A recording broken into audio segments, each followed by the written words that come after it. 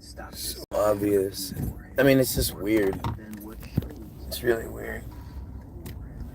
You know, my wife.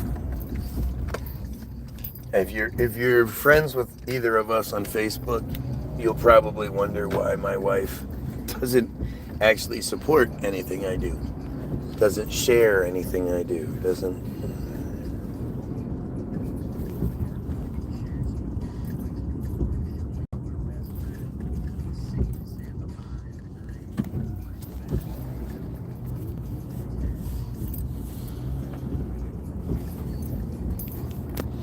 Um.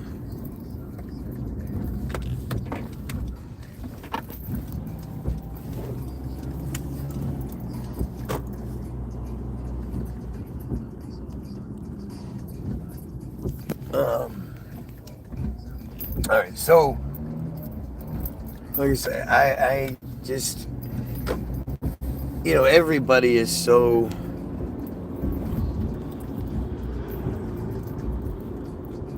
so you would see my page and you would say, like, man, your wife hasn't shared any of your shit. She doesn't like what you do, and I agree. That's probably a lot of it. But her excuse has always been like, my page is just for oils. My page isn't for this stuff. But yet my wife is becoming a full-on conspiracy theorist. And it's interesting to watch the change happen. You know, she sent me something today about LifeLog. You guys heard of LifeLog? LifeLog was the CIA program about, you know, it was Facebook before it was Facebook.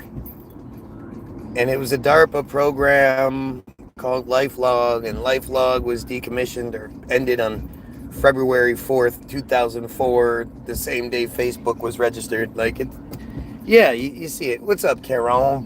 What's going on? But I you know, like, when she sent me that, I was like, yeah, no, like, you think, what do you think? Have you not been paying attention to what I've been saying for years? I've said for years, Facebook is the government's wettest dream. You know, it's what the CIA, you know, they've wanted a camera in everyone's house for years, for the whole time. Putting a camera watching everyone, the Orwellian thing, that's been a thought process, that's been an idea since forever. So to you know, what's better than a camera is a camera system where we actually tell Facebook everything we think and feel, and, you know, blah blah blah. So LifeLog isn't like this holy shit thing for me. You know, a lot of these things aren't these holy shit things for me. David Wilcock, not really a holy shit thing for me. David Wilcock is someone I you know, I can credit with being, you know, where I sort of first got started. You know, David Wilcock had me believing in Nibiru, and you know, something big was going to happen in 2012, and, you know, all that shit. David Wilcock was a part of the system. And then, after 2012 came and went, December 21st, 2012, he just disappeared. Like, he wasn't, I remember being like, where is he? I want to find him. I want to know what the fuck he has to say. Like, he said a lot, so I want to know what he has to say now that it hasn't happened. Eisenhower founded DARPA. Again, when it comes to shit like that, do you ever actually, do you believe it anymore? Like, why would you? I like Ike. You like Ike?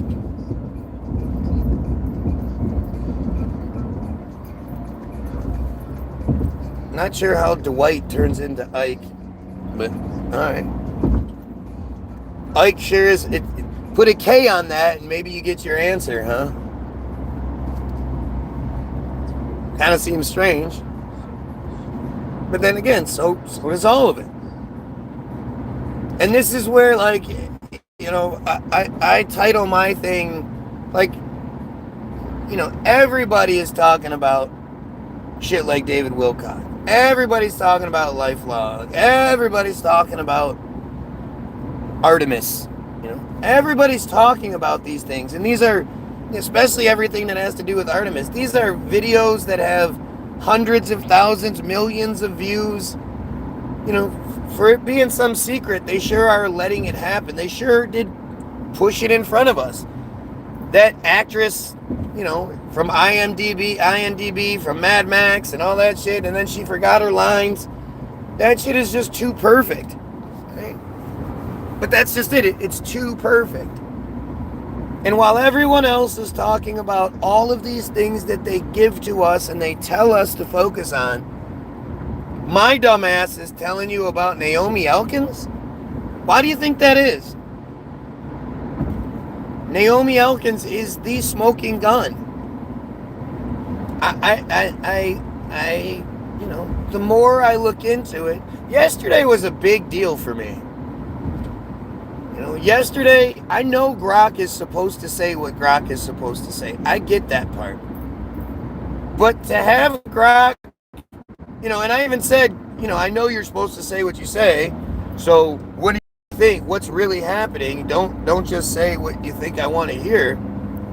Grok was like, no, this is fucking weird. The Naomi Elkins story is, I mean, again, I just can't understand why anybody would not have questions. And especially when you connect the second Naomi Elkins. Supposedly a completely different Naomi Elkins, same age, from Lakewood. Spelled the same way. You know, Naomi Elkins part spelled like, do you understand what we're seeing here? Do you understand what's happening here? I don't know, man. And then, of course, you know, like the page I was watching, he wears the Guy Fawkes mask. I think it's AI, but he wears the Guy Fawkes mask. Something Enigmas. I don't remember what the actual page is. Something Enigmas. That's what he calls himself. Something Enigmas. And he puts the Guy Fawkes mask on. And he does conspiracy videos. And that motherfucker's allowed to get 20, 30, 40,000 likes and all that shit. They're now eating a family on invisible flamingos inside. I mean, again, like, who's here for that? You're obviously here for negative purposes.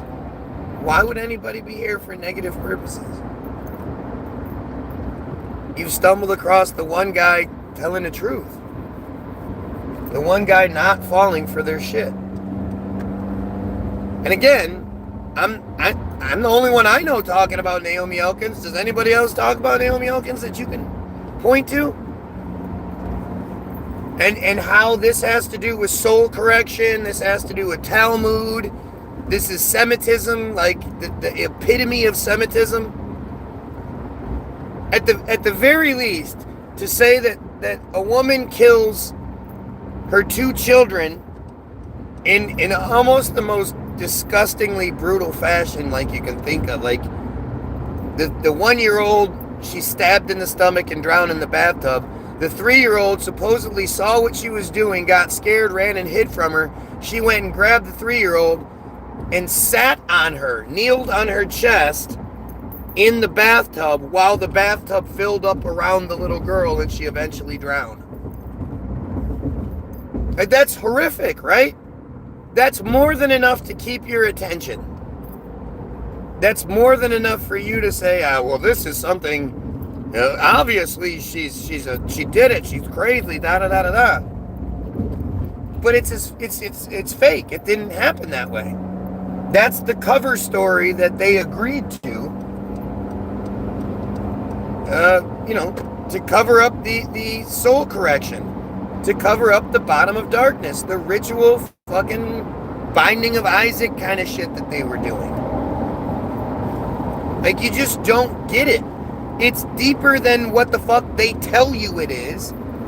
And it's worse. It's deeper, it's worse, and it's not just some goofy conspiracy theory. It's very much available for you. I talk about it now. We got no coverage of her story here over the pond. Yeah, I would imagine, which is interesting, right? Like, you guys were getting the coverage of the Temple Israel attack, where no one was killed or even injured or anything. Like, it was as false flag of an attack as you've ever seen, and that was all over the news in the UK. That was all over the news everywhere. Nobody talks about Naomi Elkins, and really, I guess I can't even necessarily like that. It's the exact kind of story that it should be, or that it would be. Of course, it's going to be a story where it's not covered. The smoking gun isn't going to be in front of your face.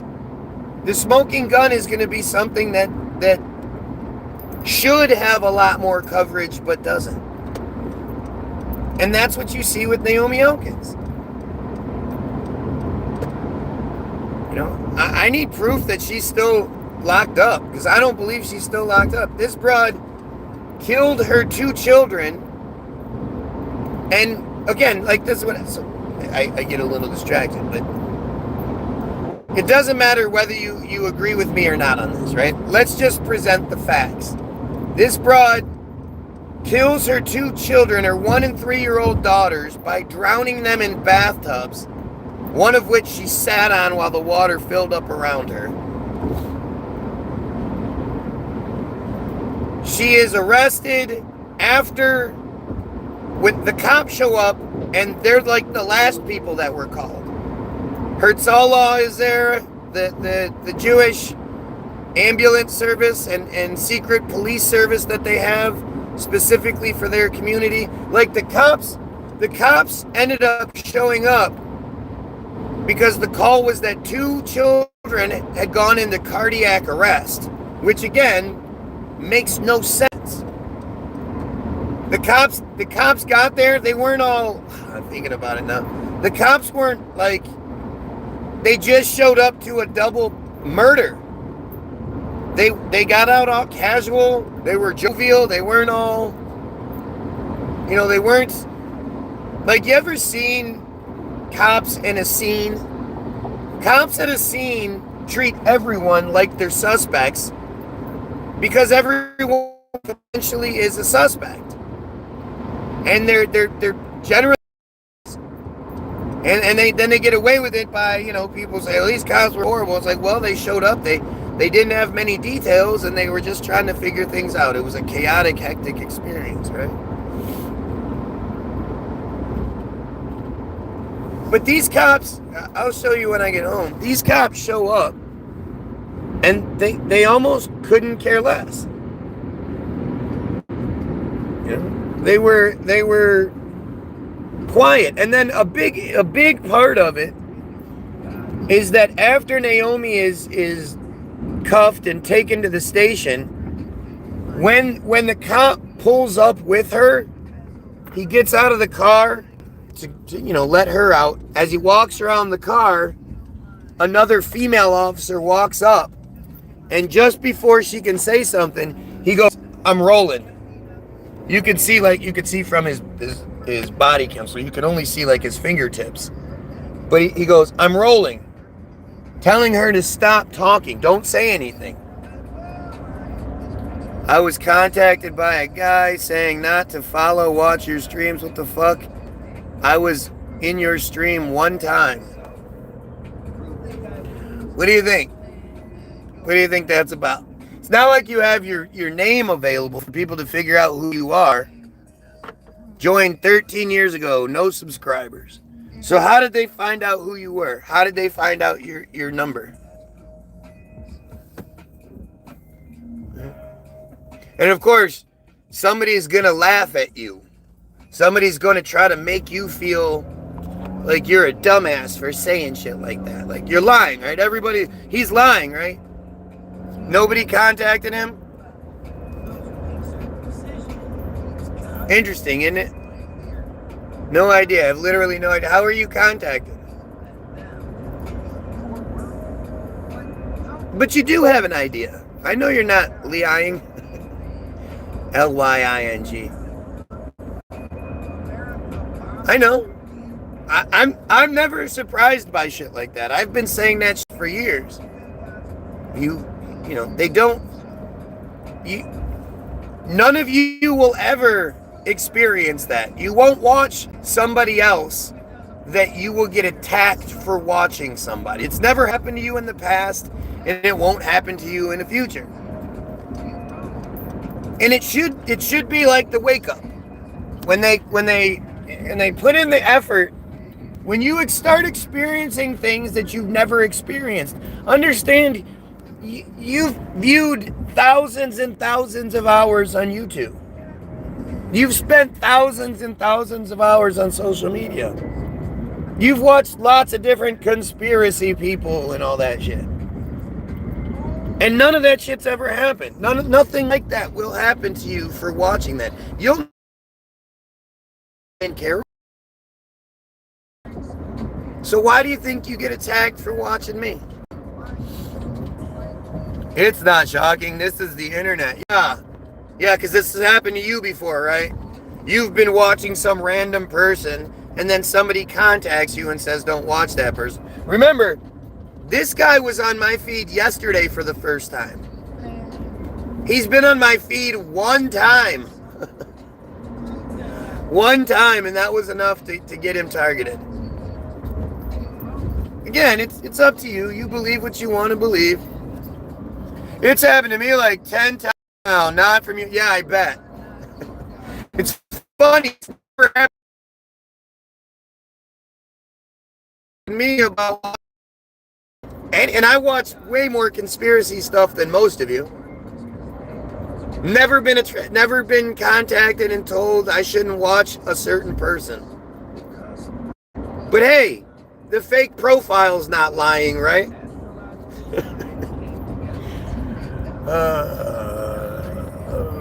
He said he was a Fed. Yeah, he probably wasn't.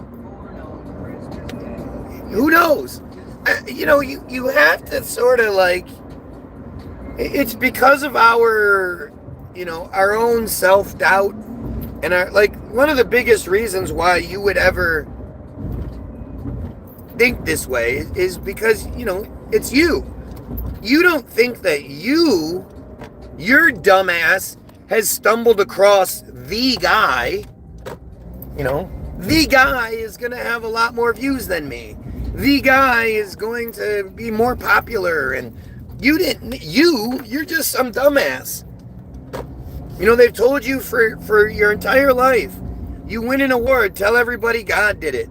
You succeed in any sort of way. You have the best quarterback game of all time, and you got to give the credit to your linemen.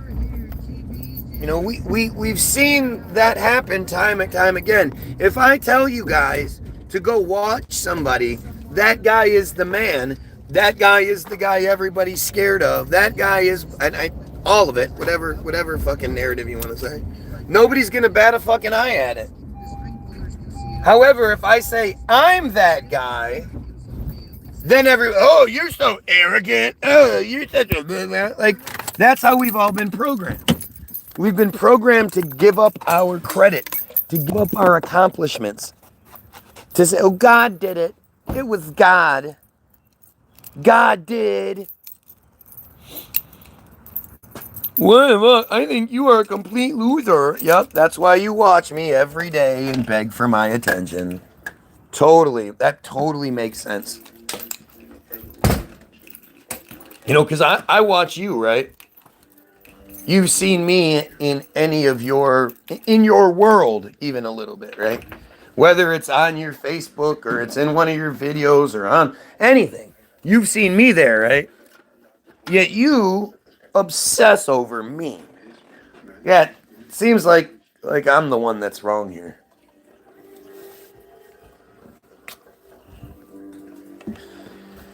Yep, yapping away.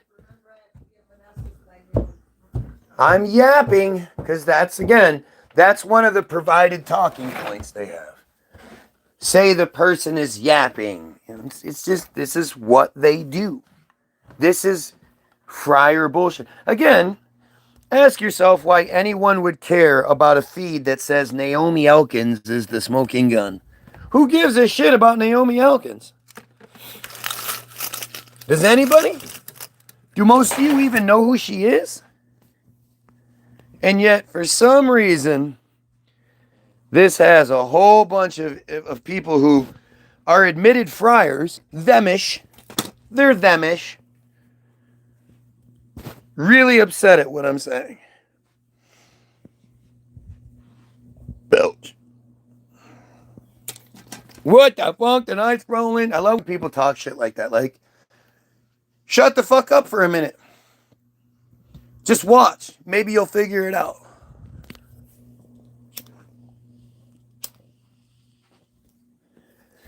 You scroll down to the real truther. The real one. Not your Ian Carroll fake wannabes or manufactured wannabes. The real one. The one who can say, who can't sit here and be like, yo, the government censors me. That's why I have millions and millions of dollars and blah, blah, blah. How many of you downloaded web to your phone? Right? Oh, look. Some random piece of shit says, I like cheese. You guys understand? This is what's happening. Right? These guys are fucking pedos. They're playing a role here. They're trying to, anybody that's in the know knows what they're doing. Like, seriously, they spent forever trying to say that Pizzagate was a debunked conspiracy theory. Pizzagate was a debunked conspiracy theory. How many times have you heard that? Funny, I've never seen anybody actually debunk it. I've never seen anything, like even attempt to debunk it. I've never seen anything go, this is the narrative that we have for, Pizzagate, and this is what's wrong, and this is why, and blah. I've never seen that. Have you? Can you show me? Of course, we have pedophile Trump supporters here. And I'm not saying I am saying Trump's a pedophile, but I'm saying you're the pedophile. You Trump supporters are the pedophiles. How would I be? I hope you're at peace. I'm not some selfish piece of shit. I can't be at peace when there is genocide and kid rape going on everywhere. Maybe that's you. Maybe you just don't care about anybody but yourself. I do. And notice how these guys are making all sorts of fucking funny jokes. Ha ha. I'm just using pedophile code words because I'm just joking though, right? It's just a joke. They're not actual pedos.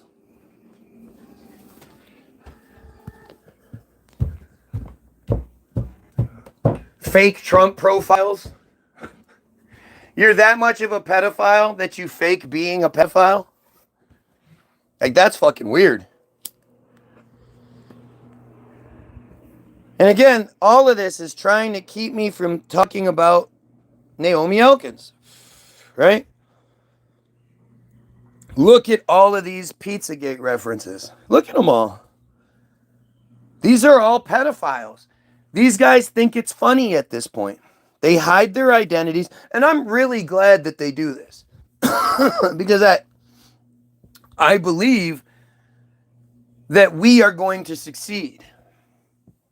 And when we succeed, it'll be a shit ton easier to track these fuckers down based on all of their comments and shit.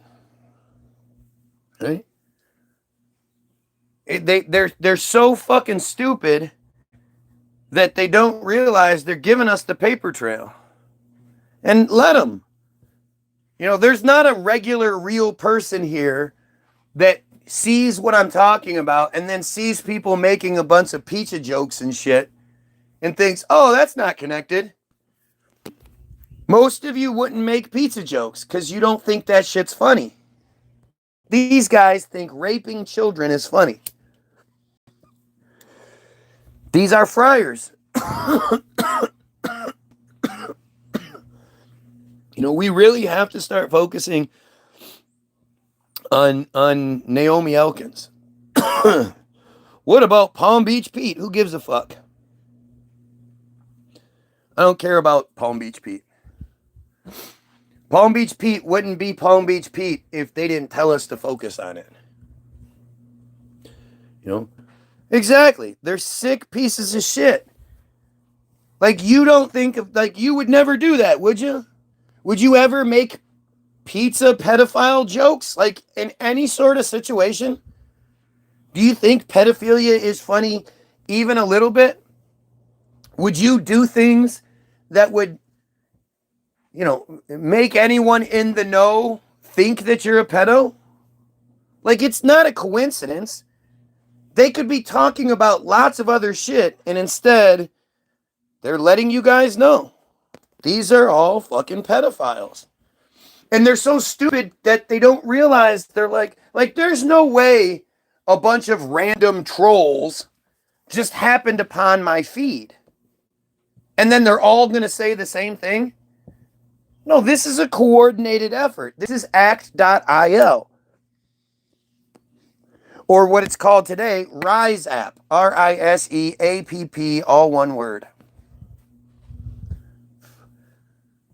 This is Israel. This is the friars. This is what they do. Why do you, like, think about it. Think about all of the effort, energy going into me right now. While also, you know, doing it in a way that proves the point. Like, these guys, really, they have nothing else going on in their life. No kids, thank God, no kids, but no significant other, no job, no chores, nothing that they could be doing. So instead, they're here. And it's fucking insane. It's insane how sick these pieces are. I mean, what is the solution? I'm new, so don't know your opinion. Do we get rid of the government? About how we get rid of this? It's unification, man. It's pretty simple. It's unification through truth. And one of the biggest truths is something that people are going to have a hard time accepting, but it's the religious bullshit. It's the idea that the church and all that, it's all just part of the pedophile organization. And can you really deny it? Can any of you deny that shit? No. You two, it's really 8 people. 5 of us are here for truth. 5 of us?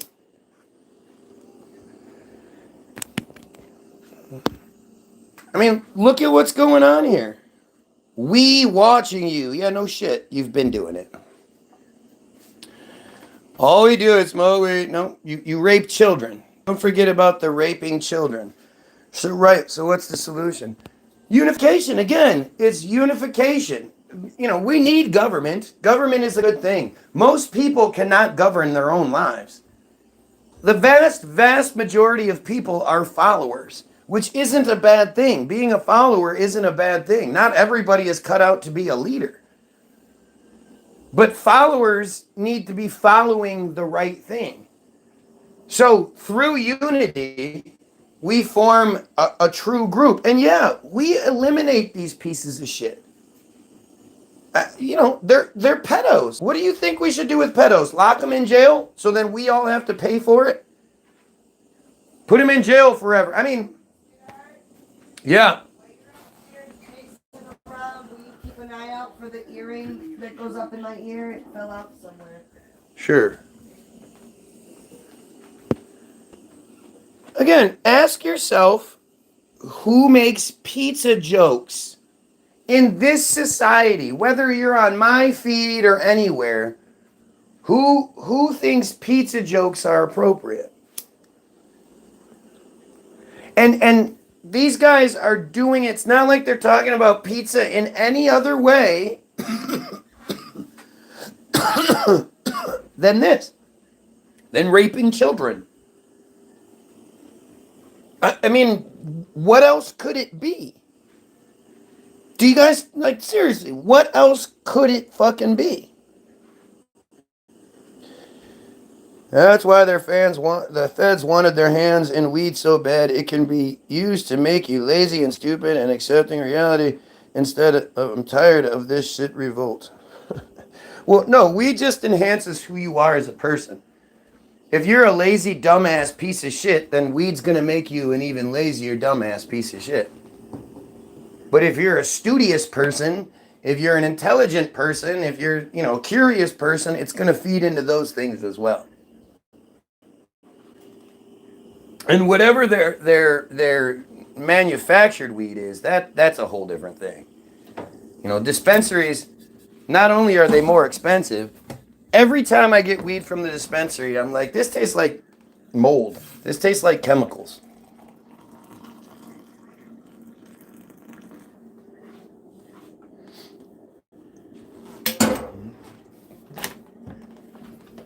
It all just fits. It all fits. Jews aren't lazy and stupid. Of course they are. Of course they are. The first allele will show you that. Lazy and stupid and always victims and in need of somebody else to do it for them.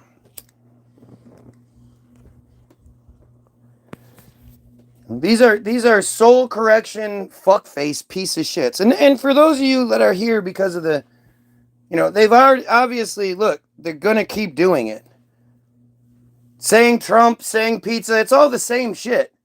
These are pedophiles. Why do you think the people that push, that make the pizza jokes, that are mad at everything I say, also happen to support Trump? Don't you think that's pretty telling?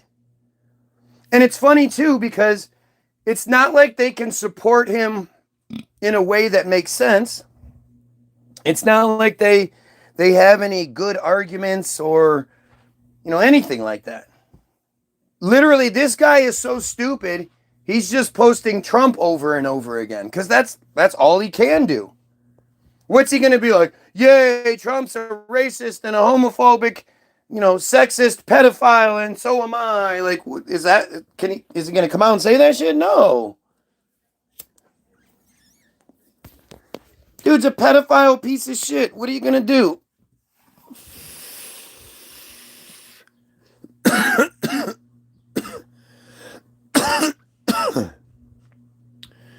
You couldn't debunk fruit salad.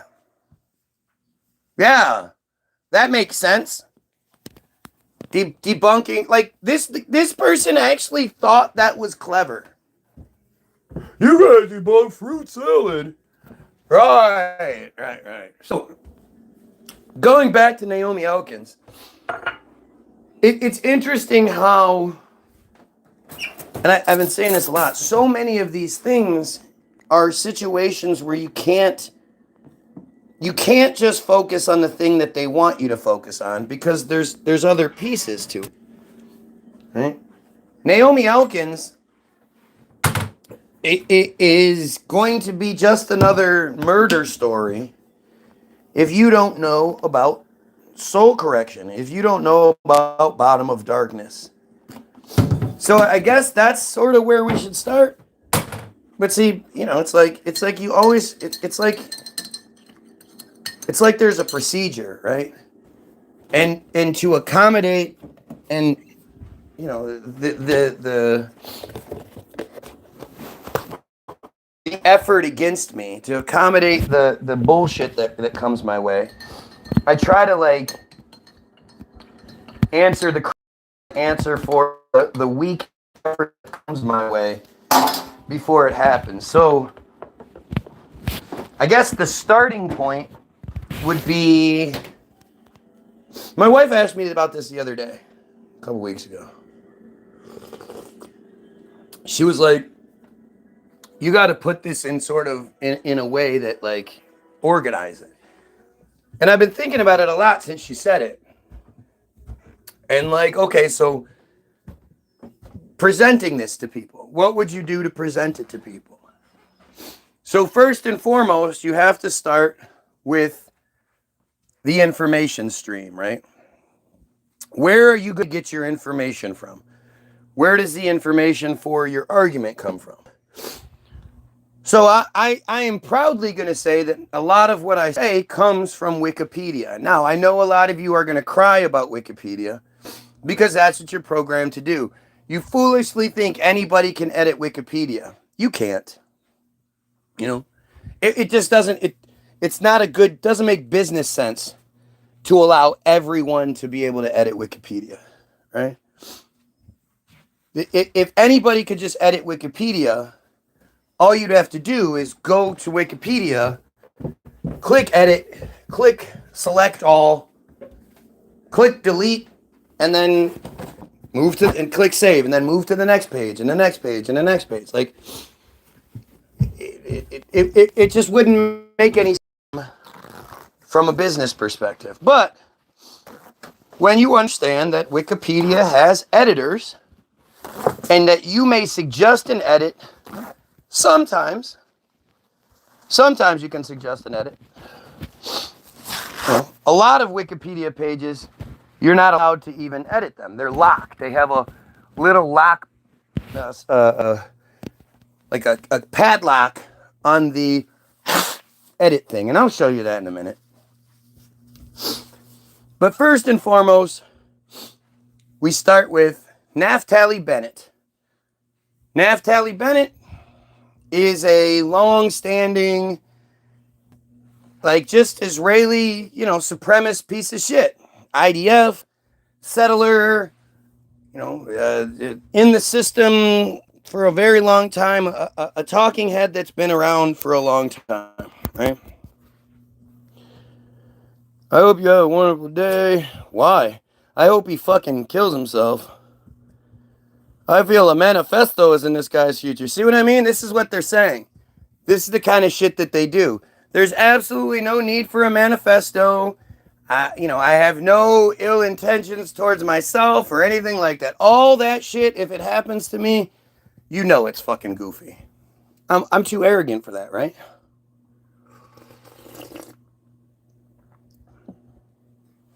But this is, these are these secret threats they're running, right? And again, ask yourself why so many people are mad at me for talking about Naomi Elkins right now. Why there are fake Trump profiles here flying pedophile flags. Flying the blue and white pedophile flag. Anybody that flies that blue and white flag is telling you that they fuck with children. It's a proven fact. But Naftali Bennett. So, you know what? Let's start with this. Naftali Bennett. Overview. All right. Well, here is the wiki overview. See, this is where it gets difficult because you're going to cry about Wikipedia. But as you can see, this is one of those locked up pages. So there is no anybody can just edit Wikipedia. Right? It doesn't make sense to begin with. And here's a page where it's locked. Naftali Bennett, born March 25th, 1972, and is an Israeli politician, businessman, and soldier who served as the Prime Minister of Israel from 2021 to 2022. During the 3 years, just under 4 years that Israel had 6 different prime ministers. Well, 6 prime ministers, not different, but 6 prime ministers. Netanyahu, Benny Gantz. Back to Netanyahu. Naftali Bennett. Naftali Bennett steps down in June of 2022, and Yair Lapid takes over.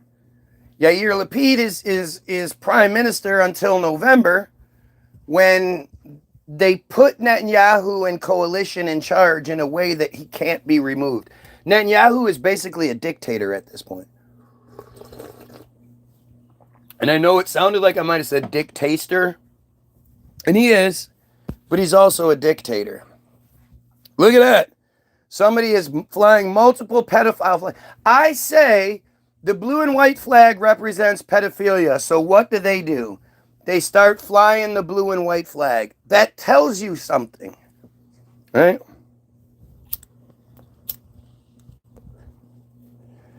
That tells you something.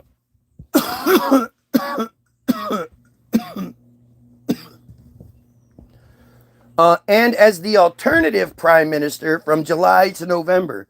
What the fuck does that even mean? What is an alternative prime minister? Is the de facto deputy of the prime minister of Israel and the second highest ranking cabinet member who is designated to replace the prime minister of Israel in a rotation government. He steps down from prime minister to be the alternate prime minister? What sense does that make? They're going to town today. Right, because it's Naomi Elkins. Because they know Naomi Elkins is a smoking gun. They know how dangerous this story is. This is the second time I've put Naomi Elkins in the title, and each time the shit goes nuts. Like I always say, man, they're not going to come out and be like, you're right, Guy Williams, Naomi Elkins is the smoking gun kind of thing. You have to look at what they present to you. In reality, nobody should give a shit about Naomi Elkins. Even the Jews should be, fuck Naomi Elkins. How dare she? She killed 2 of her children. Like, there should be no sympathy towards this bitch. From any angle, from anyone, anything. She's a monster. And yet, for some reason, they're really upset about me talking about it. Don't you think that's weird? Yes, the story is very dangerous. I know, I was there. I wouldn't be surprised. I wouldn't be surprised, Sure, they're lying and all that shit a lot of the time, but, the Naomi Elkins story was a soul correction ritual gone wrong. There was a lot of friar men there that day. By the way, if you're watching, like, share, sub, help out. This particular video really does need to get viral. People need to be looking in. We need to open up the Naomi Elkins case. Naomi Elkins' case is the smoking gun. The smoking gun. There is not another story right now that I can think of just off the top of my head that will have a more significant impact if taken to its fullest. And again, look at how mad they are. Look at how upset they are.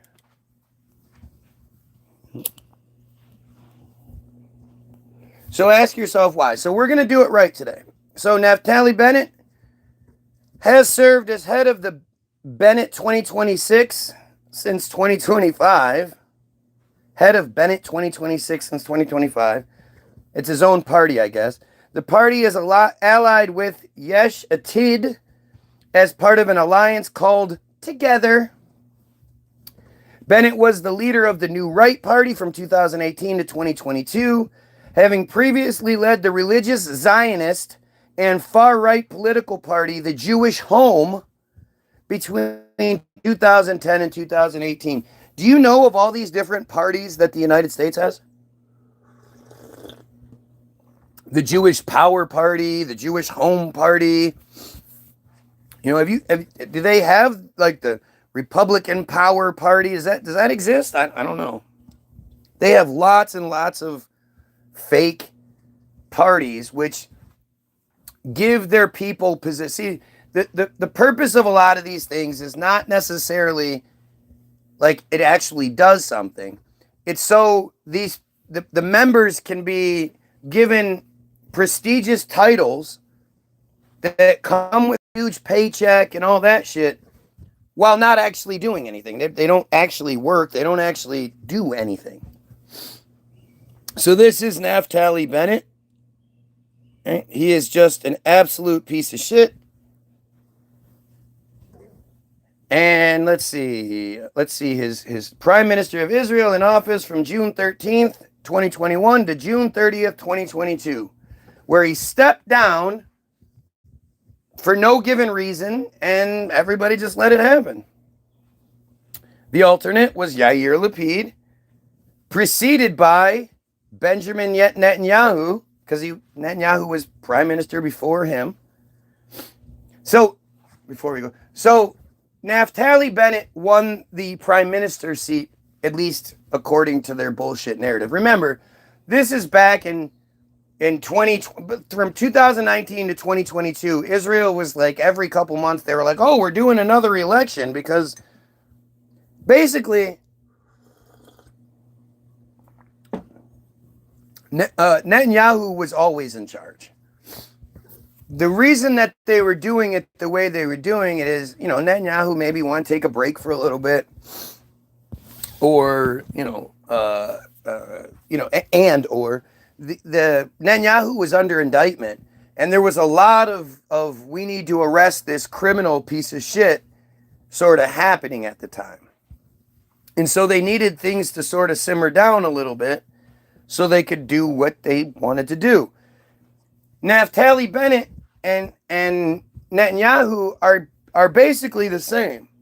The only difference was that Naftali Bennett wasn't in on the long-term plan. And so the difference between Netanyahu and Bennett was that Netanyahu has always stated that all Israelis at 18 need to serve in the IDF. Whether it's, just get yourself that ranking that you can say that you were a part of the IDF. And Netanyahu was playing the long game. A lot of people didn't realize it. I didn't even realize it at first, what his actual game was. But Naftali Bennett ran under the platform that if there's ever sort of any, like that Jews should not have to join the IDF, they should be able to live their lives, going to yeshiva and just live the lives that they want, where they get to travel around the world and all that, on the government dime, on the American taxpayer dime. And so supposedly, that's how Naftali Bennett won his seat for the year that he was, like almost exactly a year that he was prime minister, was under that guise that Israelis should not have to join the IDF. Most people didn't realize Netanyahu was just taking care of everyone. It just recently passed last year, maybe it was this year, that the U.S. would be the cost bearers of any IDF soldiers' retirement, medical bills, the whole package, which essentially means anyone in Israel gets United States retirement full ride package. That was the thing Netanyahu was doing this whole time. And so in June of 2022, Bennett just steps down for no real given reason, and Yair Lapid, who has been another talking head in Israel forever, steps in place. Would you like a shit sandwich or a sandwich made with shit? Exactly. Well, but really, again, there's a little bit of genius behind the Netanyahu side that most people, I guess, didn't realize, even Bennett, or maybe he was just playing his part, probably. But Naftali Bennett is as high-ranking a piece of shit as you can get. So, when in 2010 you have Naftali Bennett talking to Israel, the IsraelNationalNews.com, you pay attention, right? This guy is saying something, and this is what he says. Metzitzia, in conjunction with My Israel, has arranged instruction day for wiki editors. The goal of... You have to pay attention to when he says every time he says it's to soften it. Has arranged, demanded an instruction day demand again for wiki editors. Wikipedia being the #1 source of information in the world. So they at the time, they were the #1 source of information in the world, and they needed Israel to come in and tell them how to edit, how to do their job. Seems weird. The day is to teach people metzitzia in conjunction with my Israel arranged instruction for wiki editors. The goal of the day is to teach. Oh yeah, teach. That's what it is. Wikipedia, which is the #1 source of information today in the world. No breaks here. For example, if someone searches the Gaza flotilla, we want to be there. We want to be the guys who influence what is written there, how it's written, and to ensure that it's balanced and Zionist in nature. Okay, so he flat out says they're there to teach the Wikipedia editors how to do their job. In case you're sort of not understanding what he's saying, he says, by way of example, if someone, Goyim, searches the Gaza flotilla, interestingly, nowadays, if you search the Gaza flotilla, you're going to see the Greta Thunberg thing. What he's talking about is the 2010 Gaza flotilla, because the blockade around Palestine has been there forever. And people have been trying to breach that blockade and bring these people some sort of relief for decades. So in 2010, the Gaza flotilla is actually the birthplace of Ken O'Keefe, of the Ken O'Keefe mythos, right? It's all connected, people. Just like they always do. It was like 3, 4 in the morning. This Gaza flotilla, which was 7, 8 ships or whatever, decent sized ships full of supplies. The Israelis, pirate style, boarded, tried to take over the ship and board the ship. Again, like 3, 4 in the morning. Well, on this particular ship, again, you have badass Ken O'Keefe. He's a badass. Supposedly, he fights back. Which, according to Israel, because you can trust everything they say, they ended up losing 1 soldier, which again, bullshit. But there were 11 people on board the ship, 9 of which were killed, 2 of which were taken hostage and then let go of, one of them being Ken O'Keefe. So Mossad had Ken O'Keefe in their clutches and they let him go. Gee, that seems kind of strange, right? But it later came out that 6 of the 9 people that were killed execution style. Meaning they were on their knees and somebody shot them point blank in the head. Oh, look. We have another Trump pedophile here. Everybody keep away from this Cooper person. He is a pedophile. He likes children. He probably has child exploitation materials all over his phone and his computer at home. Most Trump supporters, if not all of them, do. And so,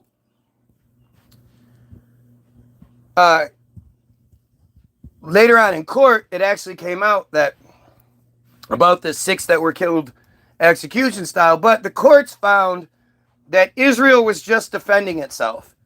If the people on board would have just let Israel do what it wanted to do illegally in international waters, then they wouldn't have had to defend themselves and kill 9 of 11 people, 6 of them execution style. That's the thing that Naftali Bennett tells you to look up. That's the example that he gives. That's how proud they are of what they do. By way of example, look up this thing that paints us as the fucking monsters we are and shows the Semitism in full action as how we got away with it, right?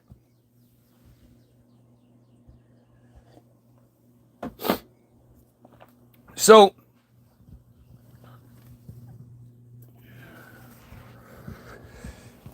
that's Naphtali Bennett. And that is that's the first irrefutable, undeniable piece of evidence that I'm going to present you in this. You're not going to be dumb enough to think, show me the video of a Chinese national saying something like that, of a Russian national saying something like that. We have sent our people to Wikipedia, the number one source of information in the world, to completely corrupt it and demand that everything that comes out of Wikipedia, I mean, there's not even another word. It can only apply to the friars in this case, because he says balanced and he thinks about these things. Do I say paints Israel fairly? Do I say, makes Jews look okay? No, you know what? Fuck it. Balanced and Zionist in nature. So that means every single thing that comes from Wikipedia might not be 100% true, but it's 100% the truth that they want us to have, right? Oh, I'm an embarrassing laughingstock because I read and I know things, and I'm against pedophiles. Of course, we can't have anybody be against pedophiles, can we? As a quick little acknowledgement of the comment section, this isn't actually where I was going to go with this, but real quick, act.il is a social networking service. Oh, wait, got to show you the source. Notice how it's completely locked so nobody can edit it. Social networking service used by supporters of Israel to oppose online, quote, anti-Israel content, such as the BDS, boycott, divestments, and sanctions movement. Its activities were referred to as, quote, an online propaganda campaign, and, quote, a virtual situation room of pro-Israel experts. This is where you really have to pay attention to the wording. Act.il directed its users to, quote, missions, directed its users to missions. Belch. To like, comment on, and share pro-Israel material on social media. It also asked users to flag, report, and respond to criticisms of Israel. Users were guided how to respond, which might entail writing a reply using the provided talking points.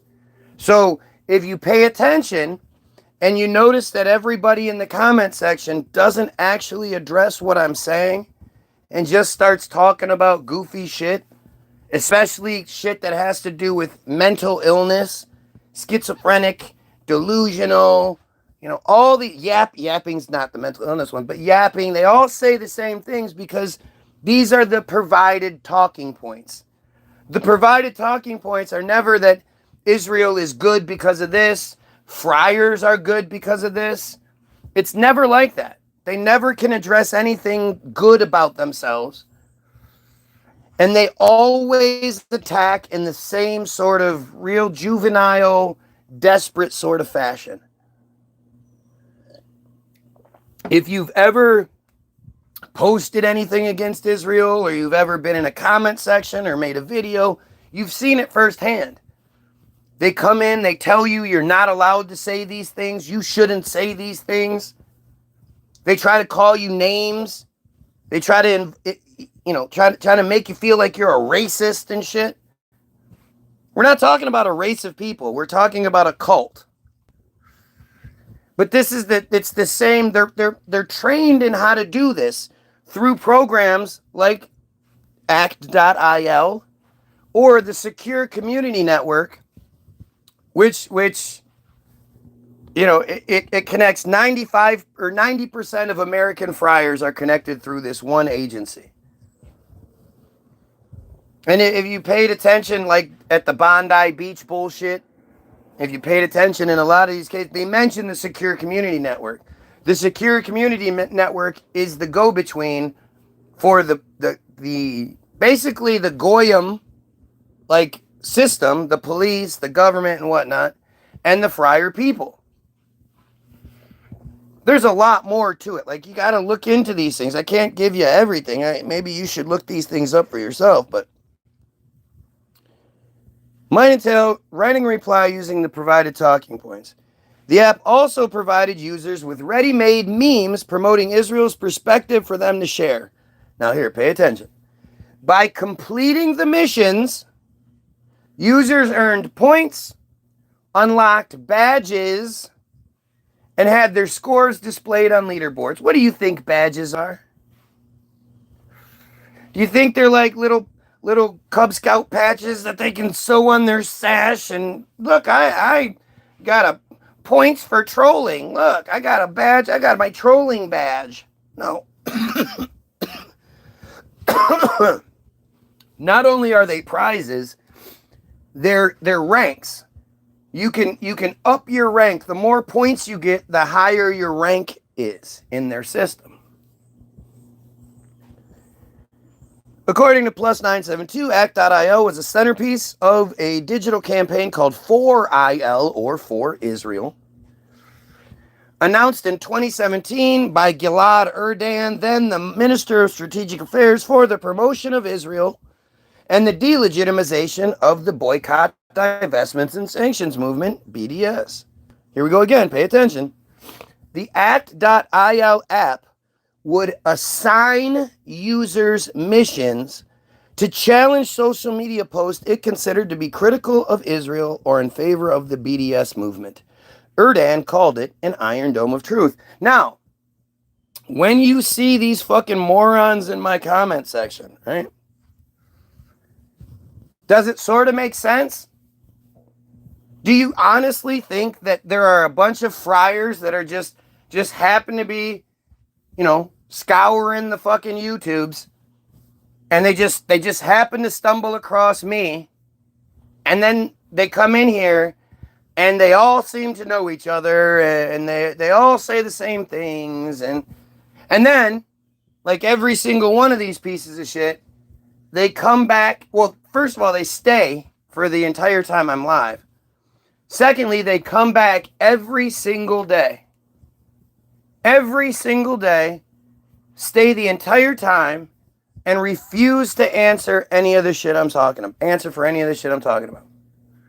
All they do is cry about what I'm saying, tell me I can't say it. Their biblical bullshit doesn't work on me, so I basically eliminated like half of their fucking argument right off the bat. Because if they know you're religious even a little bit, they're like, the Bible, the Bible, the Bible, the Bible. Where you buy bull. You buy the bull. Do you buy the bull? Fuck the bull. The Bible. Interestingly, when Moses came off the Mount Sinai with the tablets, the friars had completely abandoned their beliefs and started worshiping a bull. A great golden calf. A bull. Bullshit. Buy the bull. That's, you don't think that's just coincidence, do you? You think that's just another coincidence? I mean, I'm sure you do when you're desperate to, right? Act.io, it was a joint project of the private Israeli university, IDC Herzliya, and the U.S.-based Israeli-American Council. The Maccabee Task Force, which again, there's so much to this. These are all the little pieces. You guys just hear the Maccabee Task Force. You don't hear what it's saying. You don't know what the Maccabees are. The Maccabees are why Hanukkah is celebrated. And you're thinking in your head, wait, what? The dreidel thing? Come on, that's just a goofy little... They celebrate a fucking week. however long, 8 days, I don't know, 7, I don't remember what, I don't care. Hanukkah's not for me, so I don't care. I couldn't tell you what the rules are in Muslim holidays because I don't care. The only reason I know about Christian holidays is because I grew up in this Christian society where this shit was forced on me. But literally, Hanukkah is celebrating circumcision. And when you understand that in their culture, circumcision is considered a mitzvah. It's mitzvahs are like commandments. They're like the highest, they're the things that you have to do according to their belief structure. And according to their beliefs, nothing else is higher than Brit Milah. That's what the circumcision is called, Brit Milah. Nothing else is higher than it, and it is as high as anything else. So it's as important of ritual in their culture as anything is. Nothing else is more important than that shit. Although you could make the argument that the mikvah, where the nasty, stagnant purification waters that the women have to submerge themselves in every single month to purify them from their poisonous vaginas so they can run home and have sex with their husbands, that the mikvah is actually built before the temple's built. So who's to say? I don't know. But in the minus 200s, they were being oppressed. That's the narrative. That's always the narrative, how they're being so oppressed, right?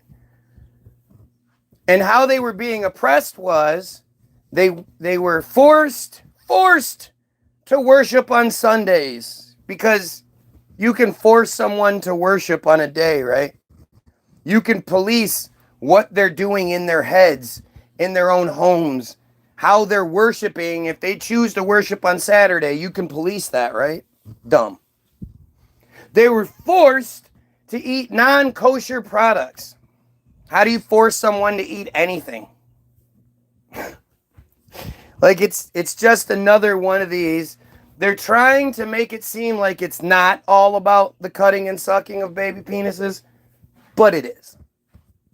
Because the third thing was the only one of those three things that can actually be policed, which is they banned circumcision. They said no more circumcision. That shit is wrong and gross. And that's something you can actually check. You could see if somebody's fucking circumcised, well, then their parents are guilty. Right?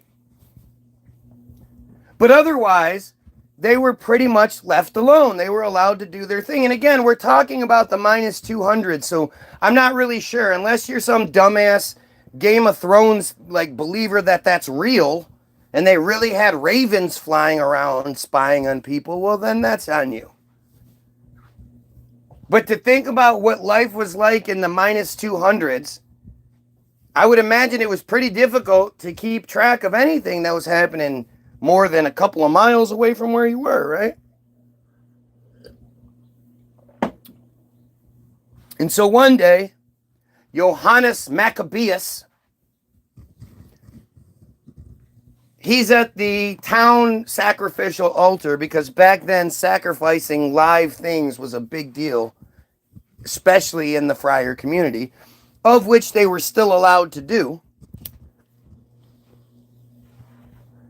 And there were two of the friars were at the altar, along with the altar guard who was there to make sure the sacrifices went according to plan. I don't fucking know.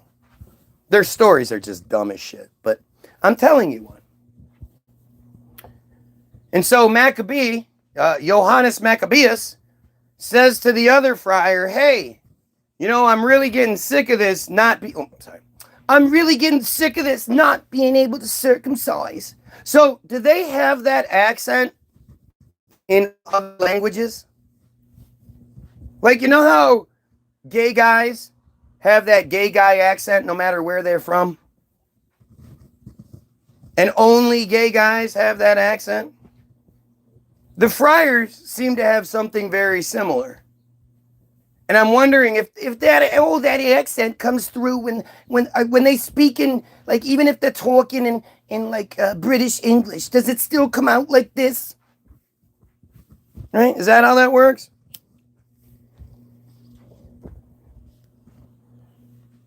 But Maccabee says, hey, I'm sick of not being able to circumcise. He doesn't say, man, I really want to worship on Saturdays.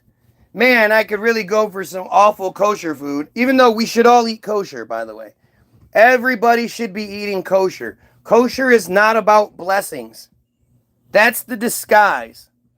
Kosher is about checking the animal for blemishes, for cancers, for tumors, and making sure that they aren't eating anything like that. When they find an animal has some cancers or tumors inside it, what do? They feed it to us. They grind that shit up and feed it to us.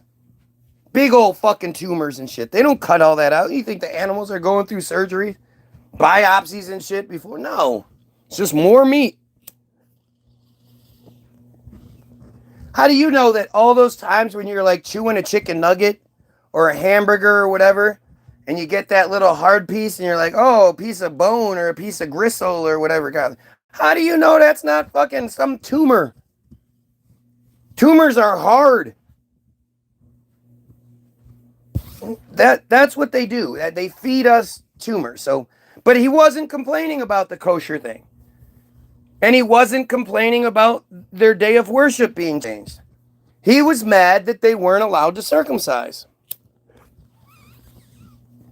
And so he says to the other guy, hey, other guy that's standing here next to me, I think I'm going to circumcise. You want to join me? And the guy was like, fuck no, man. That shit's weird. I don't know why we do it in the first place. I'm glad they outlawed that. And besides, the rest of it isn't too bad. They let us be who we are. They leave us alone. No big deal. Except, again, he didn't say it like that. And they just leave us alone. It's not a big deal. Right? And so Maccabee, being the good friar that he was, he kills that guy and then kills the guard because, you know, their heroes are badasses. He's just a killer. He goes home. He has a bunch of kids. They always have a bunch of kids. 15, 18 kids. You know how it is. He circumcises himself and his whole family. And he sets out on a crusade. Because apparently he knows where all of the friars in that region live. You know. Because it's not a conspiracy. They all just know each other, apparently. And he goes from friar farm to friar farm. Apparently, Godspeed is walking because they didn't have horses back then, did they? Were horses in Europe? I don't think so. So maybe they were on camels. Either way, he was freshly circumcised. So I would imagine it was uncomfortable whether he was walking or riding any sort of animal. And he went around from friar farm to friar farm. You know, get to the farm, they have 15 kids, 20 kids and shit, right? Get there, you'd say, hey, we're on this fucking quest. We're taking back our circumcision rights. So, do you and your family, do you agree to circumcise and then circumcise all of your kids and shit? Remember, there's no anesthesia, and it has to be done the right way, 4 parts. Get to sucking. Because, that's what would have to happen. That's what would have had to happen, right? Johannes Maccabeus was sucking on his own kids. He wasn't even a moil, so it's weird that he was allowed to do it. But they went around killing. If the family refused, they killed the entire family. Friars killing other friars for not joining in. Hey, you know what? We got a good little thing going here. We just sort of want to be left alone. We encourage your right to do what you want to do, but we just want to be left alone. Nope, kill them. And eventually, they built up a large enough group that they could attack the Seleucid Empire. Of course, they lost over and over again until they finally decided to do what they always do, which is manipulate from the top down. So they would send, they had their people send false information to the king, thinking that his brother was turning against him, and it created this whole big to-do and and eventually they stepped in and they won their right to circumcise. But that wasn't good enough for them, so they went around and destroyed all the altars and everything. Anything that wasn't them, they destroyed it. And that is why Hanukkah is celebrated. Anytime you hear the Maccabees, that's what they're talking about. Johann Maccabeus, the Maccabees, the circumcision cult. Right? So, I know we're going in directions now, but I'm trying to be thorough today. Okay? So that's, when you hear the Maccabee Task Force, it's named after that. You hear them a lot say, we are the descendants of the Maccabees. It's said in the auto-emancipation pamphlet. Auto-emancipation pamphlet? Yeah, we'll get there. The Maccabee Task Force, one of Sheldon Adelson's foundations, is a major funder of ACT.IL. Now, Sheldon Adelson's dead. Died in 2022, I believe. But just in case you don't understand how important the Adelsons are, let's take another trip to YouTube, shall we? This is a super telling video, okay? Just watch. Don't believe me? Just watch. So if we say we have your car. What the shit? Know that they kept promising. I never understood it until I got there. There was a lot of pressure put on these presidents. It was put on me too, but I didn't yield to the pressure. But every president for decades said, we're going to do it. The difference is I kept my promise and officially recognized the capital of Israel and moved the American embassy to Jerusalem. Now look, all these people all stand up. Isn't that interesting? Isn't that interesting? Everybody knows to stand up and clap. Woo! Yay!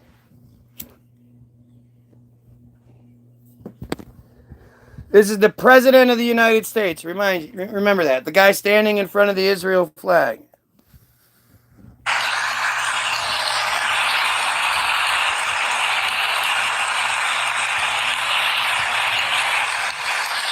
Man, they sure are clapping a lot for that, huh?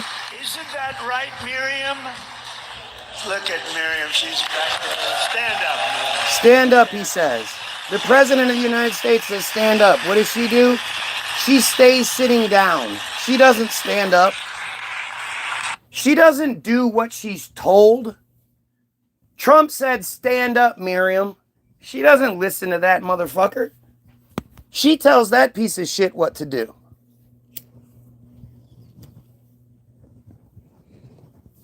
Right?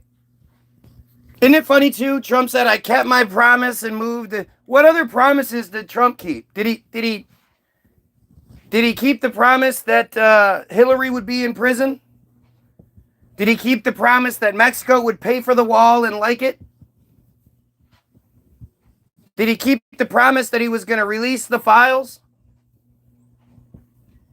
Did he keep the promise he wasn't going to be a warmonger? Did he lower the gas prices? Did he lower the food prices? Did he drain the swamp like he initially promised?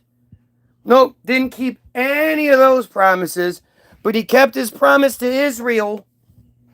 Gets better. Miriam and Sheldon would come into the office. They'd call Listen. me.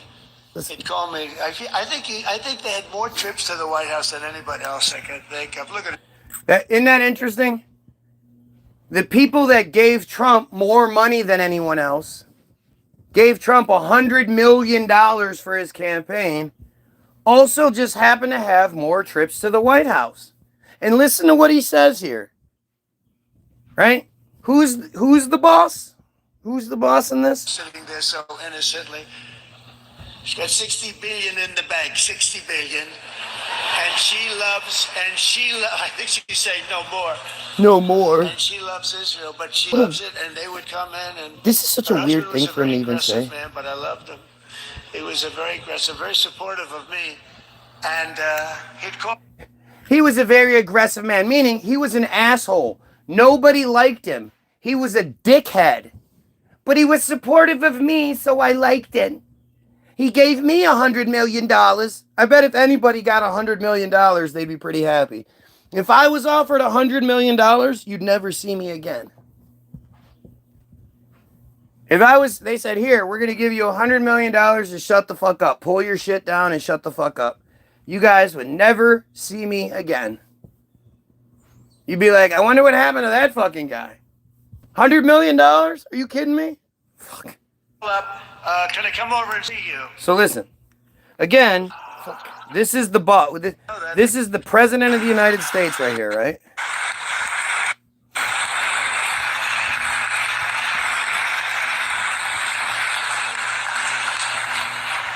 She's just sitting there. Look at how she just sits there. Look at this shit. Netanyahu's there, everything. She's just sitting there like, fucking A, I'm the boss. Miriam and Sheldon. I just got, somebody says, bro is a idiot.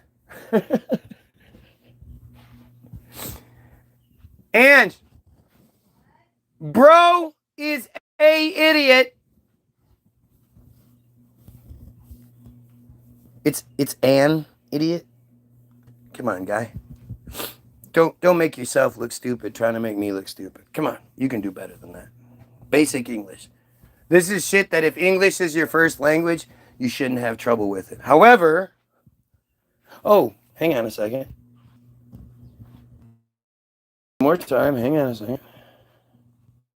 All right, there we go. I just had to share my shit on the band page and the and the Facebook page and tag Ari Shafir because I've been desperately trying to get Ari Shafir to engage with me. I think he's an absolute piece of shit. So, oh look, been knocked down to 0 viewers. Nobody better comment because I have 0 viewers. Come into the office. They'd call me. I think they had more trips to the White House than anybody else I can think of. Look at her sitting there so innocently. She's got 60 billion in the bank. 60 billion. This isn't a normal thing for people to say. And people think that's funny. 60 billion in the bank. But she loves it, and they would come in, and her husband was a very aggressive man, but I loved him. He was a very aggressive, very supportive of me. And he'd call up, can I come over and see you? I say, Sheldon, I'm the president of the United States. It doesn't work that way. He'd come in, but he'd show up. Very responsible for so much, including getting me thinking about Golan Heights, which is probably one of the greatest things to ever happen. Okay, so again, there's so much to unpack. He says, the people that gave me $100 million, the asshole, would call me and say, I need to see you. And I would say, dude, I'm the president of the United States. You can't just do that. And he'd just show up, walk past the Secret Service, walk in, close the door, and tell me what I needed to do. As a matter of fact, they're the reason why I went after the Golan Heights. Well, it didn't go. Again, most of you probably don't remember or know. Syria had this large swath of land called the Golan Heights. It's always been Syrian. Like, it's just silly to think about it. But without war, without anything, Trump just decided that area now belonged to Israel. And it was like, if you disagree, you'll have to deal with the United States military. But that's what he said, which is why I took the Golan Heights, which is probably one of the best things to ever happen, he says. Because he's so eloquent. Probably one of the best things to ever happen. Remember, this guy supposedly believes in Jesus. So, Jesus being born and Trump taking the Golan Heights and giving it to Israel, they're on par with each other, right? Interesting. Now they're all going to clap again because they're fucking, you know, they know when to stand. Now listen, they're all, funny how they're all, there's Netanyahu. Stand up, please. Funny how they're all looking at Miriam and they're all clapping towards Miriam. Even Netanyahu is there and he's turned and clapping towards Miriam. But I'm going to rewind it. You got to hear this next part because it's really important.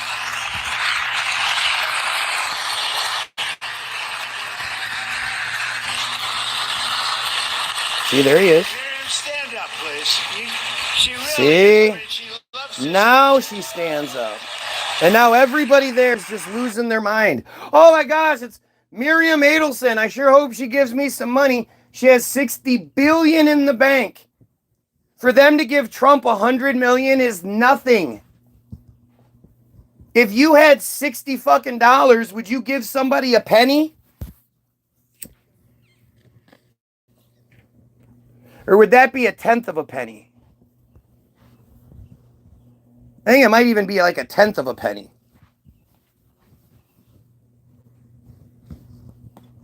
Like it's just 60 billion. They say that the best way I can sort of put it into perspective, and the thing is, you can't actually put it into perspective. You can't rationalize these numbers as a human being. A human being cannot comprehend a billion of something. A human being can definitely not comprehend a trillion of something. There's very few situations where you see or experience a billion of something. When you go to the beach, you're not even seeing like a billion grains of sand. A billion is such a large number. And forever, for most of like history, in math, a billion wasn't used. They would say 100 million, right? Or they would say a million millions. But a billion was just so far-fetched, and a trillion, these are just goofy like fantasy numbers. They exist in the math, whatever, equation, but they're just so large that people just don't even think about it.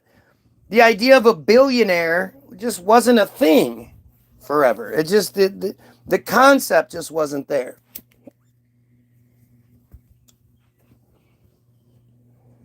But the best way I can think to sort of, rationalize it, or at least try to gain some understanding, is that they say 1 million seconds is 12 days, or 11, almost 12 days. If you were to start counting 1, 2, 3, and you were able to stay awake and be uninterrupted for almost 12 days, you'd reach 1 million. 1 billion is 35 years. Right? And then 1 trillion is like 3,700 fucking years or some shit like that.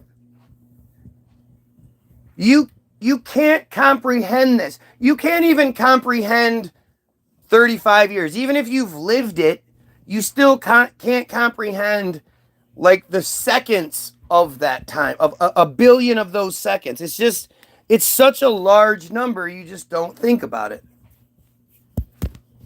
Or you can't think about it is more accurate.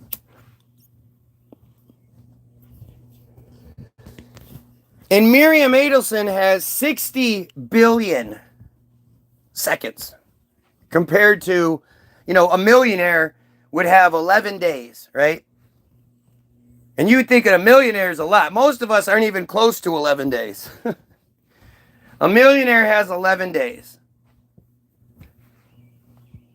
A billionaire has 35 years, or has 35 years. Miriam Adelson has 60 of those. Like, just think about that. Compared to the millionaire, what, 60 times 35 would be 210? 210 billion or 210 years compared to 11 days. I mean, you can't think about, again, you can't think about 200 years. You can't wrap your head around that concept.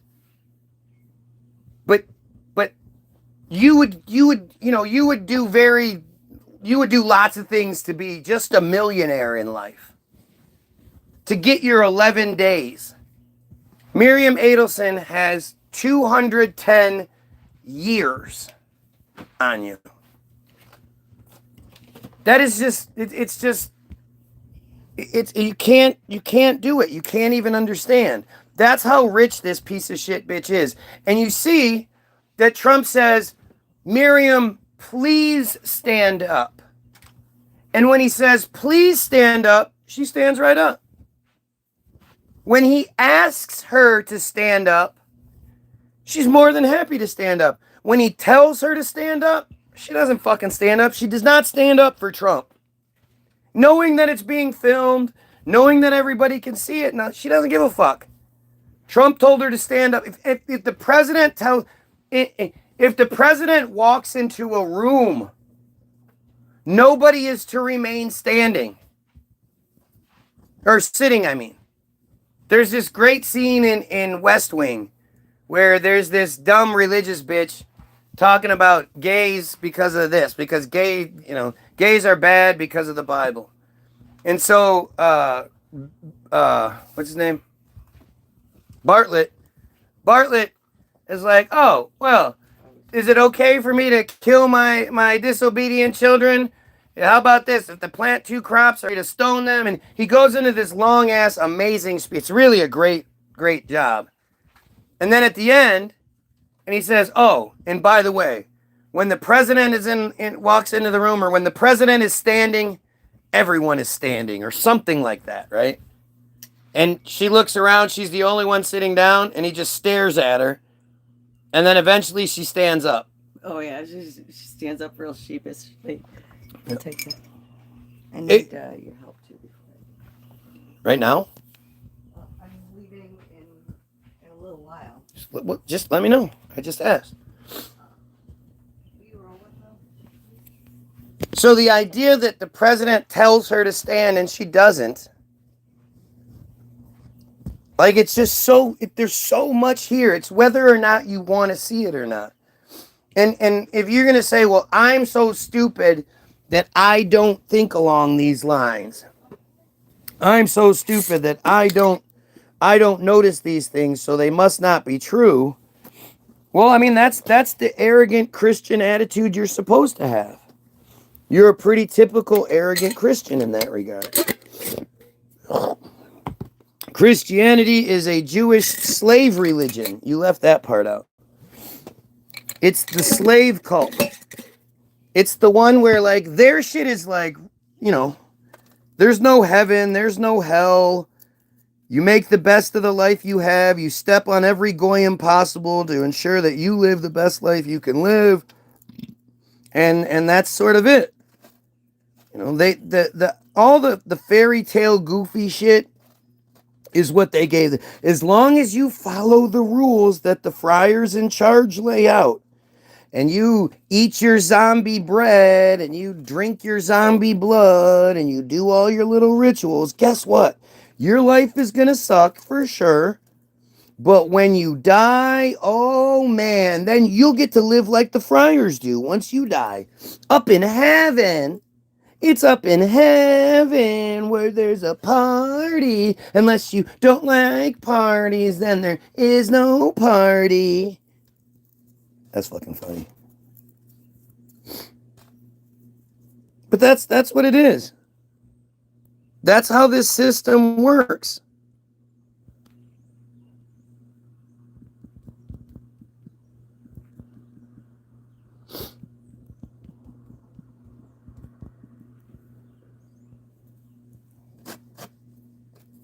You know, this is the system that exists. And it's really, really obvious. And you'll never see anything that proves any of the shit they're trying to say. Everything I'm talking about is easily proven if you just look at what's available. Of course, you're not going to find them coming out and admitting any of this shit unless, you read the fake Epstein bullshit files that you're allowed to read. Remember, Trump is completely exonerated. He is innocent as innocent gets. Yet, those files that would prove it, he keeps them quiet. He doesn't. He could release the files and completely exonerate himself because they don't implicate him. Either they implicate you or they exonerate you. And he swears they're going to exonerate him, but he's just not going to release them all because, well, that might upset some people. The big tough guy president is worried about upsetting some people. I wonder who he's worried about upsetting. They admit a lot to steer you in the direction that they want you steered in. Like, the fact is, since all this shit, the idea of satanic pedophiles is just everywhere. Everybody from your Ian Carroll to your Dan Bilzerian to your fucking, your random jackass on the street is going to talk about how those Epstein files talk about them and their satanic pedophilia.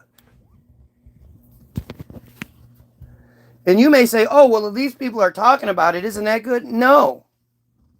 If your objection, if your angle is just another one of their angles to be used against you, to be used against your fellow Goyim, then all you're doing is playing a part, aren't you?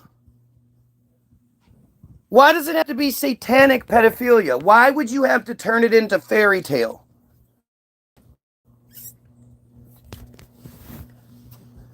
Especially when you understand that, like, people weren't scared of Satanists. Growing, throughout the decades, throughout the fucking, the millennia, Satanists weren't a thing. Satanism is like an Aleister Crowley. Have you ever seen the picture of Aleister Crowley with the fucking pyramid hat on and he's looking all... You buy that shit? That's spooky shit that they were putting out there to spooky to make the 50s people be like, ooh, that's spooky. That's some Scooby-Doo bullshit. Aleister Crowley, fuck you. Fuck you. And the reality is, none of that Satanism bullshit ever existed. You first started getting it like in the 60s and the 50s, 60s when, religion, and white picket fence and beaver cleaver shit everywhere. But it really wasn't until the 80s when everybody first started being like, oh my God, there's Satanists everywhere. Gotta look out for the Satanists.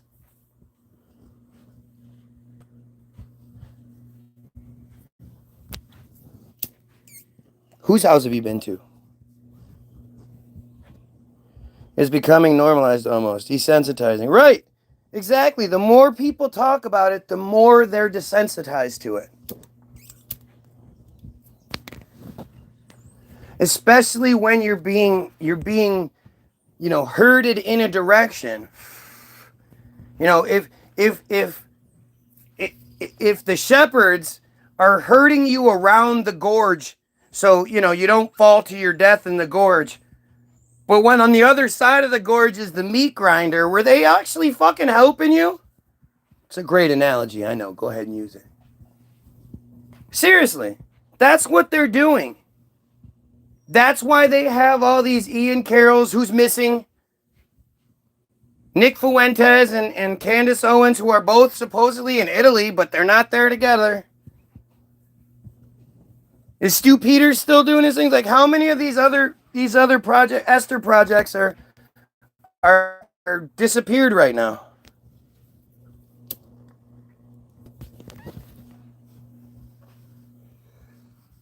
It's everywhere. It's all so fucking obvious. Now see, there we go. I'm off away from my thing because we got going. Here she is standing up, Miriam Adelson, standing up, getting all kinds of applause. She loves this country. Her and her husband are so incredible. We miss him so dearly. Think about the way that Trump is speaking too. This just isn't normal. This isn't a normal person's presentation. You know? Just listen to how this man talks. And think he knows cameras are looking, like he's in a room of them, so I guess but this isn't like, you've never heard not just a president, but sort of anybody speak just sort of like as dumb as this dude is.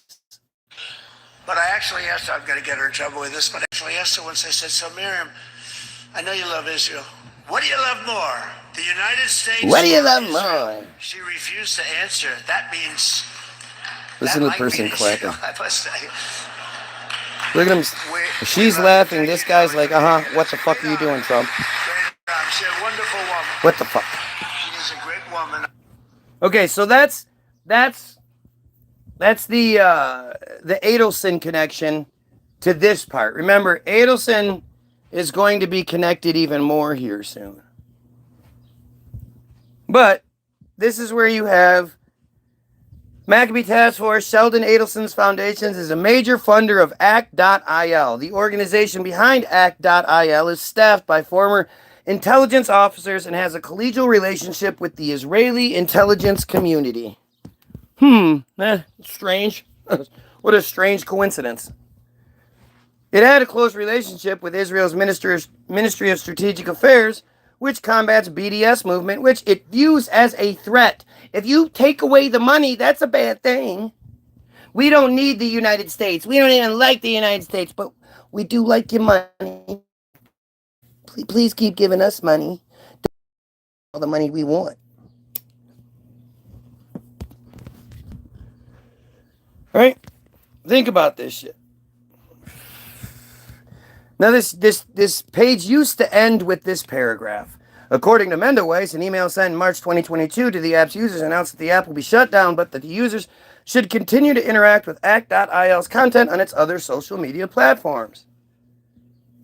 About 10 weeks ago, this was added. The application was relaunched in early 2026 under the name Rise App, R-I-S-E, capital A-P-P, all one word, with the former ACT.IL owners partnering with Reichman University, because, that makes sense. Like a open, like, foreign agency that employs American friars. Most of the time it's high school kids and college students, is now partnering with Reichman University in Israel while also being connected to the Israeli intelligence community. Again, to openly get American friars to work on behalf of Israel. Like, again, imagine if this was China. Imagine if this was Russia. This would be front page news, and it would be, devastating. How could anybody be so treacherous and traitorous and partnering with Reichman University for the release and also transferring former ACT.IL user base to the new service. ACT.IL had over 40,000 plus members. Over 40,000 friars at any given time to be sick'em. To either be put on somebody in a negative light, or when an Ian Carroll appears on social media in March of 2023, having zero social media footprint before that, zero. You can't find anything. Dude never had a Facebook page, never Instagram, no Snapchat, nothing. He was 27 when he appeared online. Meaning, he was in 2023. So he was a teenager and shit all through the 2000s. Not a fucking thing exists with him. Isn't that strange? How is that possible? That shit only seems to happen when it has to do with like Thomas Matthew Crooks. Oh, but don't worry, Tucker Carlson has found actual stuff that shows he did have a social media presence beforehand. Tucker Carlson, the not fed, I swear, is providing stuff that fills that hole, because people, how do you not, where this kid, if he doesn't have a presence, that means he's fake. That means he's a creation. But Tucker couldn't let that happen. Tucker had to expose it. Like, just wake the fuck up.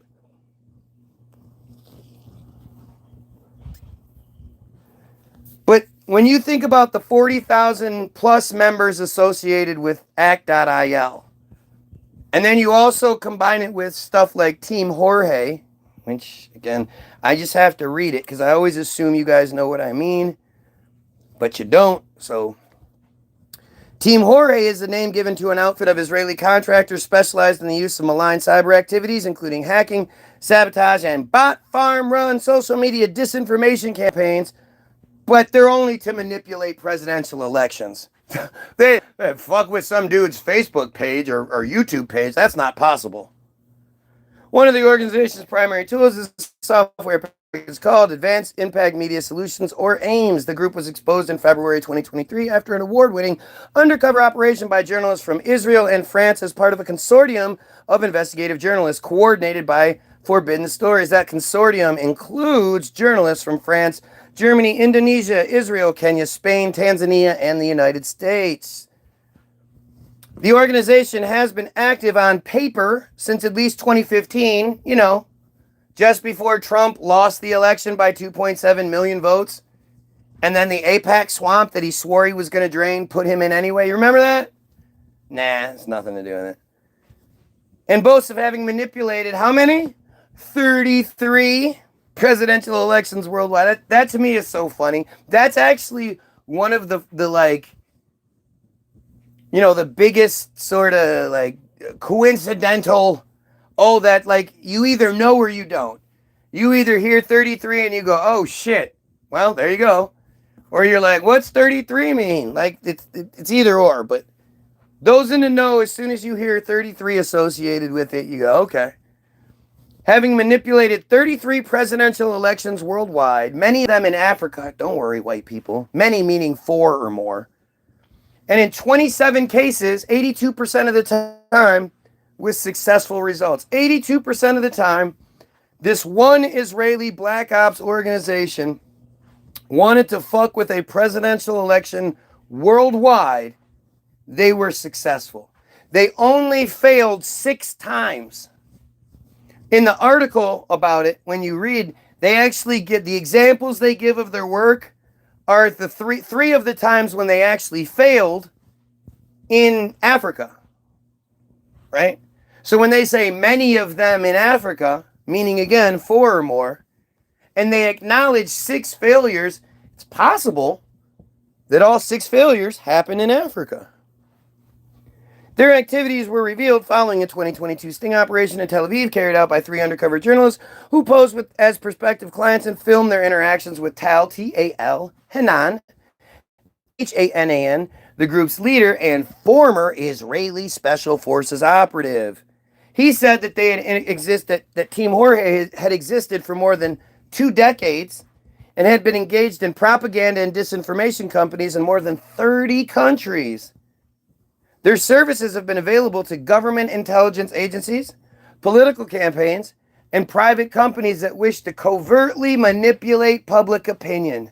And this isn't some secret page. This is fucking Wikipedia telling you that Israel offers a service to government intelligence agencies, political campaigns, and private companies that wish to covertly manipulate public opinion. And there's that, again, no outrage, no outcry, nothing, no. You can find all sorts of videos of Sucker Dick talking about how he's so proud that they got rid of 1,000 bot profiles out of China or 800 out of Philippines. You'll never hear a fucking word about any sort of bot profiles out of Israel. When One of the organization's primary tools is a software package called Advanced Impact Media Solutions, or AIMS. The software automates centralized control of thousands of fake social media profiles across the board. And when you read the actual article, they talk about how that consortium of nerd journalists that I told you, they'd never seen a technology like this. It wasn't fair to call them bots. It was more accurate to say they were avatars. One, because they could communicate better than any bot that they knew of. And two, because they would have the same, Friars Eat Children sort of pay, the Friars Eat Children Facebook pay, Friars Eat Children Snapchat, Friars Eat Children Instagram, Friars Eat Children YouTube. They would have the same profile on all the different platforms, and it could interact with on each platform and would recall what was said on other platforms. This technology was again unlike anything they'd ever seen, and they bragged about being able to create 30,000 bots back in 2022. 30,000 bots at any given time to go after somebody and or bolster somebody. Again, when you have Ian Carroll show up out of nowhere, suddenly have 300,000 following. Well, if 10 different 10 different Team Jorges are using this one technology, and remember, this is just one Israeli Black Ops organization being exposed. They're not even being eliminated. They're just being exposed.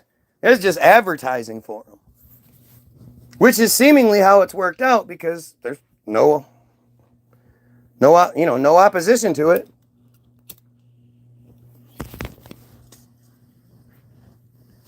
But now when you see the comment section and you see that there are there are profiles here that are seemingly mad at me for suggesting that we kill pedophiles and overthrow the friars, getting rid of the genocide, getting rid of the pedophilia, the rape, all of it.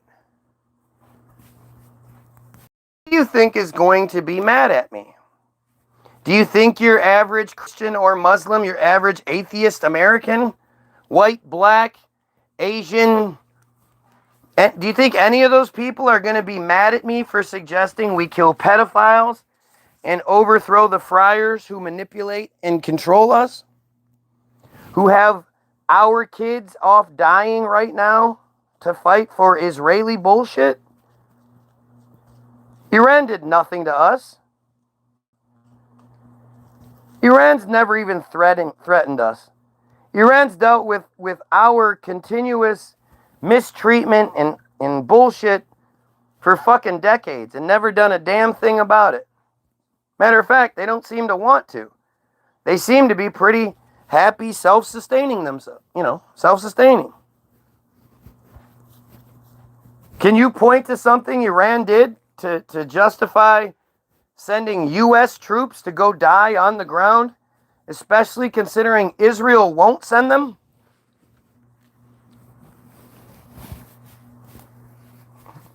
All this is what Semitism is. This is what we're dealing with. This is pure Semitism. I guess I should have started with that, huh? I'm working on it. I'm working on putting the presentation together so it's toy like a tiger. Funny how Karen keeps getting kicked out. So, real quick, we're going to go with Semitism definition. Merriam-Webster, speaking of Merriam-Webster, the thing we all agree is the goat of words. Merriam-Webster's dictionary. Semitism page. Number 1A, Semitic character qualities. Number 1B, a characteristic feature of a Semitic language occurring in another language.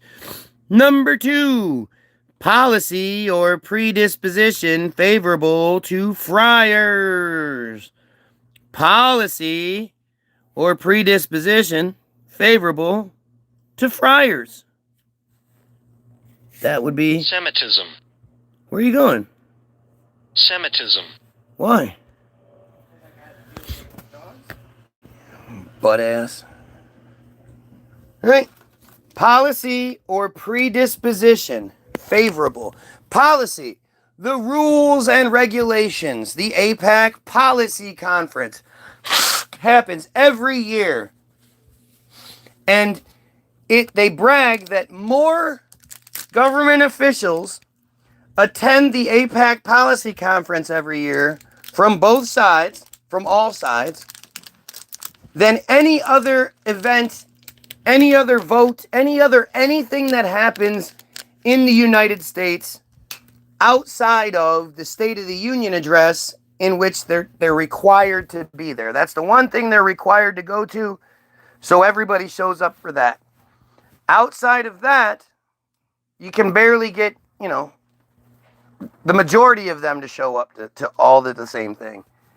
Yet they all show up to the AIPAC Policy Conference, where again, AIPAC is deciding U.S. policy. The Israeli, ran, operated, all that shit, AIPAC decides U.S. policy. It's fucking crazy. In 2016, during their campaigns, both Hillary and Trump took a small detour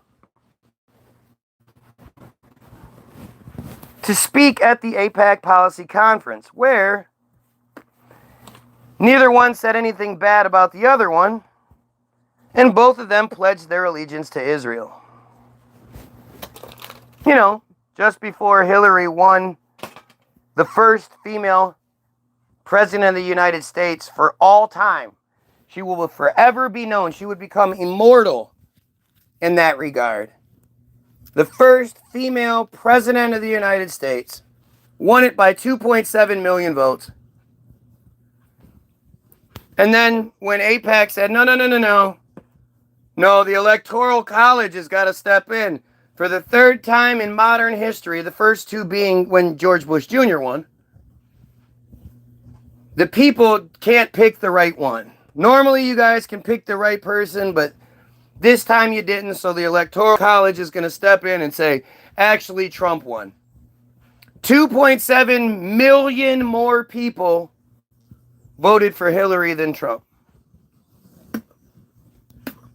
And when that happened, Hillary didn't fight. Trump is still crying about 2021 when he clearly lost. Or about 2020 when he clearly lost.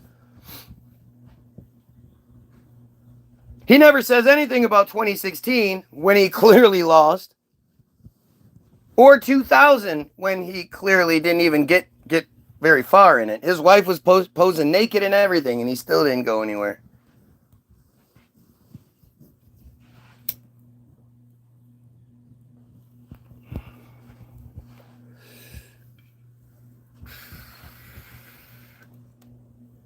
Hillary never said word one about it. Almost like she knew that was part of the plan. That's what Semitism is. Semitism is policy. That was all policy. Predisposition is like if your mom's family all had cancer, then no matter what, you could live a healthy, clean life, no smoking, drinking, no drugs, you eat healthy, all that shit. You still probably come down with cancer because you have a predisposition to cancer. You're much more likely to get cancer. It's like genetic programming, right? So the friars demand through Semitism, which Semitism has existed for much, much longer than anti-Semitism. Anti-Semitism was initially coined in the early 1880s, I don't know, somewhere around there. It's foggy. Because, again, to say this is the first time somebody actually said this seems weird. But the system will be like, he coined this to literally mean the hatred of Jews. But it's like, wait, the word literally means I don't support your supremacy, policy, or predisposition favorable to you. That doesn't mean you hate them. And the system's like, no. I was talking to Grok about it. No, it means it meant he hated you. I said, how? Only because that's what we're told to say or told to think. But when you just break it down like you would anything else, you don't just change it to fit your narrative. Semitism was a thing. The rally cry was anti-favoritism for one group of people, which is something you would expect everybody to support. Even if you're smart, even if you're one of them, you don't support you guys getting favor because that makes you a pariah. Eventually, it's going to backfire on you. Eventually, people are going to be like, hey, you guys take that favor and rape children. That's not okay.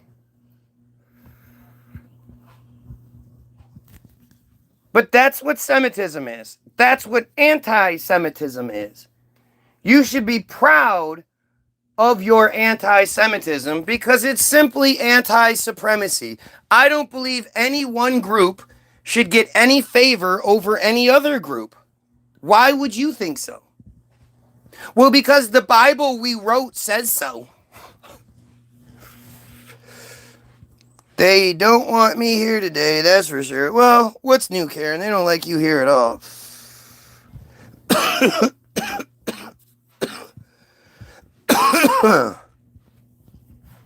And so, we have uncovered who's on the feed. We have uncovered why they're here. You guys now understand what Semitism is, what anti-Semitism is. Makes sense. It's something that everybody should absolutely support. Because it's, and the thing is, like, instead of defending, you need to embrace. Because they're telling the truth. Look, anytime somebody accuses you of anti-Semitism, what they're saying is, you're saying something I don't like. That doesn't favor me enough. That doesn't favor me. That doesn't show me policy or predisposition favorable to me. I don't like what you're saying, so that's anti-Semitism. And what all of you have been programmed to do is go, whoa, no, that's not what I'm doing. That's not what I'm doing. But it is what you're doing. And it's a beautiful thing. It's okay. Nobody deserves special treatment. Nobody deserves to be their crimes overlooked because they're somehow special. Right? It's just this, it's this simple.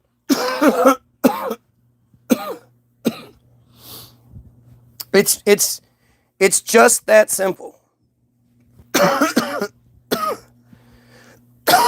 Remember, these friars are fucking monsters, man. Stop this song and look. You have you don't owe them shit. There's no reason why you should ever give half a shit about them. They don't care about you. The only reason they care about you is so you can continue being one of the 2,800 slaves. Let's see, I wonder if Wikipedia will actually address it.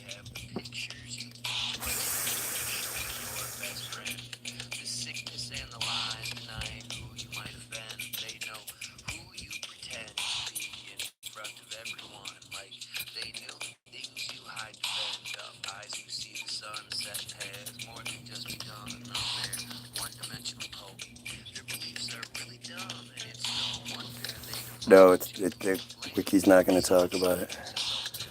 Which sucks, and I'm going to have to stop the song. Oh well.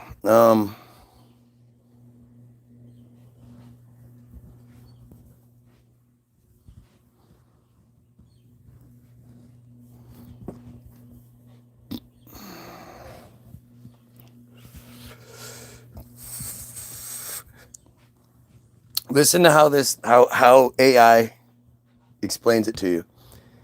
The claim that every friar will have 2,800 slaves when the Messiah comes is a frequently cited, yet misinterpreted or fabricated. Is it misinterpreted? Misinterpreted or fabricated? Which one is it? It can't be both. The computer is saying this. It's misinterpreted or it's fabricated. Well, it's saying one thing. So how could it be a misinterpretation of a fabrication? Do you see how stupid this is? And again, you can pick which one of the comments, the commenters are friars, because they say the same dumb shit. Therefore, America is Israel, since the Native Americans, in your view, have been residing there. Misinterpreted or fabricated quote often attributed to the Talmud or related friar mystical texts such as who gives a fuck. Key context regarding this claim. Source misattribution. I guess it's attribution. While sometimes presented as a direct Talmudic law, many academic and friar sources identify these specific extreme quotes as anti-Semitic fabrications or misinterpretations of obscure, non-legalistic texts. Agada. Oh, so it is there. Interpretive basis. The 2,800 number is derived from a mystical interpretation of Zechariah 8:23, which says, 10 men from the nations will grab the cloak of one friar, manipulated by the four corners of a garment, and then manipulated further by the 70 nations. That's not it. Messianic image. Within some friar text,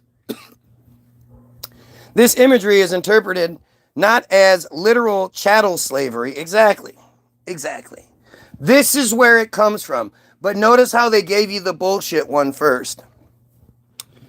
Not as literal chattel slavery, but as a metaphor for a future time when non-friars will recognize the spiritual authority of the friar people and willingly serve them as described in Isaiah 61:15-6 or 61:5-6. Oh, what a misinterpretation that is, right?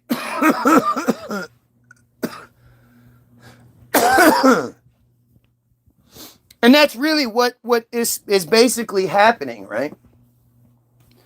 We've been convinced that these are the chosen people, so much so that they rob us of our tax dollars. We drive down busted up roads, bridges falling apart, infrastructure falling apart. All the underground shit is so old and bad. You have no idea. Like, do you know that the subway, New York subway system is still the same one? Like, it's fucking nuts. How did that shit work this long? That's really weird. They sure got that shit right 100 plus years ago, huh? But this idea that it's not, oh, no. They're not like literal slaves. We're too weak and powerless to actually control 2,800 slaves. That's what it, that sort of obvious stupidity, obvious hypocrisy is what they rely on. That's why it's presented as it is. Because nobody is going to say, oh yeah, that little goofy ass Shmuley, Rabbi Shmuley, is going to be able to maintain 2,800 of us Goyim, big strong Goyim, that are all going to call him master and just do what he says. No. That's not what it means. It's a metaphor. It's not a literal interpretation. It's that it takes 2,800 of us existing whether we're you know, we work, whatever position you're in. So people don't understand how much goes into that. That's fantastic. That should blow your mind every time it happens, but it just doesn't because you're so used to it. But you have to think, okay, so someone has to make the chain. Someone has to make the light bulb. Someone has to make all the wiring and all that shit that is then put into the fan mechanism. That is then wired into the house that had to be wired, had to be built, had to be connected into the system. The system then has to be maintained. All the lines have to be maintained.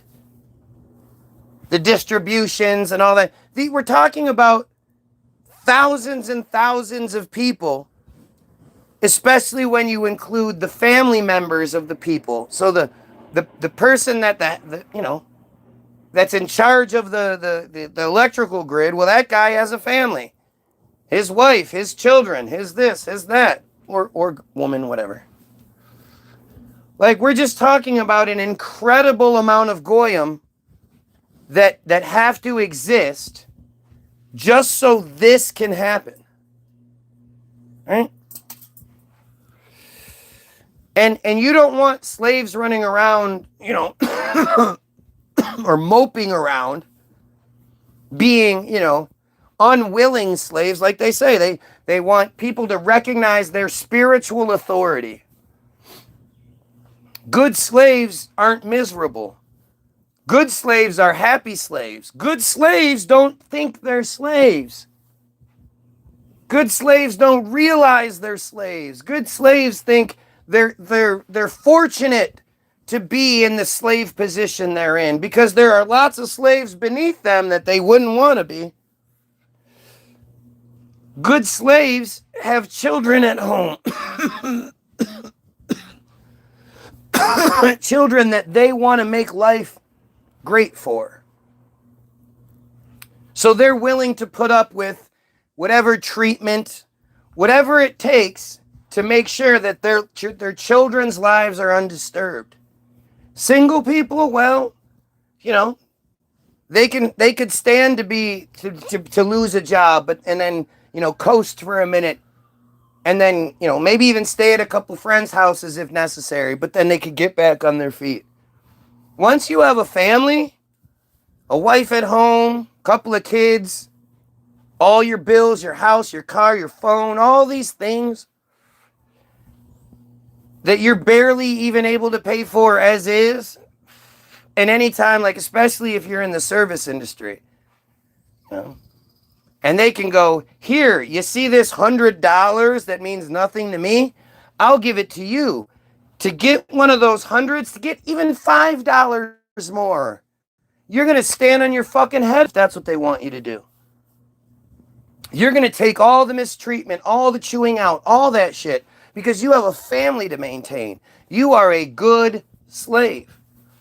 Those are the best slaves. People like Algo that think that it's all about they're depopulating. First of all, we need to lower the population. You know, when everybody talks about they're distracted by what Bill Gates has to say, he's right. If you're crying about abortion, or you're crying about, you know, population control, all that shit, you better have 1 or 2 adopted babies at home. Because there are so many unwanted children out there.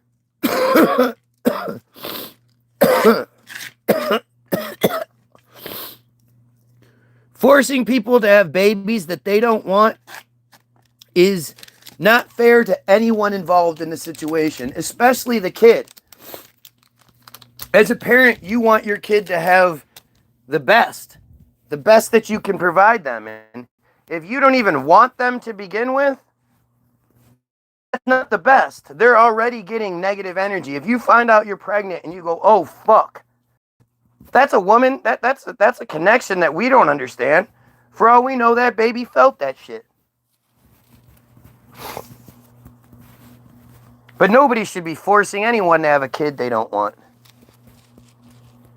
Kids are so so much work and so much worry, so much stress. Nobody should have to deal with that shit if they don't want to, wholeheartedly. You better want that shit with all you have. And that's, you know, and the thing is, you know, because they understand the power of kids, not to mention the legalities of things, they know if you get pregnant, chances are you're going to be a better slave. Even if you don't want the baby. If you have the baby and you're responsible for the baby, you're going to be the best fucking shitty waitress you can be. Or you know what else? You know what you might do? Especially if you're attractive? You might find yourself in the strip club. Then that makes them really happy. Now you're an easy target Goyim, because they know they could never actually get you. And they don't necessarily want you. They're not going to bring you home to their mother. They want you for what they want you for. And you make yourself available because you are a good fucking slave. Okay? That's how this works. That's how this system works. They can't depopulate because that would affect them too much. People don't understand what it's like to be ultra wealthy, to even be reasonably wealthy. Our lives, our Goyim, regular Goyim lives are so incredibly difficult. You can't even comprehend how amazing the life is of somebody who, you know, wakes up one day and, oh, you know what, I'm going to go to Switzerland and go skiing for the weekend, and then I'm going to hop over to Japan for that restaurant I like, and they have that festival going on, and then I'm going to jump over to Hawaii for a couple of weeks, get some surfing in and all that, you know. And I got all those bitches that I got in each place, so I'll just pick one of those up each time I go. You know, I'll just have one there for me. And then I definitely want to go to Burning Man this year, so I'm going to do that. And then I'm going to go to, there's that big festival in New York. I got to go to Cannes this year, so I'm going to do that. And, you know, you can't understand what that life is like. And that life, you know, it's not about planning. Those people don't live like that. Their lives are very spontaneous. If they want to go do something, they go do it. The largest yacht in the world is owned by the Saudi royals. And it's this just mega structure. It's got a crew of like 120 people on it. And it's always ready. It only gets used 1 or 2 times a year. But it's always ready. The food is always stocked. It's always gassed up. It's always cleaned. The crew is always ready to go at the drop of a hat. Because when the fucking prince wants to go, he doesn't want to go later. He wants to go now. And you better be ready. And that's they want their ski location already ready already. The penthouse suite, it's all cleaned. The lobster is stocked. Everything is ready for them to show up and indulge. And that's what it's like to be ultra wealthy rich. Right? That's you can't understand what that is. You can't understand. I saw this episode of come on, Bar Rescue with John Taffer, the piece of shit friar. Like that dude is such an asshole. That the whole premise of the show is that you're failing, so John gets to come in and berate you and belittle you and make you into just look like just the worst piece of shit ever, because he's going to give you money and redo your bar, and you need him. And let you say shit like, don't talk to me like that. He'll be like, I'll walk out. I'll leave. You want me to leave and then you don't get your bar fixed? Yeah, no, okay, John Taffer. I'll take the ass kicking. They're disgusting. They're disgusting monsters. And this is how they operate. It's really out in the open. It's not hidden. Again, look at the comment section. Look at all the crazy dumb shit these guys are saying, and yet not actually addressing what's being said. Isn't it strange how that works? You're so angry about what I'm saying, but you're not going to talk about what I'm saying?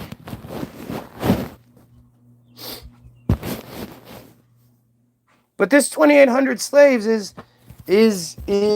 like I say, it's a metaphor. It's meant for you to confuse it. It's meant for you to think 2,800, whoever came up with that had to be lying, because there's no way Shmuley controls 2,800 Goyim. It's just not possible. You're not supposed to think of it as a metaphor. You're supposed to think of it as a ridiculous fucking conspiracy theory. Some Goyim said that. It's ridiculous. It's a misinterpretation and a fabrication. Or a fabrication. Which is, again, weird how you could have both. Misinterpretation means it's there, but you're just not understanding what it says. Fabrication means you're making it up.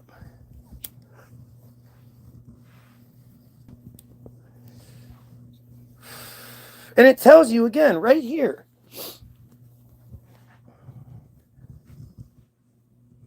This imagery is interpreted not as literal chattel slavery, but as a metaphor for a future time when non-friars will recognize the spiritual authority of the friar people and willingly serve them.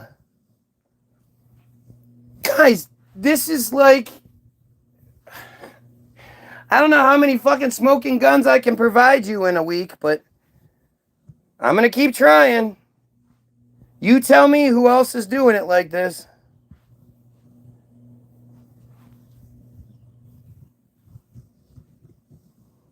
It's funny how when you look up biblical shit, it always gives you the new thing. The NIV version. And I'm like, no, give me the KJV. I want some KJV. Isaiah 61, 5, 6. And strangers shall stand and feed your flocks, and the sons of the alien shall be your plowmen, and your vine dressers. But ye shall be named the priests of the Lord.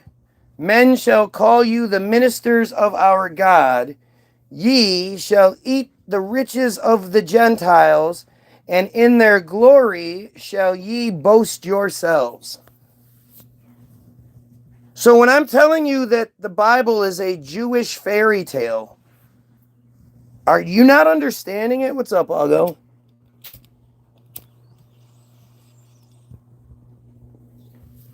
What part am I missing here? Which part is this? How is this not the... How am I missing something? I'd love to hear what part I'm missing. Right?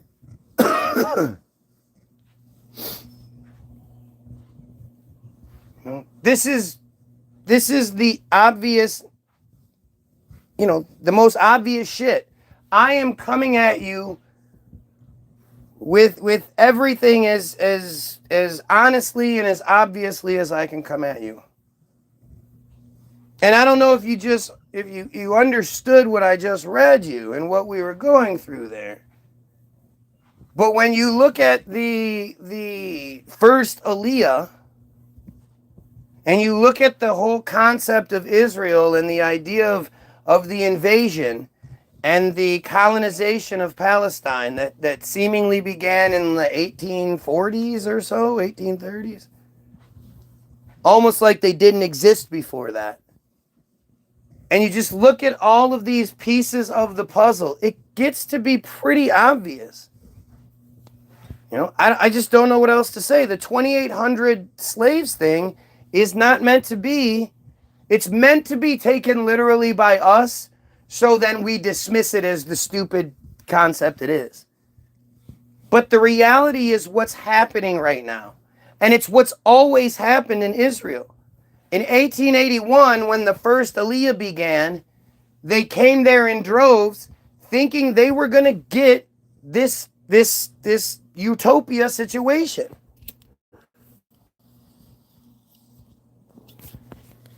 And within a year, they failed. Supposedly they were riddled with disease and broke and failing, so they went back home to the country that they were fleeing persecution in the first place. Like, it's all just such a dumb narrative. But when you look at it from that perspective, literally the vineyards, you know, what did it say? That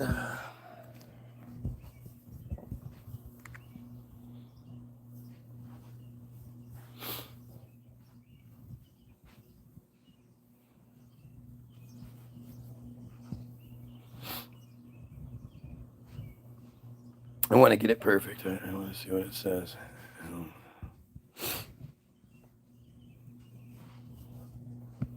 Wow, it changed.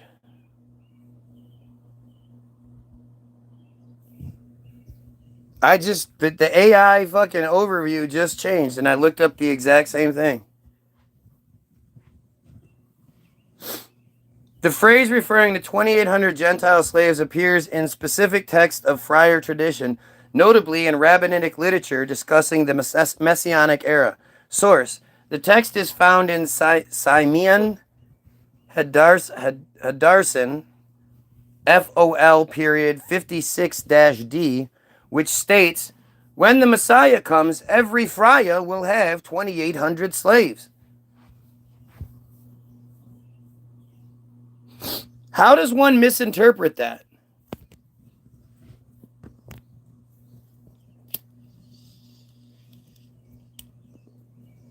How does anybody misinterpret that? What am I misinterpreting about that? Context. This is often interpreted in a symbolic or metaphysical context regarding the Messianic age rather than a literal prediction of enslavement. Some interpretations suggest that this means that in the future, non-friar nations will willingly recognize the spiritual role of the friar people and assist them in their service to God, often interpreted through the lens of voluntary service, such as aiding with Shabbat preparations. Good God, man.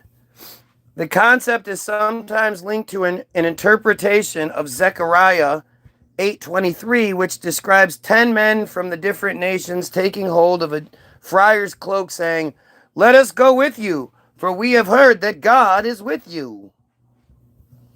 That's really weird that it gave me a different example. It's weird, fucking weird, man. I just looked up the same thing 15, 20 minutes apart, and it gave me two different AI overviews.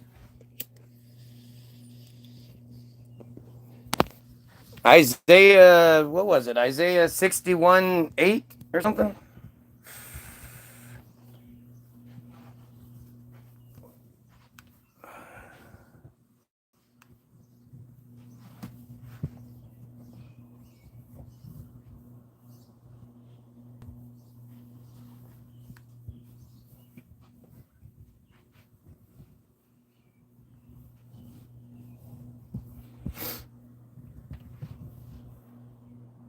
See, Isaiah 62:8 says, "The Lord hath sworn by his right hand and by the arm of his strength, surely I will no more give the corn to be meat for thine enemies, and the sons of the stranger shall not drink thy wine, for the which thou hast labored."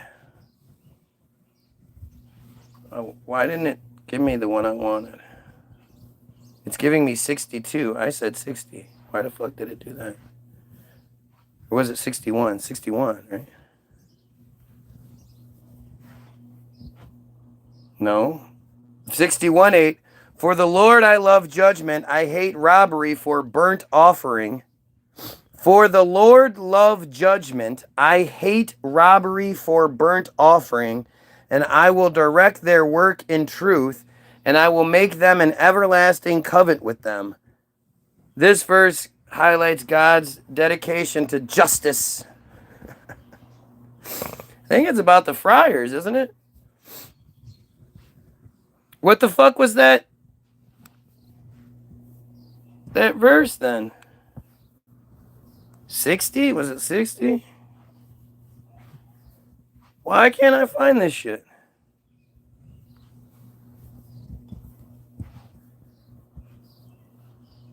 I guess I'll try that. There we go. This is where it gives me the previous one. The claim that every... Oh, no, it doesn't. Source found in Talmud specifically is when the Messiah comes, every friar... That's from the Talmud. Found in a text from the Talmud specifically quoted in this Simeon Hadarson. When the Messiah comes, every friar will have 2,800 slaves. I don't even understand how you could begin to say that's a misinterpretation.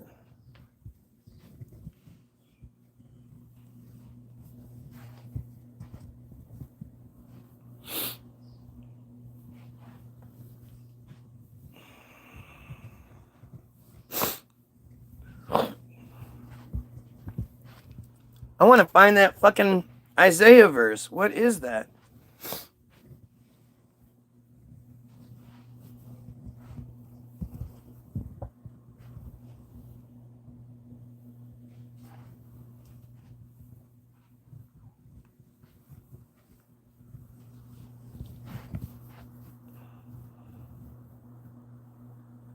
It just keeps showing me. Okay, there it is. 61.5.6. Okay, that's what it is.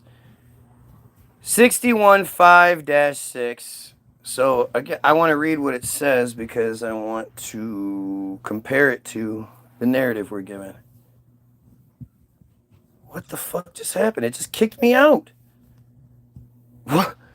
Isaiah 61.5-6. Let's try that again. That's really weird. KJV, sorry. Alright. It says, and the sons of the alien and strangers shall stand and feed your flocks, and the sons of the alien shall be your plowmen, and your vine dressers. But ye shall be named the priests of the Lord. Men shall call you the ministers of God. Ye shall eat the riches of the Gentiles, and in their glory shall ye boast yourselves. That is fucking nuts. So, I know I'm supposed to be talking about Naomi Elkins. I didn't mean to go down this road. But it has to do with Naomi Elkins. This is all part of it. I mean, it's all fucking connected. So when you go to Wiki and you look up the first Aliyah,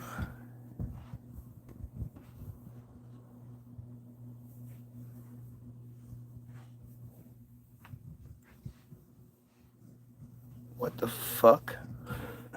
Are you kidding me right now? Why isn't... Do I have to put in first with, like, type it out? Oh, apparently I couldn't put the number in. First Aliyah, also known as the architectural Aliyah, was the major wave of friar immigration to the Ottoman Palestine between 1881 and 1903. It's really interesting read. But the craziest part is the first Aliyah occurred from 1881 to 1903 and did not go as planned as Zionists ran out of funds. The Rothschild organization helped the Zionist movement by funding Zionists, giving them money, literally that's just giving money, and by purchasing large settlements and creating new settlements. Stop it, cow. Go away. Stop fighting. After the first wave of settlements in the early 1880s, there was another spike in 1890. The Russian Empire officially approved the activity of Hoviviol. Blah, blah, blah, blah, blah. Let's see. The immigration renewed in 1890 for several reasons. The prominent among them are the Russian government granted official approval. That's bullshit. Number two, The economic situation of Russian friars worsened. Again, more bullshit. That's part of the plan. They tank the economy, and they make, they create these victim situations while they're also tanking the economy of where they're going so that the prices fall. The third is the most important. The economic conditions of the settlements from the first wave of immigration improved during the period of the first Aliyah, thanks to the assistance of Baron Rothschild through planting orchards, establishing vineyards, etc., etc. The phenomenon attracted the second wave of the first Aliyah and to the land of Israel. Right? So it's literally fulfilling their fake fucking prophecies, right? It's telling you that the notion of them coming to the area and building it for themselves is impossible. And it was never the plan. They came there with the utopian 2,800 slaves thing in their head. And when it didn't work out for them, then the main friar group in the world stepped up and created it for them. I mean, it's just so... It's so weird, and it's one of these things where, like, I would literally, anytime I tell anybody about this, I have to break out the Wikipedia to show you guys. Because if I said, did you know that Israel wouldn't exist without the Rothschilds, you'd be like, oh, come on, dude. Really, the Rothschilds? You're going to use the most common conspiracy theory people in the whole thing. It's them, they're involved in that too. But yeah, they are. It's fucking nuts. So, when you look at all of this, and then you take into consideration, we're going to jump ahead a bit. Oh, one last thing we have to look up. My bad. The one last thing that we have to look up is auto-emancipation. Because auto-emancipation is a pamphlet written anonymously. Remember, it's anonymously in German by a Russian-Polish friar doctor who was only a doctor because after he got his law degree, despite knowing that friars weren't allowed to practice law in Russia. So after he got his law degree, he just decided to become a doctor, which is what people do. An activist, Leon Pinsker, in 1882. It initially appeared in the lexicon. This pamphlet was printed and distributed to the friars all over the country in 1882. Think about what printing presses and the distribution network looked like and all that. How did this guy pay for it? How did he, how did he know where to send everything? Like, this isn't some guy just decided to write this, so he did, and then left it anonymous. It was attributed to him later on in life, but it's said that he wrote this in 1882. It is considered a founding document of modern friar nationalism, especially Zionism. Remember, the first Aliyah occurred from 1881 supposedly to 1903. And by 1882, they were failing miserably and needed Baron Rothschild to come in 1883 and fix everything for them.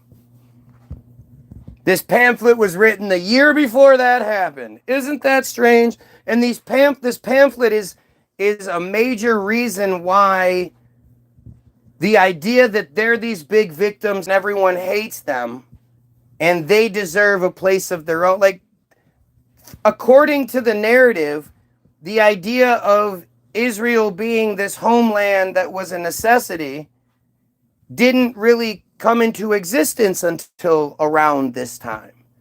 So supposedly friars had lived here for 1,800 plus years, lived in the world, and never thought to go to Israel. Never thought it was important to retake the homeland. Isn't it weird that it just works out that way? It just sort of works out that it seems like it all started just before we got here.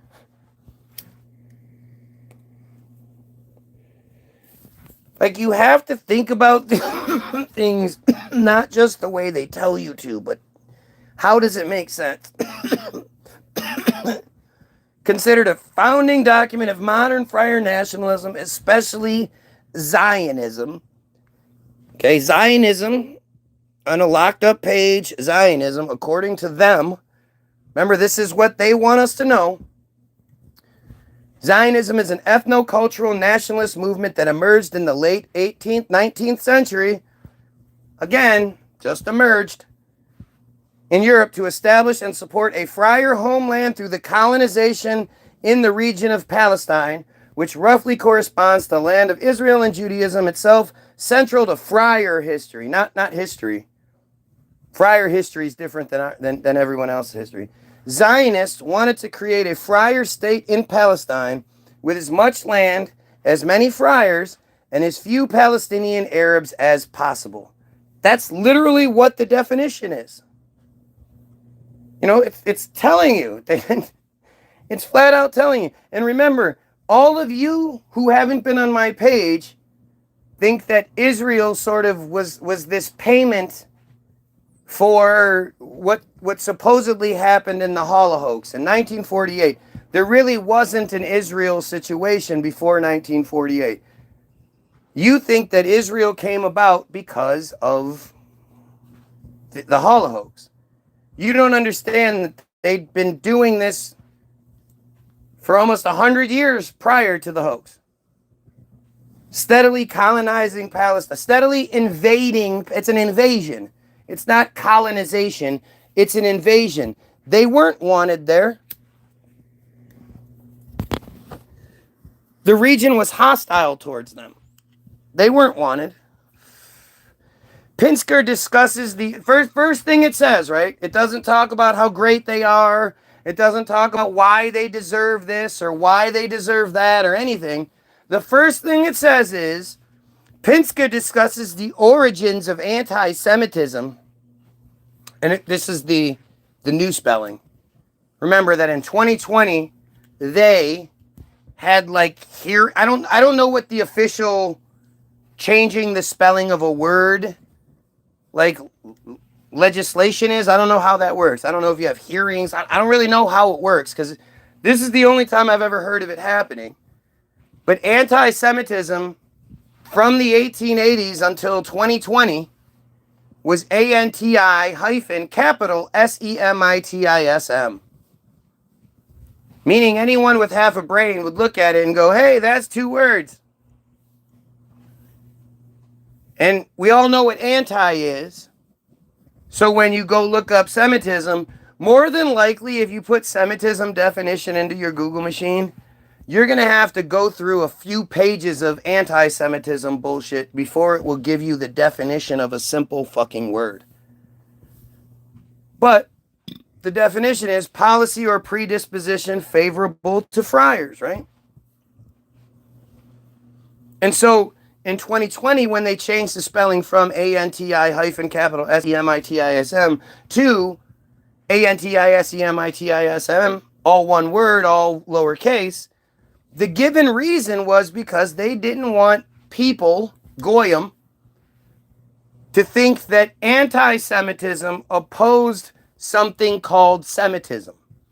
They literally changed the spelling to hide the definition of the word because they know if people start looking up, wait, what the fuck is Semitism? Like I did in 2012, 11, I don't know when I first did, it was a while ago. They're going to have that same fucking aha moment that I had. Like, wait, what do you mean policy and predisposition favorable to you? There's no other word like that. No Christian word, no Muslim word, no black people word, nothing.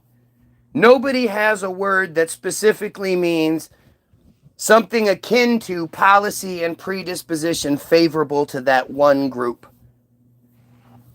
While also not having the opposite words, like anti, whatever.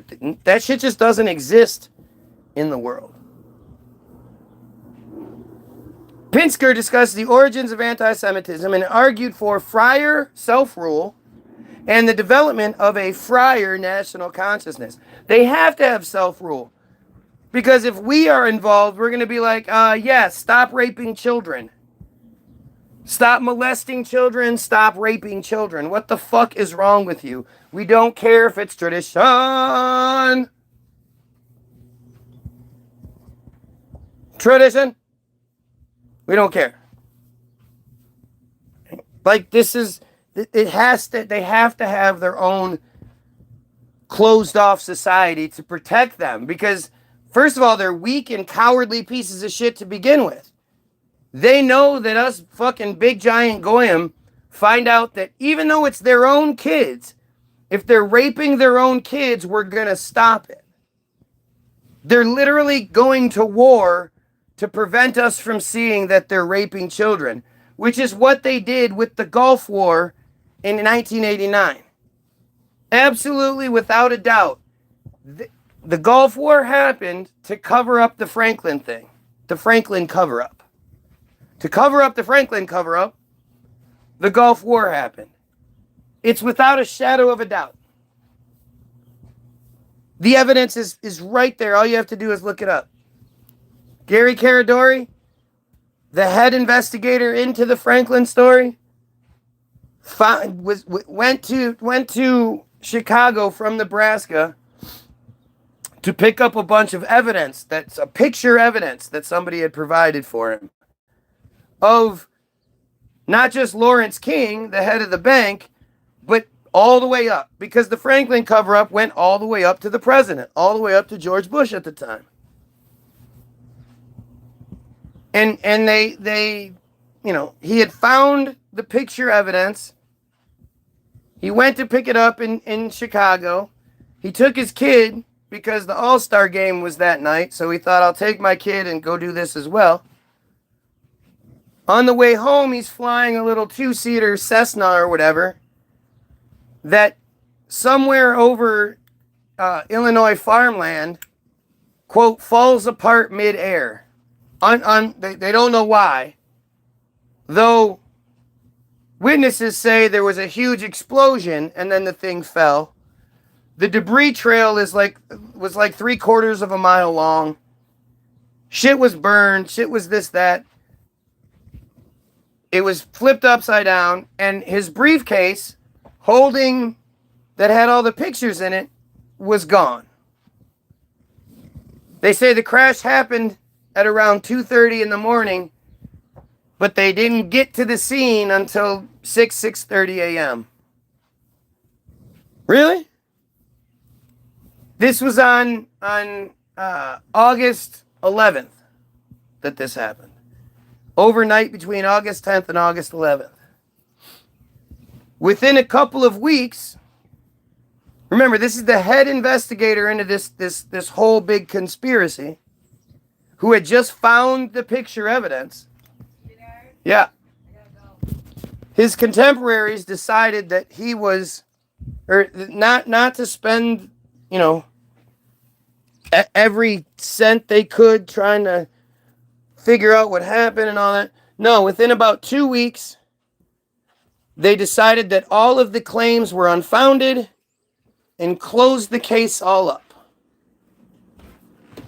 But, and this is even before, if this was internet days, it wouldn't have worked. But because this is pre-internet days, they were able to shut shit down, but still, stop the cat box. Stop the cat box. They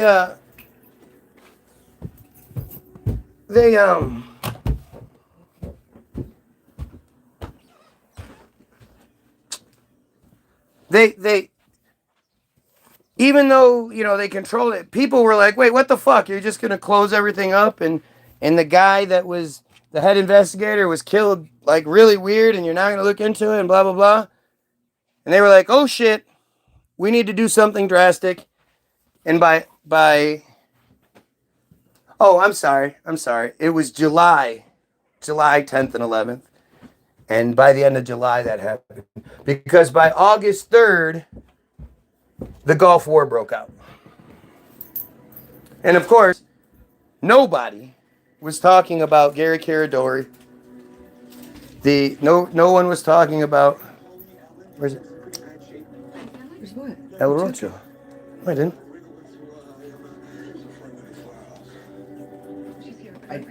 That's where I put it. It's not where it was. I must have, but I didn't. You had to. I didn't. Because I don't have it. Nope, nobody ate it. It's not in my pocket. You're nuts. I don't touch that shit. I might have brought it up. Oh, that's probably what I did. I brought it up to you. No, you didn't. Right? No, I had to have brought it up to you. you didn't. That's what I You haven't come upstairs in I did a while. come upstairs. You didn't. Sweetheart, I was just upstairs. No, you weren't. Yes, I was. I was literally just upstairs. You weren't. It's been a while, especially since I brought that one down to you.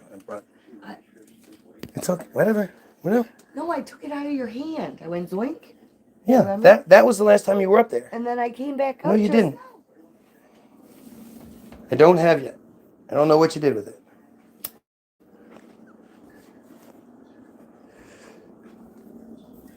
Goofball. What'd you do? I don't know. Did you put it in the pack? No, I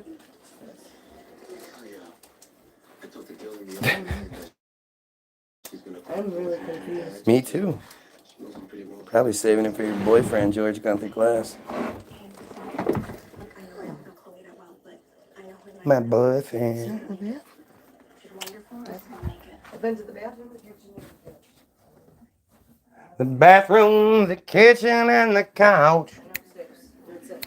I sure wish you would shut your mouth. I love you. Have fun. Be safe. Have fun. Take pictures. Baby. I know. Have fun. She gets to go watch the twins. Twin babies. Oh shit. What was I just? Lost my page. All right. So, oh fuck. What page was I on? What was I doing? Oh, Gary Caradori. So again, the lengths that they will go to cover things up is unprecedented. They are, they're just wicked. They're just wicked shit-faced monster, pieces of shit. It's just what they do.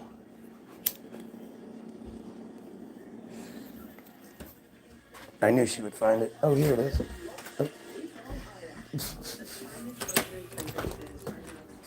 What'd you forget?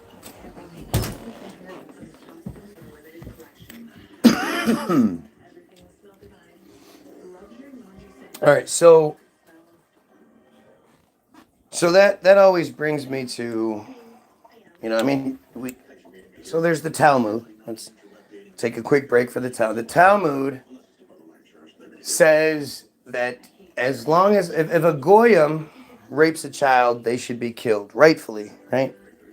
Anybody agrees that if you rape a child, you should be killed. Goyim rapes a child, they should be killed.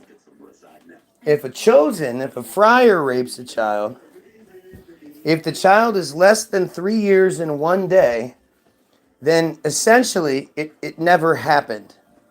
Because the hymen grows back and it's basically akin to, quote, a poke in the, where's the remote? In the cat box. It's akin to a poke in the eye is what they say. A poke in the eye. Now, this has to probably do somewhat with the micropenis thing because we're talking about an entire population of micropenises who basically admitted it with the Megyn Kelly and Tucker Carlson, Bronco, and they just keep focusing on the fact that Megyn Kelly said that they have that Mark Levin has a micropenis, and they're like whining and crying, and they think that it makes her look bad because she was making fun of them having micropenises. Like, it's just such a distortion. It shows you how stupid these people are. They should have left that shit alone. Instead, they make a video that highlights it over and over again. Because it's not true.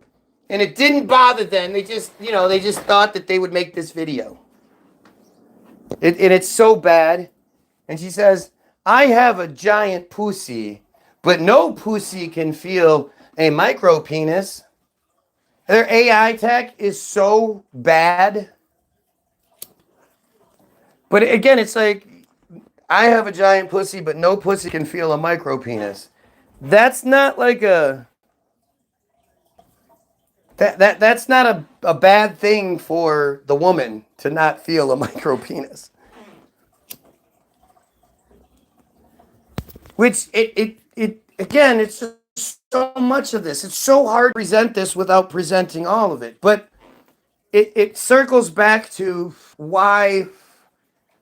So didn't you growing up ever wonder why at 13 they have their bar mitzvah, bat mitzvah, kind of like a send-off party where they get a bunch of money and they technically become adults in their culture? Haven't you ever wondered, like, doesn't that seem weird?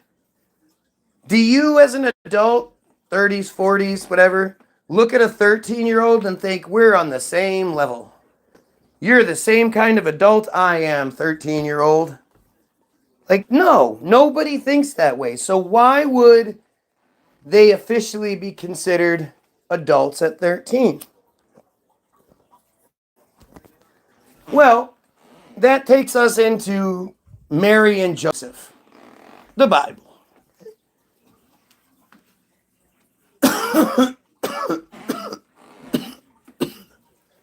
In continuing with their pedophilic traditions, as always, Mary was a friar. All the main characters in the Bible are Jewish. Jesus was Jewish. Mary was Jewish.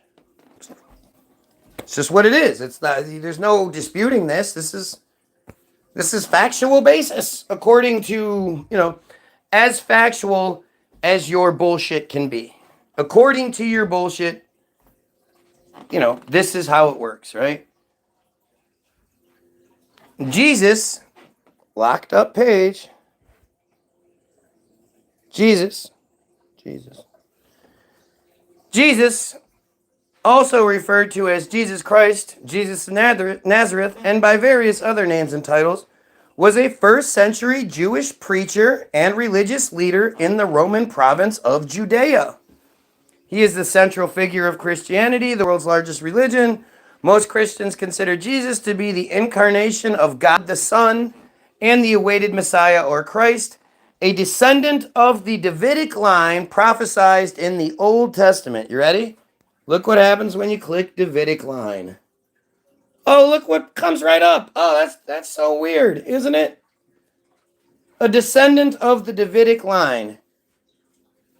The Davidic line, or House of David, was, according to the Hebrew Bible and friar tradition, the line of kings descended from David, who ruled over the kingdom of Israel and the kingdom of Judah from the 9th century to the 6th centuries BCE for 300 years. Totally makes sense. Right? Nobody in the Abrahamic religions can be on their high horse. I just want to throw that out there. All three Abrahamic religions are founded in pedophilia. You're all a bunch of pedophiles. It's really fucked up, right? So don't just think because of their shit that pedophilia is exclusive.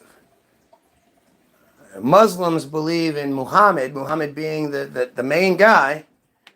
Muhammad's favorite wife, Isa, Aisha, I think. That was his favorite wife.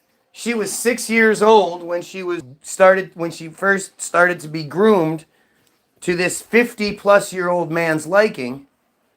And she was 9 years old when they consummated their marriage. And she was his favorite wife. Here we're talking about Mary and Joseph. By most accounts, Joseph was probably, in the most prominent accounts, Joseph was in his 80s or 90s. The second largest contingency says he was between 30 and 50. And the least common thing says he was at least in his mid-20s, early to mid-20s. 23, 24, something like that. Right? It's without a doubt. Without a doubt. There's no questioning this. There's no, when it comes to Joseph, when it comes to Joseph, his age is sort of in question, but it's at least 23 and more likely at least 50. At least 50. Mary was 12 years old when she was impregnated by God and 13 when she had her baby. Now, how do you know? Well, if you look at the tradition, the friar tradition, that still exists to this day, as I was saying, the Talmud says less than 3 years in one day, it doesn't happen. It's like nothing happened. It's a poke in the eye. It grows back. Don't worry about it. If the child is older than 3 years in one day, and between 3 years in one day and 12 years in one day, if an assault happens, the rapist is now required to pay the family of the victim the full dowry, because all of the children end up getting sold off for the most part. There might be a couple that are charged, the youngest, charged with staying home and taking care of the parents, but everyone else is sort of sold off, deals are made, dowries happen. Either 50 shekels or 100 dinars, depending on where you are. But once that full dowry is paid, the victim now belongs to their assailant, somewhere in between a slave and a wife. And this is how this works. This is why at 13 they're considered an adult. So that not just the marriage can happen, but sex can happen. Sex between adults is permissible. Until they're considered an adult, it's not permissible, so to speak.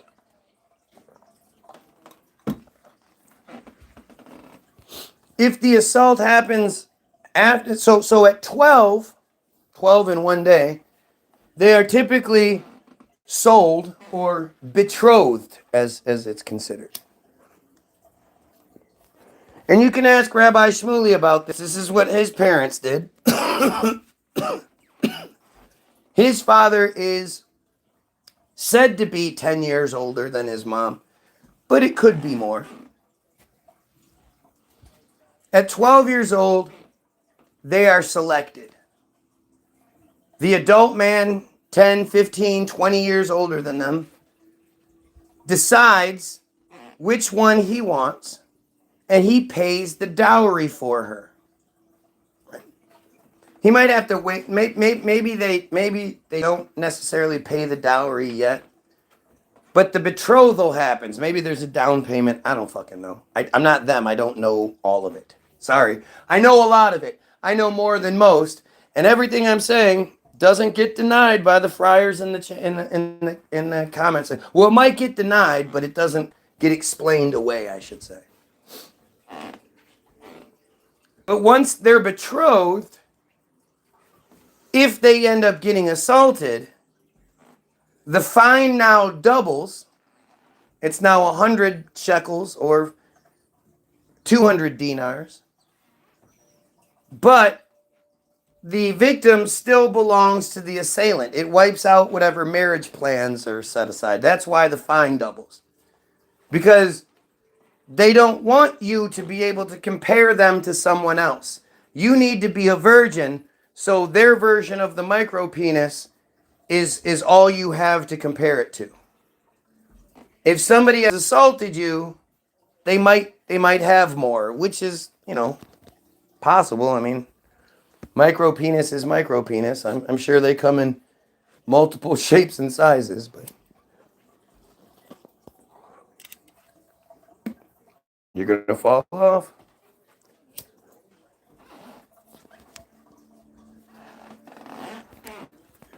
But that's why Mary and Joseph, haven't you ever wondered why Mary was said to be with Joseph, but she was a virgin still?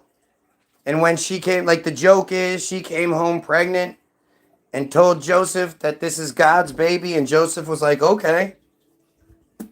Well, how do you make sense of it?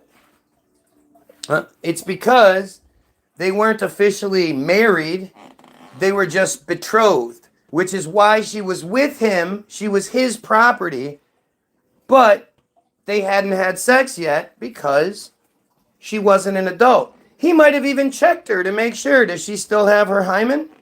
That's very very common. And because she probably still had her hymen, she was checked, got sent to the mikvah.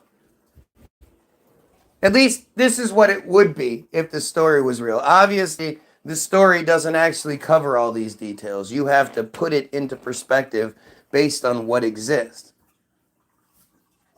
But that's why, elderly Joseph had his virgin wife get pregnant because she was 12. Once she turned 13, sex would have happened almost immediately, probably that night. This is how they operate. This is what still happens to this day. And it's not just Israel. It's anywhere where they live by Talmudic law, which is places which works out to be places like Curious Joel, Lakewood. You guys have all seen the Tyler Oliveira Lakewood video, right? Talk about a terrifying video. Terrifying video. You're literally looking at cancer spreading in real time.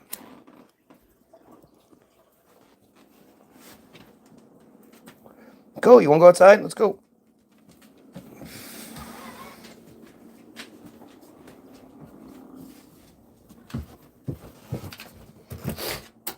But these places like that, come on, let's go. Come on, Stink, let's go. Come on. These places they pride themselves on the fact that they live by Talmudic law. Everything they do is Talmudic law. Talmudic law is where all of this shit comes from. Again, I just explained the whole 3 years in 1 day thing. Keep that in mind.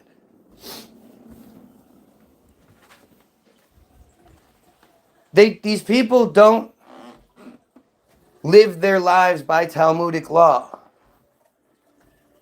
Dress the same, believe themselves to be superior. They don't work. They go to yeshiva all day. They have 12, 15, 18, 20 kids. Where do you think those kids, you think they all just live in one little house together? No. They get sold off.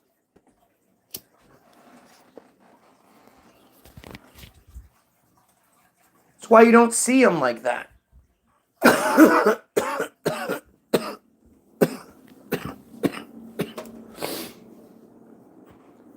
But everything they do is Talmudic law.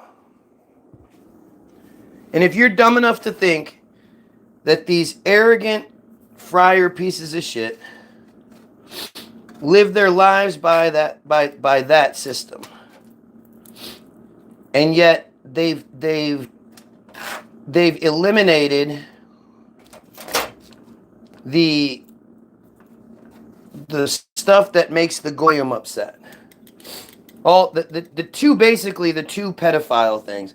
They've eliminated the Talmud, 3 years in 1 day thing. They don't do that anymore. They don't do the soul correction that happens every 2 weeks in Israel. They're not doing that stuff.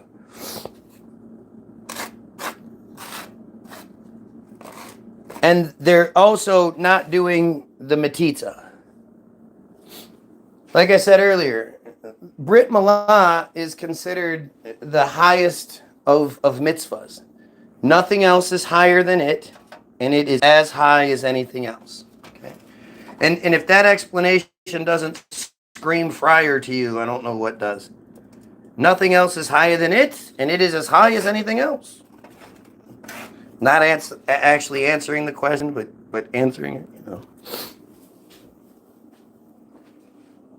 And according to their rules, but Brit Milah has 4 parts. The third part is the metzitzia. Metzitzia b'peh. Metzitzia b'peh, however the fuck you say it. Which is when the moil who cuts it sucks on it.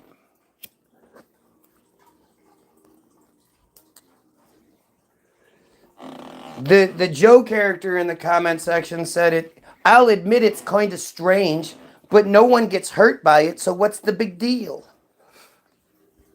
Fucking insane.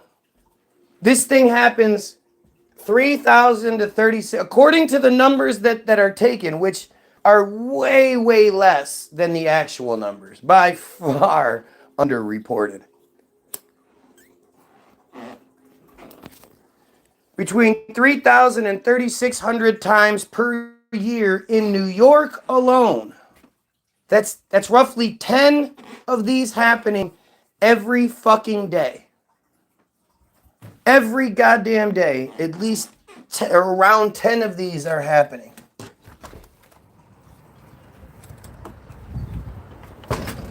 What's happening, man? How you doing?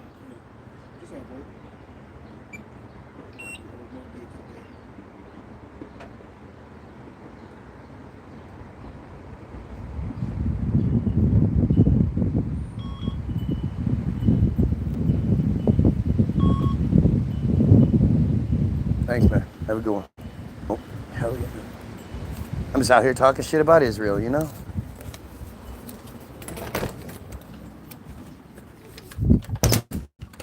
He got a big smile on his face. It's funny.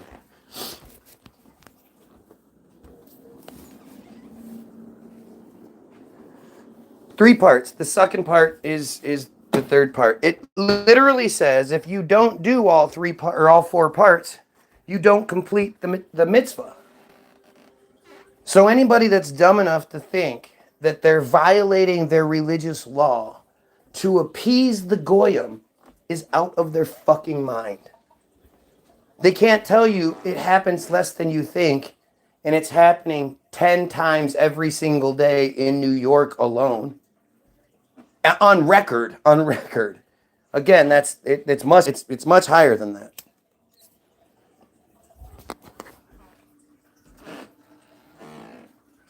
But between the Talmud and the marriage and the 12 and the 13 and the 3 years and 1 day and the metzitzia and then the soul correction that you're going to learn about here in a minute, you start to see a pattern. A pattern. Okay.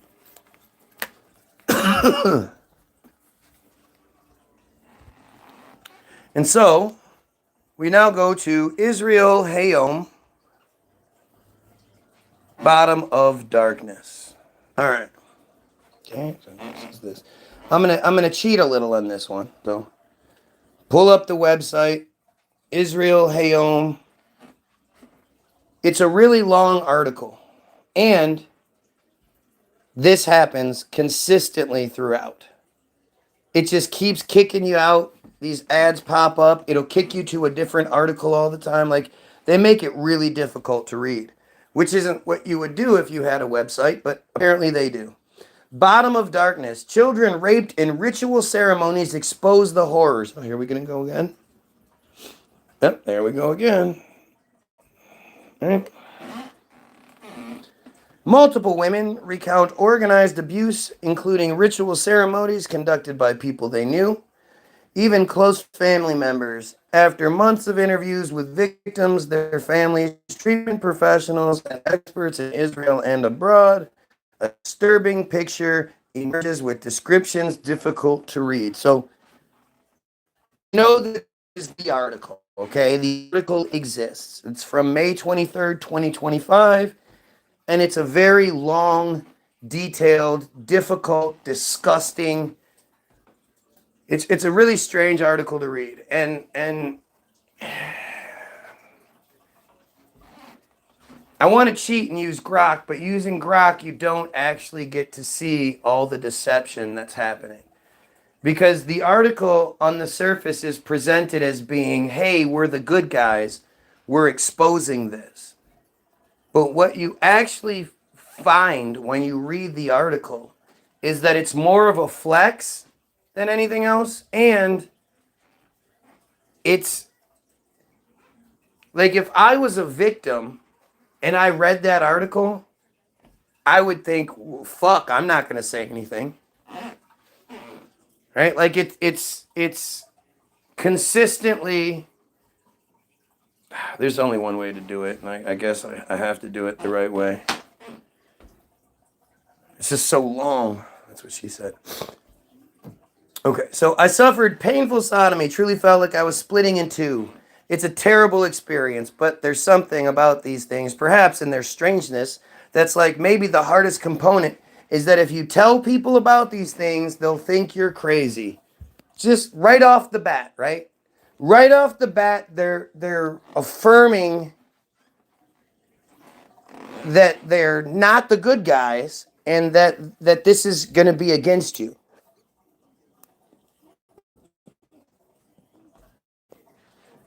The idea that a child, a victim, could come up to you and say, hey, you know how I have all these, get down.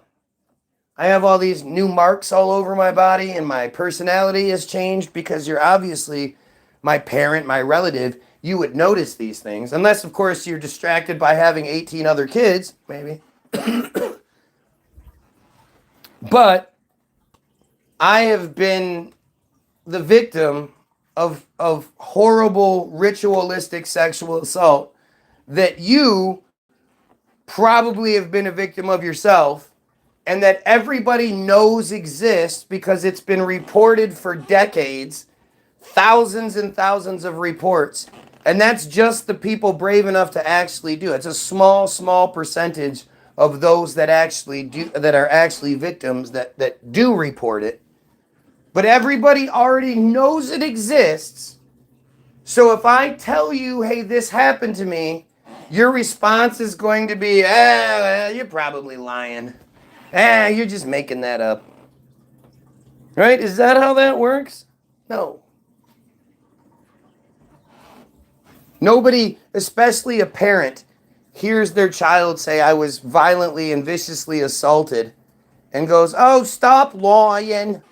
You're just exaggerating. You're crazy. Stop it. Why would you say such crazy things about this man that's, so many people have already said the same things about?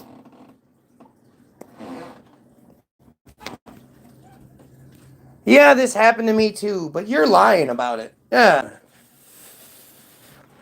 I remember many types of severe sexual abuse, but there's something about these ritualistic abuses that makes them the bottom of darkness. In direct words and with a clear voice, Imuna, pseudonym like all the victims' names in this article, describes the severe abuse she experienced in her childhood. Organized sexual abuse. I love it. It actually says the allegedly experienced. So these are these little cues to the people reading it that they're not good guys behind this article. She didn't allegedly experience this shit. She did. Like it's well documented that she did. She had marks, she had hospital visits, she has long-lasting trauma. She's describing something that's well known, that many people have described the same things involving the same people. What you find out later in the article is that everyone is misinterpreting the same biblical passages in the exact same way, which is incorrectly, of course, just by intuition. They're not teaching it. It's not like what it actually says, and the misinterpretation is to not do it. It's that thousands and thousands and thousands, millions of examples of people of these piece of shit friars for decades, forever, have been misinterpreting the same things the same way, incorrectly, the whole time. That's just not possible. If you had two people that did the same thing, it would be like, wow, that's pretty crazy. I can't believe they did the same thing. You have millions of examples of the exact same intuition. It's not intuition. It's teaching. It's the way it is.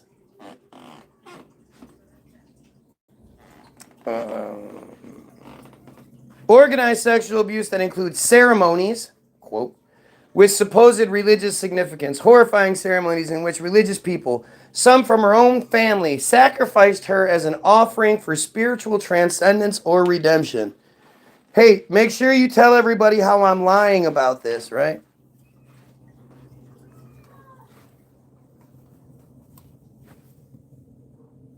What you doing, Dave? Imuna is not alone. More than 10 women between the ages of 20 and 45 with whom we spoke describe a severe phenomenon raising serious concerns that in Israel, like many countries worldwide, this is the first time. Like in many countries, it's not just happening in Israel. They're literally telling on themselves. They're saying that this is happening in Israel, but it's also happening everywhere else too, wherever they must be, because we're talking about specifically friar ritual sexual abuse. No one else is doing the friar ritual sexual abuse but friars. So they're letting you know that this is happening all over the world. And that's the first time they say it. Like many countries around the world, organized sexual abuse of children is occurring right under everyone's nose. Perhaps the world knows that rape occurs, that incest exists, but this the world doesn't know. These acts have been kept secret for years, perhaps because of their insanity. It was always very, very strange, as if there was an internal logic, but it was so crazy. Very strange things happen there, normalized in a ritualistic and orderly manner. There's a specific time. There's when to say this verse and when to say that verse. There's an order as if things are supposed to be done that way. Right? She's making it up.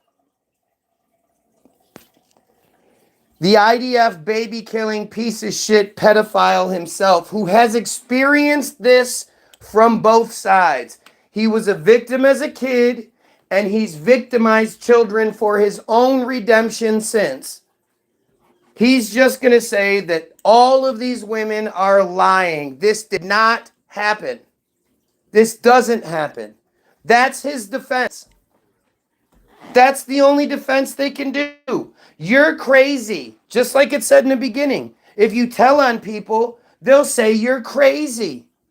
They'll say this didn't happen. This is their playbook. This goes back to auto-emancipation. A pathological disorder, a psychosis, an irrational phobia.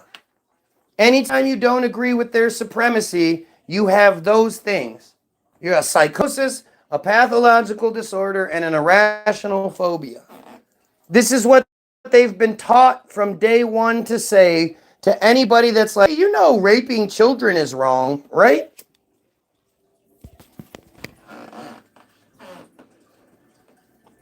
This is nuts. And look at how these fucking friars respond. They don't go, yeah, this shit is awful. We as friars need to stand up and do something about this. You know? This stuff isn't necessary. We don't need to keep doing this. We are a proud, wonderful people. We can eliminate these crazy ass rituals. It's time to move forward. Save the children. Nothing. They say nothing like that. What they come in here and say is, that didn't happen. You're lying. This article's lying. Those women are lying. Because they know if this gets exposed, they get exposed. If they were innocent, even if they were just victims, right? Victims have nothing to be ashamed of. They didn't do anything wrong. And really, they're victims all the way through. But even if they had never done anything to any kid, they would step up. You know, they would say, hey, yeah, you know what? This is fucking wrong. We got to do something about this. The only people that are going to try to stay away from this and you know, reject disclosure are people who are guilty. That's how you know. That's them admitting it. When this dumbass says these are lies, he's admitting he's done it, and he can't afford for this shit to get exposed. He will get exposed. His father will get exposed. His mother, his brothers, they'll all get exposed as the piece of shit monsters that they are. That's it. There's no other explanation that makes sense. Each woman we interviewed during our investigation has a different life story. They come from different areas of the country, from north to south. Because a lot of times they hide behind, oh, it's just the Hasidiotics doing it. Even though this dumbass says he's an ultra-Orthodox, and they get named pretty heavy here too. But even if it's just one small group of your people, and you're not actively trying to remove it, and instead you actively attack somebody that speaks out against it, you're just as guilty. And you're doing it. You have the goofy ass penguin scapegoats to put it on because they look like they're special. They are special. You see that fucking goofus that was on the magazine cover? Everybody's, that's anti-Semitism, because they showed a picture of what these fucking monsters look like. And like they're horrible. They're just horrible fucking shitbags. And they're stupid. Oh, here we go again. They're fucking stupid. North, south, each in a different place in life. These women did not know each other growing up previously, grew up in different communities, and came from different sectors and religious streams. Yet, the abuse stories they describe are similar in ways that compel us to listen and not turn a blind eye. Some were harmed in early childhood education settings or in girls' schools, others in their family homes, yeshivas, or synagogues. In this article, blah, blah, they attempt to victim sacrifice, punishment correction, transcendence redemption. These are reoccurring concepts in the testimonies. So what you have is the victim who is sacrificed to the adult.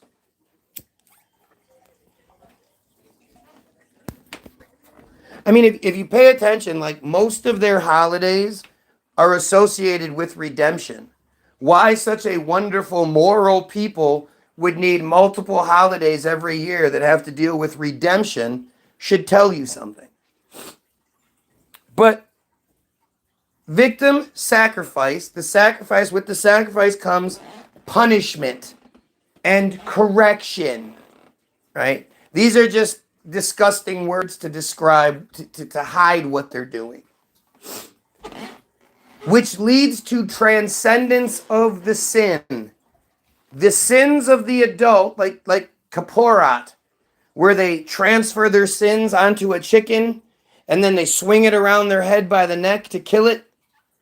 They used to donate the chickens to the poor Goyim, kind of getting that laugh like, you're eating my sin bird. But nowadays, at least when the videos you can see in New York, they just throw them into a big dumpster and leave it to rot in the sun. They don't even clean up their mess and shit. But again, it's about transcending your sins onto another object because you're so full of sin. So they transcend the sins onto the child through the punishment and the correction, which is the assault, which leads to their own redemption. That's what these things, they don't just make this up. They're not just all misinterpreting the same shit to say the same thing for thousands, like just hundreds of years. They're not thousands, but they haven't been doing it the entire time wrong. This is what their shit says to do. God damn it. The fuck. See, now it's all fucked up. What the fuck is going on? Okay.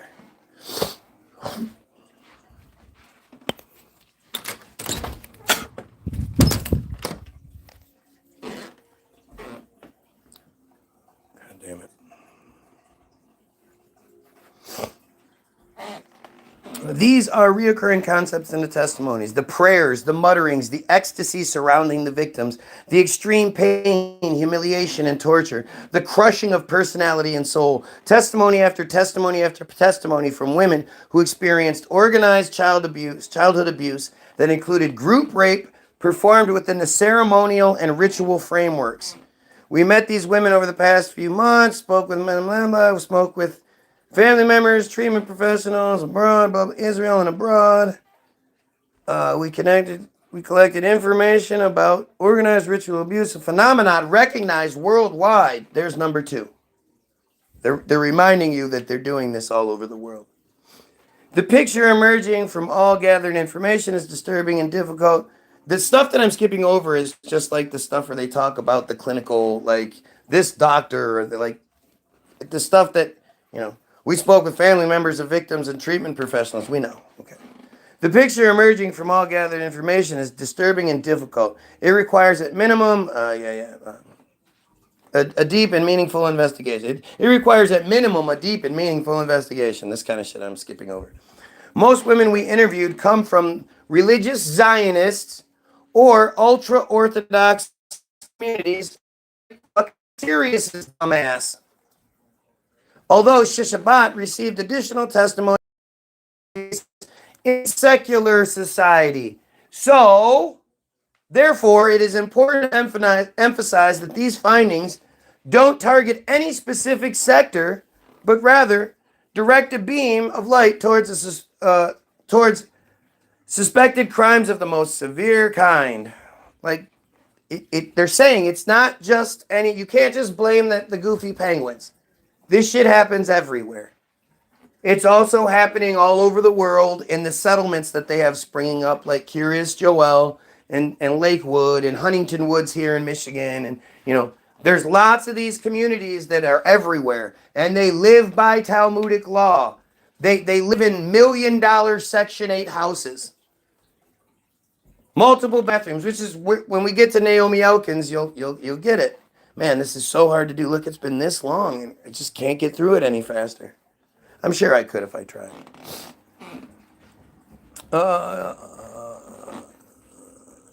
Several rabbis' names appeared repeatedly in some testimonies. Multiple complaints filed at different police stations around the country were all closed relatively quickly. Even when suspicions arose previously about a network harming children in Jerusalem, police investigators at best lacked sufficient tools or knowledge to properly investigate. Yep. In Israel, they just don't have the funding, the tools necessary, and they're too stupid to investigate it. That's what it is. It's not a cover-up. In that case, extensively exposed in 2019 TV program The Source, suspicions arose about a pedophile network that harmed dozens of children in the Nahalat neighborhood. Investigators tended to dismiss it as an invention, an exaggeration, or a panic by the parents or treatment professionals, and closed the case with no relevant indictments. Isn't that strange? Over and over again. Same thing is said, and they just all must be telling the same lie. Just like how everybody is sort of, their intuition is telling them to do this thing without any sort of guidance. All of these liars have the same intuition to lie about the same things happening with the same rabbis, even though it's not happening. Isn't that amazing? A man named Benjamin Satz was convicted and sentenced in 2013 to imprisonment. For how long? Where? We don't know. But imprisonment for committing indecent acts and sodomy against girls and boys aged 5 to 8. That's multiple victims. He got imprisonment for it. You think he's still in there? Another suspect was acquitted due to reasonable doubt. In practice, dozens of children remain traumatized. I remember a pentagram on the floor, usually in red. When the ceremony was in the forest, the pentagram was marked with a hoe and surrounded by lit candles in a circle. The rabbi would bless, "Blessed who released the bound." Men around prayed with prayer shawls, sometimes dressed in black, while the rabbi wore a white robe. There were several men and boys around the ages of 16 and 17 who participated in ceremonies for spiritual transcendence. They were victims their whole lives, from 3 to 12. They're full of all that sin from all of those men and women who abused them, bursting at the seams with sin.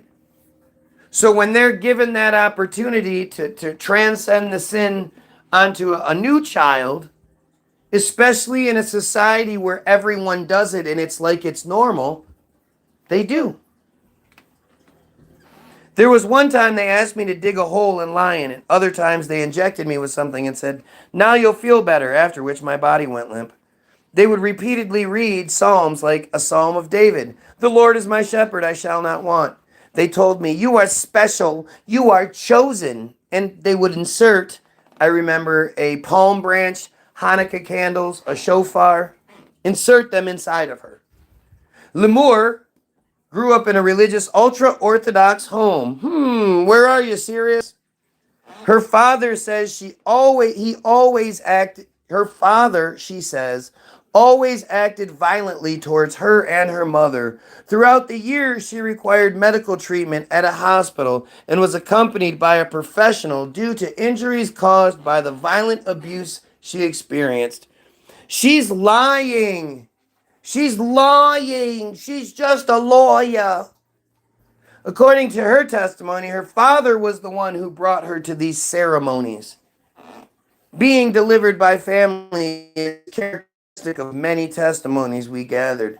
Lemur says, place in a forest, other times a secluded apartment. There were instances when she witnessed and heard other children being abused. Testimonies regarding additional child victims repeats across multiple cases. In many testimonies we documented, women also participate in the abuse.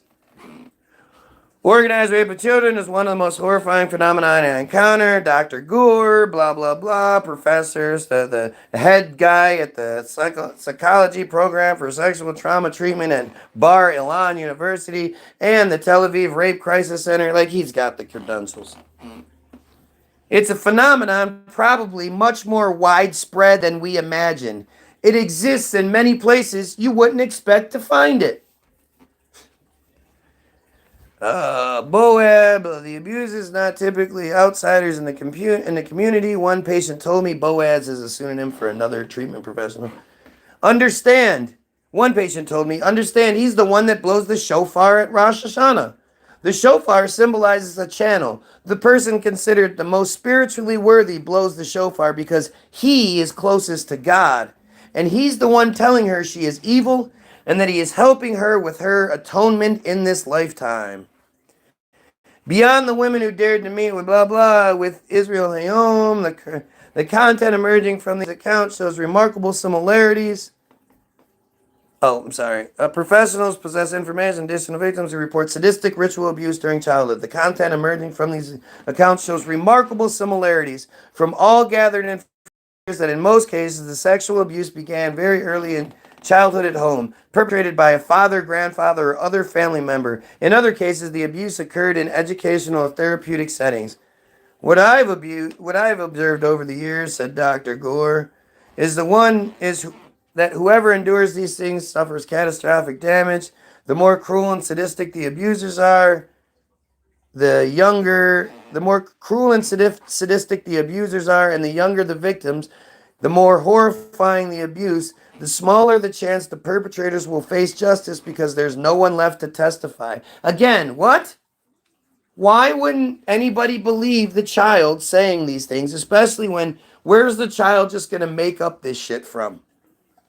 And then they were doing this and they were doing that. What child has that base to begin with? The abusers so thoroughly destroy the victim's soul that it becomes a crime without witness, which, of course, serves a society that continues to abuse or maintain these rituals. Society. This guy's a nobody. He thinks we should protect Jewish children. What a jerk. Oh, here we go. Now the shit's gonna fuck all up. Click that. Try to click again. All right, let's see. Dr. Joanna Silberg, international expert, blah, blah, blah. Treatment of 70 children who fell victim to organized abuse in Israel over 5 years. 70 children over 5 years. That's one child per month. She describes severe symptoms the children suffered due to multiple forms of abuse, physical, sexual, emotional, and spiritual.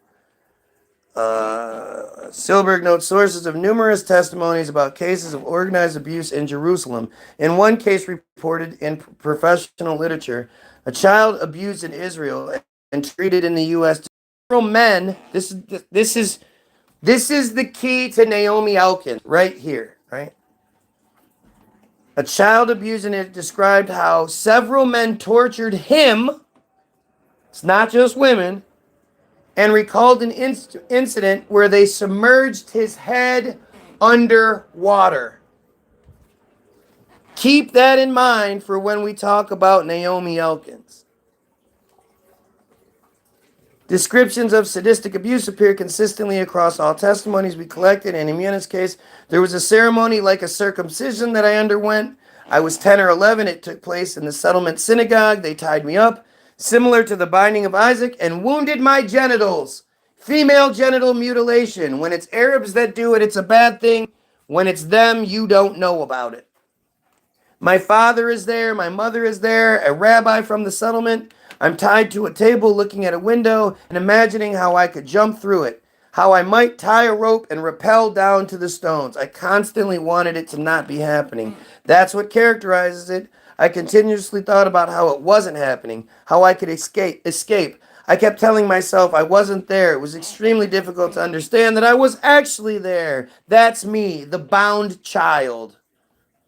Organized sexual abuse occurs, as noted, throughout the world. That's number 3. Researcher Michael Sattler defines it as a conspiracy of several attackers to abuse several victims. No shit.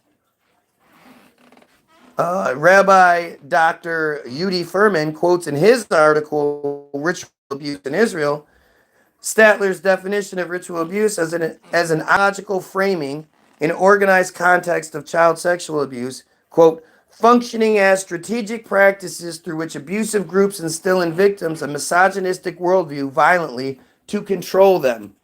Does this explain why you can have a whole bunch of people that live off of genocide while pretending that they're the victims?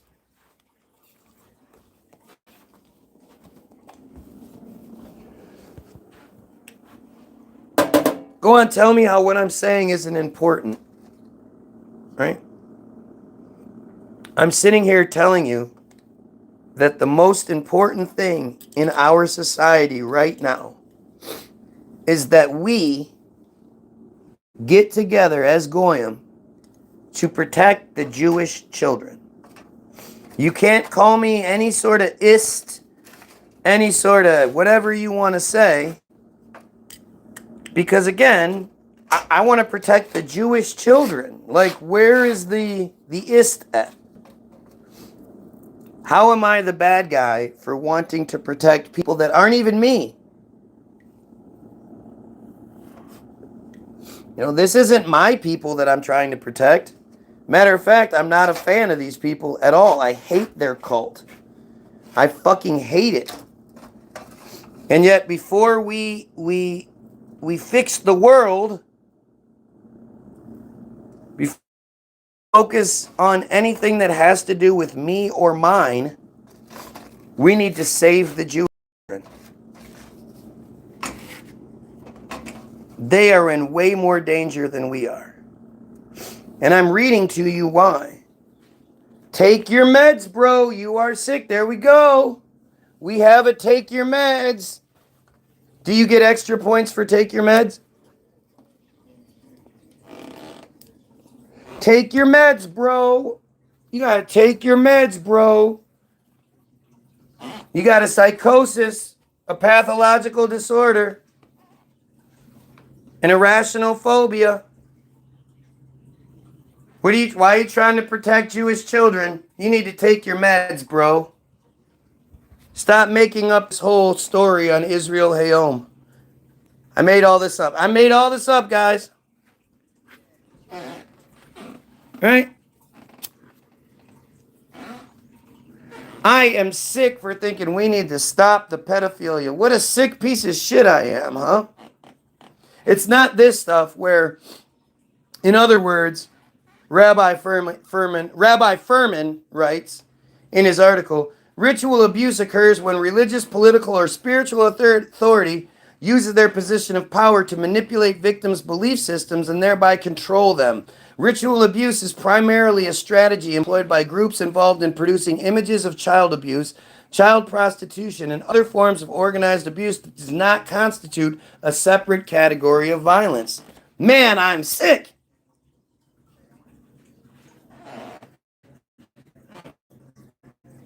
I'm so sick, I keep Kyle controls Hollywood. I need to take my meds, right?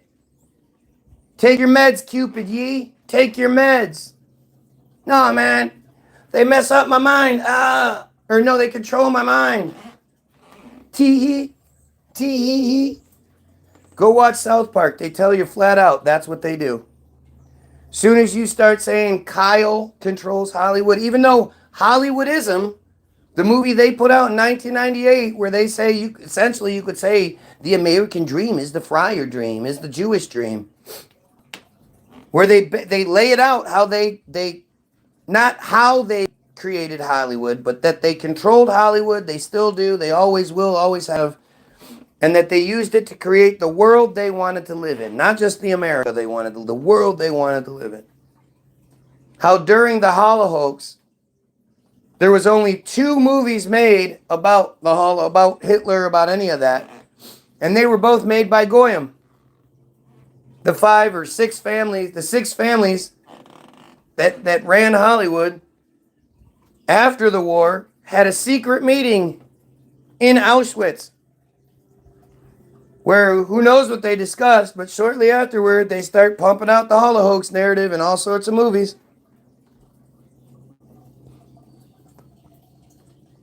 We got to get our Anne Frank story, don't we?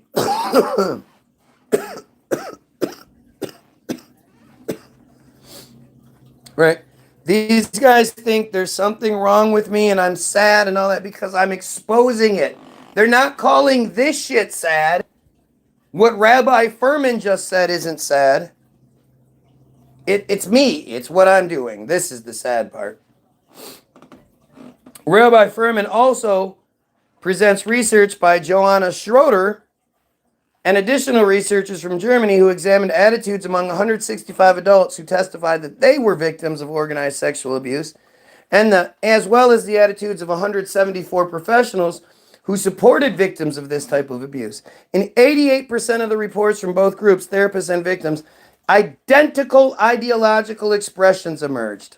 Identical.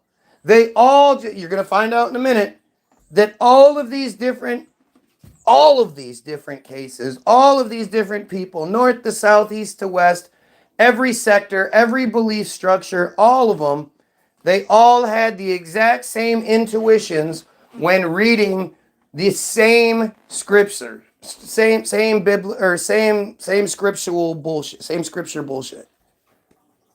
How did they all misinterpret the exact same thing from the exact same passages? Doesn't that seem like they're not misinterpreting it?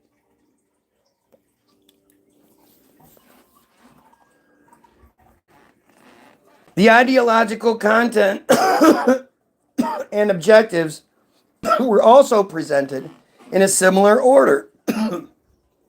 Justification of violence, justification of sexual exploitation, and maintaining power and control, followed by maintaining group commitment and ensuring redemption. Sounds like I'm just making up a conspiracy theory. The researchers concluded that ideologies are primarily means to justify organized sexual violence. Rabbi Froman, this is a different rabbi, said. However, in his article, here we go. Here we go. We're going to start jumping. Yep, there we go. Boom. All right. In his article, Froman argues that some reports in Israel suggest ideology wasn't merely a means to justify organized sexual violence, but formed the foundation of it. What? Guy Williams, you conspiracy theorist, you. Stop hating people for raping children. What's wrong with you? They're just doing what they're supposed to do. This is what happened to me, so I did it to other children. What's wrong? Again, if they weren't guilty, they would absolutely be on board to eliminate this shit, to expose and eliminate this shit. But because they know they partook in all of this disgusting shit, they know that they're the ones that'll have to pay the price just as well as everyone else. And because they're such selfish cowards that they won't say, you know what? I did the wrong thing. I need to pay the price just like everybody else. So whatever happens to me, but I'm going to tell the truth. They're not going to do that. I'm not going to jail. What are you, crazy? I'm not going to prison. I'm not going to be killed if Guy Williams gets his way. What are you, crazy? Fucking gross, man. They're gross. Furman references, for example, the Nahal case, which is just one of many similar cases, most occurring in ultra-Orthodox neighborhoods, most occurring in Sirius's neighborhood. For instance, a private ultra-Orthodox court writes that ritual sexual abuse is cruel and frequent, accompanied by traumatic, accusatory, and confusing ceremonies. The abuse is carried out by large criminal organizations and or cults and or secret organizations with financial investment and recruitment of assisting personnel. The abuse carries for its perpetrators substantial financial profits, such as satisfaction of deviant urges, commerce and child exploitation material, threats and extortion, and more. Rabbi, it actually says CP on here. I refuse to call it CP. Porn is a willing exchange between adults, and it is what it is, but it's not awful. This is not a willing exchange between adults. This is child exploitation materials, and it always will be.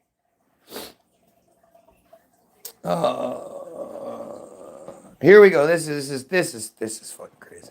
According to Furman, the court document describes the practice of organized abuse, quote, from preparing the scene through recruiting collaborators from educational institutions. And, here we go. This is where it's going to get real bad. All right, hang on.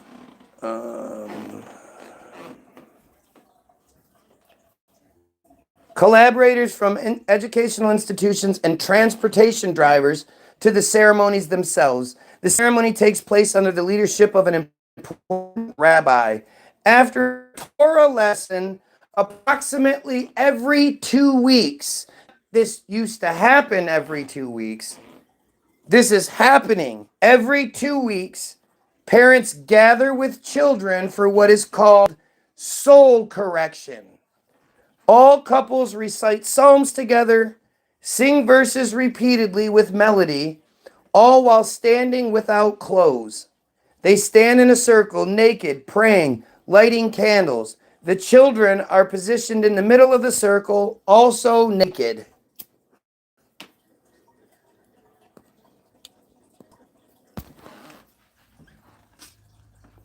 Every 2 weeks, this is happening in places like Lakewood, New Jersey. Places like Curious Joel. Places like Huntington Woods. In the document intended for parents, educators, and rabbis, the ultra-Orthodox court mitzvot in Jerusalem details numerous methods and actions taken by abusers, aiming to warn and raise awareness of the spreading phenomenon and to protect children. Among other things, the document states that to shield themselves from exposure, abusers deliberately act in extreme ways contrary to logic, so that even if the children tell, they will sound completely delusional. That's not a thing. No child tells you they were abused and you say, that sounds completely delusional. It doesn't matter how bad the abuse is. So imagine your fucking victim reading this shit and you're thinking, wow, it's kind of been weird so far. But then you get to that fucking line where the doctor, the rabbi doctor, is saying that even if you tell, you'll sound delusional. That's what people will think. Who the fuck would think that way? What normal, non-pedophile piece of shit would think? Like if you go to prison and you're surrounded by liars, cheats, thieves, murderers, the worst of the worst people, they still have a code. They still say, you know, if you're a fucking chomo, like they'll form up, they'll click up, they'll do whatever when it's all of those other things. Chomos have to be put in a separate protected wing or else they get fucked up. They get killed, tortured and killed. Because even the worst of us have a moral fucking obligation to protect children. And yet these motherfuckers, these doctors, the good guys are saying so that even if the children tell, they will sound completely delusional. The same kind of dumb shit they say on my feed. That's delusional. You're a schizophrenic. That's schizophrenia. Take your meds. Take your meds. Can you imagine how many of these children were put on meds? Take your meds. Again, notice all these actual friars in the comment section chastising me for reading an Israel Hayom article. I am reading an article from Israel's #1 free daily paper. It's distributed daily all throughout Israel for free. And I'm the bad guy because I'm reading this article. Which, again, this is where Joe is admitting that he is also a pedophile. If he wasn't a pedophile, he would do the normal thing, which is you know, demonstrably chastise this bullshit. It wouldn't even be a question. There's nobody that you would, you know, that you bring this up to and you go, gee, I wonder how they feel about it. The answer is always 100%. You kill these fucking people. Anyone that partakes in these fucking rituals or does anything that involves hurting children, but especially sexually hurting children. Anyone that partakes in that shit, I don't care what, you know, if it happened to you especially, you know that it never made sense. Even though you were told you're the chosen, this, that, and the other, you know you didn't want to be. You know, when given the option of it's either you or your little brother, you were like, no, I'll take it. Not because you didn't want your little brother to get it. If you thought it was good in any sort of way, that wouldn't be the case. You'd share the love. These people are the worst, man. These people are the fucking worst. Go live there. Who should go live? I should go live in Israel or in one of these Friar community. Why? These people are gross, man. They need to be eliminated. They need to be eliminated. Like, stop falling for the genocide distraction. As horrible as the genocide is, it pales in comparison to the decades and generations of abusers that have been doing this, that create the genocidal narrative. You don't have people that support genocide that weren't MK Ultra abused into being people that support genocide.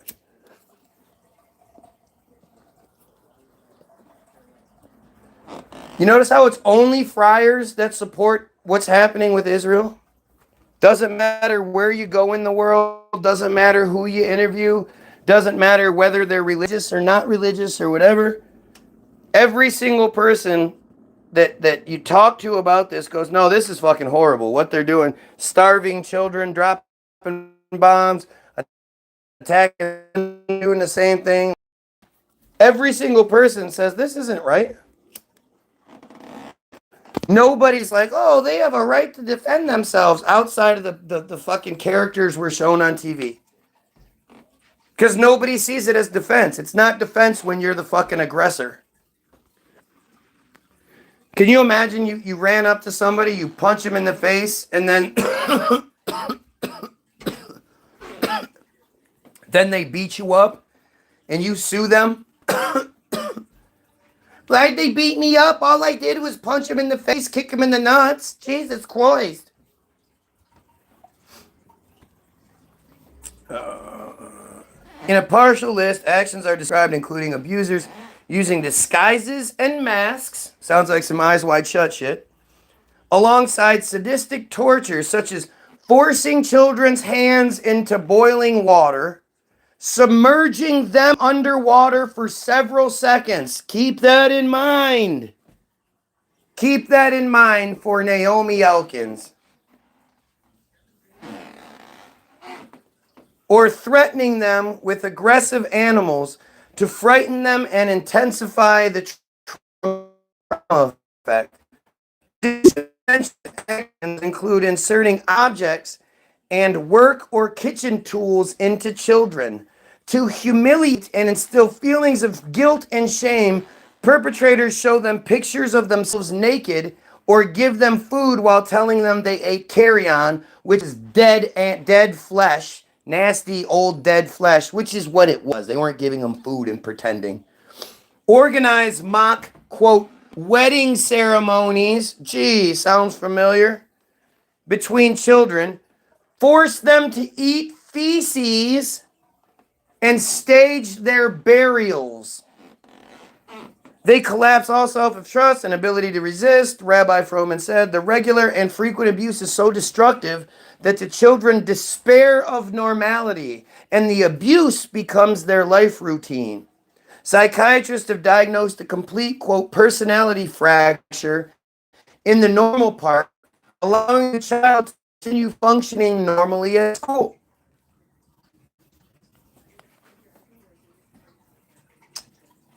Where did that fucking go? Okay. According to Dr. Silberg, in each group, individual participants may have their own motives, such as sexual deviations, bizarre ideological affiliations that include conducting ceremonies or economic enrichment, for example, through human trafficking for sexual exploitation, or producing images of child sex abuse. These motives are not necessarily shared by all members. Don't worry, not all of them share these motives. Don't worry. They just all stay quiet about it. Because nobody's talking about this shit. Dr. Silberg further notes that networks engaged in producing and distributing child sexual, again, she says CP, but it's child exploitation material. See, this is where you're like, why is the doctor saying CP? Including organized abuse, have been exposed worldwide. So that's four, that's the fourth mention. Despite the reoccurring, almost ideological skepticism, there have been several successful convictions of members of organized abuse networks worldwide. See, again, is she saying regarding their shit or just in general. Weird how she's sort of vague about it. Over the years, there have been multiple examples of cases where authorities successfully exposed and convicted members of such networks. Yeah, where? These are the youngest and most vulnerable victims in society, it is claimed. Live streaming platforms from home allow children to be exploited in front of a camera and videos of the acts to be broadcast worldwide without leaving traces. Do you really think that's what it is? Do you really think our system, our great, amazing, technologically superior system that provides the means to do this in the first place, can't trace where all those videos come from? They can track everyone that had COVID. Geez. They can't track where these videos come from? Really? The average fucking just friar abusing his child at home is smarter than our entire system? This is 200% a lie. Nothing can be 200. This is when people exaggerate, especially to stupid levels like that. Again, they don't know how to respond to this properly. A normal person hears all this shit and is horrified and just can't believe what's being said and, supports any sort of action taken against. These guys don't know how to do that because they're all guilty. They're guilty of both being victims, or they're not guilty of being a victim, but unfortunately they were victims, but they're guilty of creating more victims. And again, they know that if this gets exposed, they get exposed. It's really just like unfucking believable. That's a 200% lie. Nothing is 200%, you dumbass. I'm going to lower drug prices by 500%, 600%, 800%, 1100%, 1300%, 1600%, 1800%. Like he named off all these fucking percentages. Dude, you're going to be paying people out the ass to take drugs. That's how stupid these guys are. Oh, I'm just beat to shit here. I can't believe I'm going this line. I want to stop so bad, but it's so important to keep going. Can't just fucking walk away right now. On the other side of the screen, cyber investigation specialists recognize the high demand among consumers for the most horrific videos, including sadistic abuse of children. I just can't imagine. Again, friars. That's why they identify themselves so obviously on here with their pizza shits and their cheese and all their fucking pedo jokes. Because they know that after the fact, or even during, that they can reach out to each other. They can figure out who each other are and then send each other. This is a way for them to shop. Normally I would block them, but I want you guys to see what they do. But I'm also unwillingly or unfucking, despite my best efforts, I'm providing them a place for them to shop out in the open. It's fucking awful. It's a double-sided sword there. Double-sided dildo for them.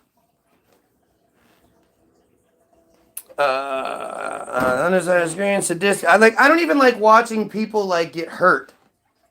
I don't like watching people fall on their bikes. I don't like watching fucking,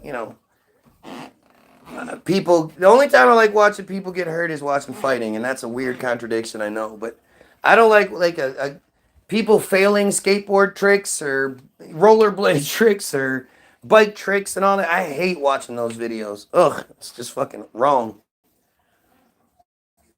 In conversations with Israel Hayom, Silberg emphasizes the extreme difficulty in tracking members of such organizations. Most activity occurs on the dark web. Sure, you can still track that shit. I hope in Israel, blah, blah, blah. Okay. I don't want to go to school. I don't want to.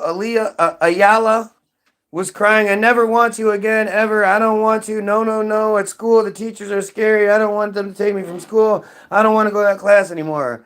Ayala's words blend with tears. In these very moments, she is pulled backwards with the memory attack.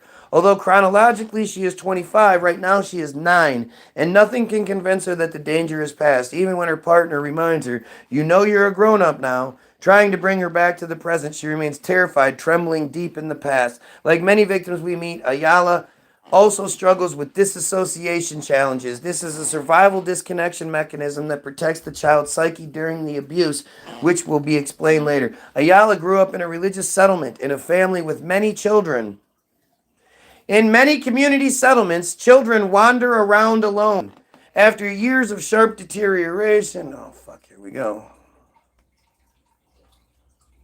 God damn it. It's just fucking going nuts here. Oh, this just describes how she fell off. She started self-harming, blah, blah, blah. The memories began surfacing in severe flashbacks.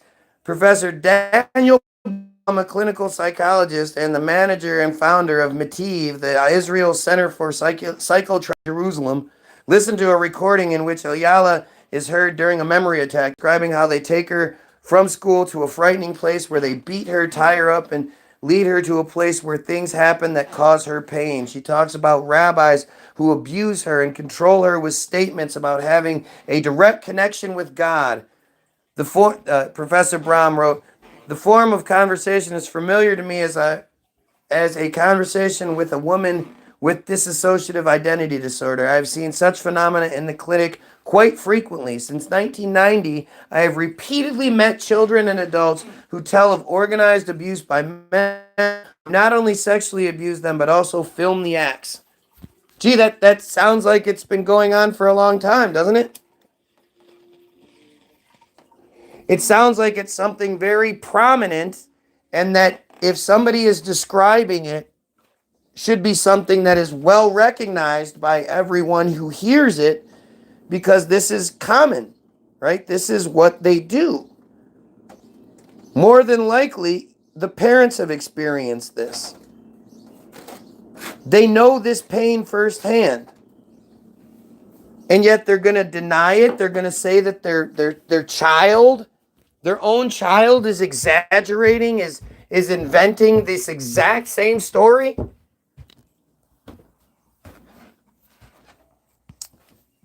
Some abuse occurred in a building and some in a forest, Ayala continues. Some in a cemetery and some in a synagogue. In all kinds of unusual places. In the building, you go downstairs and reach a very messy room with many tools, paint cans, and many boards. You know, like in New York, where they found that tunnel system that was buried underneath the synagogue, and the friars, you know, attacked the police, and it was all this big fucking. They tried to fill it in with cement when it was first discovered, but the police showed up. There was a bit of a riot. You remember that shit? They found a dirty mattress. The New York tunnels. Remember that shit? Bitch ass piece of shit Ari Shafir said that those tunnels were nothing. They were just, you don't know how difficult it is living in New York. There's not a lot of space. So they just, made some illegal tunnels underground where they stored things like a high chair and mattresses and stuff like that. Old stuff. No big deal. Or, he says, on days where it's not very nice outside and they want to do prayer, they just go down in the tunnels. You mean they bypass the building to go down in the tunnels? Like, what sense does that make, you fucking moron? You fucking fake atheist piece of shit, you. What the fuck are you talking about? Right? These are just disgusting people. This gets to be one of the saddest parts of this whole thing in a second. In the middle of the room is a bed, more like a wooden table. It seems there are more rooms there because there are incidents when I can clearly remember being in one room and hearing a child being abused in another room. And then I know what they'll do to me. Come on, dummy. Okay. I hear children screaming, crying. It's always a dark place. There are between 6 and 9 men there. They tie me to the bed by my hands and feet. stand in a circle and mutter prayers or blessings. And there's the rabbi who always leads the situation and tells everyone what to do, and everyone listens to him. There's a ceremony, each one of them rapes me. Sometimes the great rabbi arrives, and then he leads the ceremony. He speaks with God, and God tells him what to do. He puts one hand on my heart, one hand on my genitals, and it hurts when he talks to God.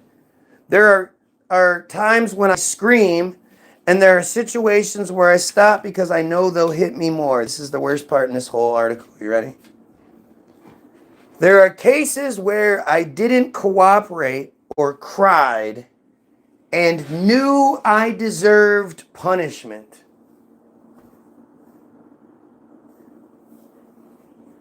Just how fucked up is that, man? I love this dumbass going, these are just opinions. These are just opinions. He's not going, holy shit, this is fucked up. How could anybody do this? Why is this a thing? Why aren't we coming together and doing something about it? This is just opinions. It's not an opinion. Like, you're a dumbass. This is not an opinion. An opinion is like, I think chocolate ice cream is better than vanilla ice cream. An opinion is not, I was raped in ceremonies multiple times, led by rabbis and all this. Like, that's not, these are detailed accusations that have been backed by multiple similar stories through all of the decades. This is nothing new.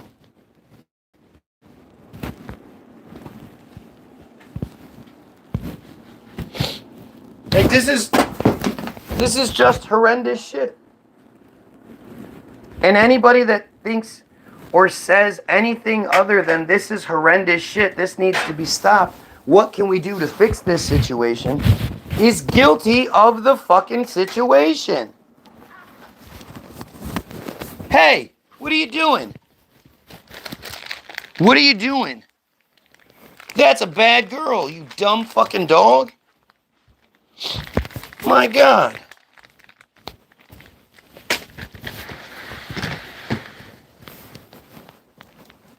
I'm gonna punch you in the face. It's a bad girl. That's a bad girl. What's wrong with you?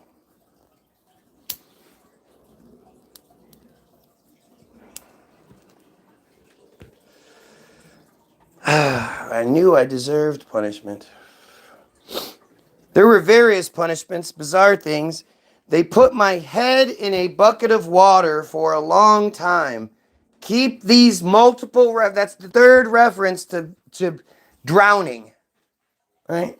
Mock drowning rituals and shit. Keep that in mind.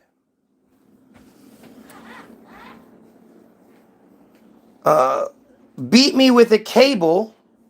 There's also a ritual bath and purification. That's the mikvah. They just don't say it, but that's the mikvah. Where they clean me thoroughly, inside and out, and then immerse in a water source and explain to me that I need to be pure. Again, they're just avoiding saying the mikvah, but that's what it is. That's what the immersion in the water source is. There was one time they took out a Torah scroll and opened it to the binding of Isaac. Yet another binding of Isaac reference. One of them read, and they simply did what they were reading to me. They tied me up, put a knife to my neck, and God said to lower the knife. Then there was rape. Interesting how all of these stories seem to end with this.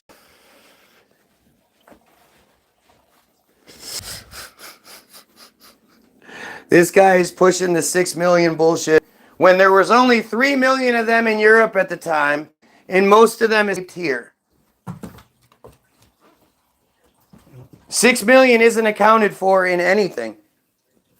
In any of the the World Census reports or the Red Cross, none of it. Nobody accounts for 6 million. It's just a number they made up, and a number they were pushing long before it actually happened. There are so many, there's a few different videos out there called 6 Million Lies, where they find old newspapers. They show you how the 6 million narrative was pushed. Stop it. They were always pushing that narrative. It's actually really fun. Where were we? There was an event in a cemetery, and I saw a place with stones that had many words written on them. They told me to enter a hole, and they covered me with sand. It's not clear to me how I remained alive. Noya was sexually abused by educational figures who cared for her in early childhood. Because they get sent off to yeshivas. That's how you can have 18 fucking kids, because you don't have 18 kids living at home. You send them off to these fucking, these homes, these kid homes. It's disgusting. These people, she says, invited additional men to the setting who participated in ritual abuse. Your Ben Gavirs show up. Your Randy Fines show up. The abusers acted with severe violence and used extreme and strong sensory stimuli, which helped her consciousness to split. Where do you think MK Ultra learned all these techniques from? Go figure, it always happens to be them who are the founders of this shit. I always had symptoms of PTSD, she says. I was hospitalized, had nightmares, eating disorders. I also had flashbacks of small fragments of moments from these, but I didn't understand their meaning. In dissociative attacks looked like epileptic seizures. When I would return home beaten and bruised from the abuse, for example, with a head injury or blood on my lips, I said I had a seizure on the stairs. Yeah, but your mom and dad knew what the fuck it was already. It's not like this is a new phenomenon. It's not like it didn't happen to them. That's why the Joe character and the Sirius character, that's why they're so adamant that I'm wrong or that these people are lying. They know, both of them know, they were victims, which would expose their families, their fathers, their mothers, probably their brothers and shit. And then it would expose how they also did the same shit to get their redemption at 15, 16 years old. They know that they'll get exposed as monsters. The problem being, too, if you say, oh, I was sort of convinced as a kid to do it so I could get my redemption, and as bad as that is, it's one thing. The fact that you continuously did it, you continuously do it to this day. You partake in soul correction rituals, standing naked in circles and shit. Especially Sirius, who admits to being an ultra-Orthodox. It's not just some of them doing it, it's all of them. No one asked too many questions, and at an older age, when the abuse ended, no consciously decided to forget. No one asked too many questions, even though they know it's such an incredible epidemic fucking phenomenon in their community. Everyone says it happens way more than people think. And I already, documented it as happening thousands of times. So imagine how often it's actually happening. Look at how distracted they are. Look at how they're just saying anything they can come up with to try to distract from what's being talked about, especially since they don't know how to respond properly. They don't know how to respond like a normal human being that would, oh my God, this is horrible. We need to fix this shit. They just keep saying shit that digs the hole even further. You're lying. These women are all lying. They're all the treatment professionals are all lying. Yep. I had a mantra that I repeatedly during those years. Noya fulfilled dreams and established her life until the difficult memories began to bombard her consciousness. Over the years and later also in therapy, figures were created during the abuse. When there's such massive and extreme abuse, the symptoms are most severe, especially disassociation, says Sylvia, a therapist from Central Israel who treats victims of complex post-traumatic stress disorder due to prolonged childhood abuse. She might know what she's talking about a little more than their stupidity, override their stupidity. Why does it suddenly say I've live for an hour and 22 minutes? Basically about an hour and 22 minutes longer than I would normally be live. Okay. This is a defense mechanism of the psyche that is expressed in disconnection at different levels. It can be disconnection from body sensations, from emotional, from thoughts, from memories. Disassociation allows the victim to get up the next morning and conduct life as usual. Go to school, play with friends, learn and build her personality despite the massive threat she is under. The mechanism is activated during the abuse as a response to an existential threat or unbearable pain, or as a result of the use of conscious altering substances by the abusers. Lies, all lies. Dr. Saget Bloom-Rosen-Sella, a clinical psychologist specializing in trauma therapy for sexual abuse, dissociative identity disorder, and autism, recognizes in her clinical cases dissociative connections in patients coping with DID, dissociative identity disorder. Today, we are discovering that DID is more common than previously thought.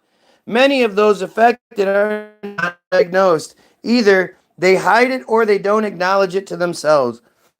Many of them are hospitalized and received incorrect diagnoses. Many psychiatrists are not familiar enough with the phenomenon, and it's important to understand that these can be patients who lead normal lives, work, study, raise children.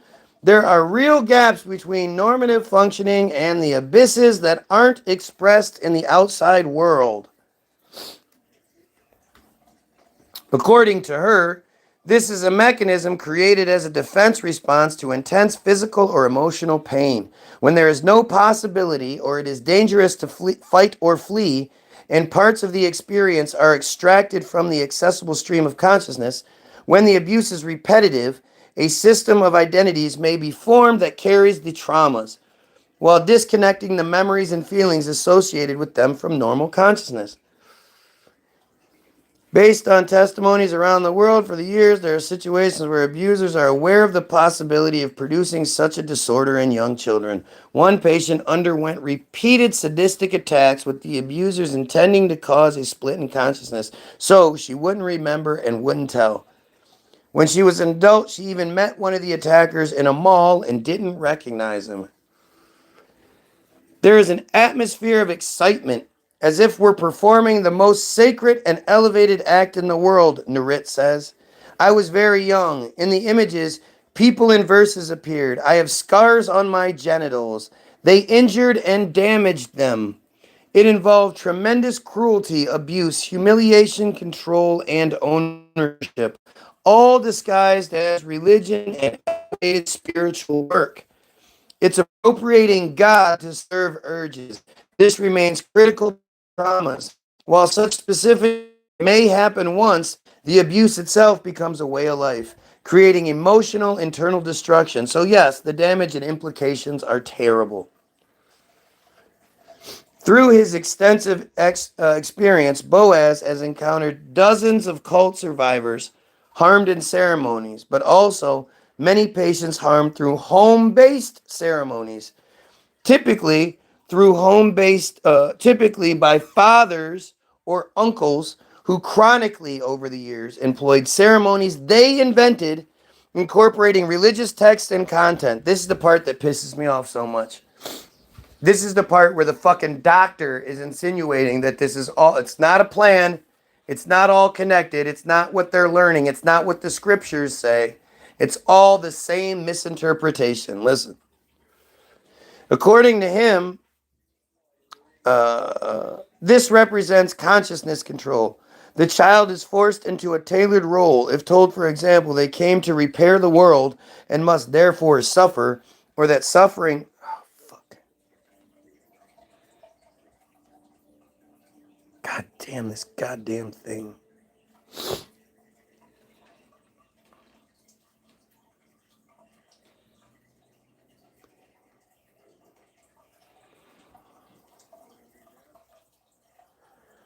Oh, Jesus Christ. Where the fuck is it?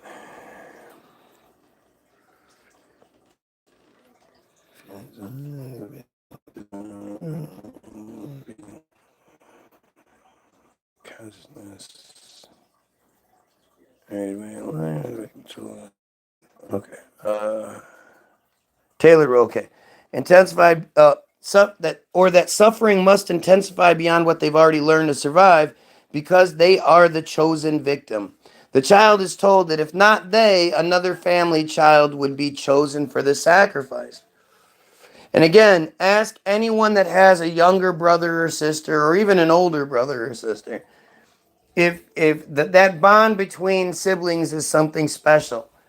And if given the opportunity, even if they say, I hate my sibling, if given the opportunity to protect them, especially from abuse, they would take it. My wife says she wouldn't even think about it. If it was her or her brother, she would have been, from a young age, she would have been, whatever you got to do to me, leave him alone. Ceremonies include invented prayers, mutterings, and songs with religious text. So they're just inventing the same songs, the same prayers. How are they inventing the same songs? I believe that through these mantras and mutterings, not only does the victim disassociate, but the abuser creates disassociation for himself, right? So he's not consciously aware of what he's doing, and he's just a piece of shit. He's also disassociating. Get the fuck out of here. Immediately afterward, he can attend the synagogue and blow the shofar.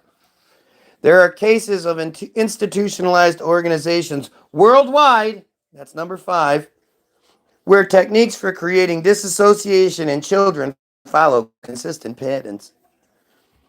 Here we go. I think the abusers I encountered through my patients were diabolically sophisticated, but in my opinion, they didn't learn these methods from some manual.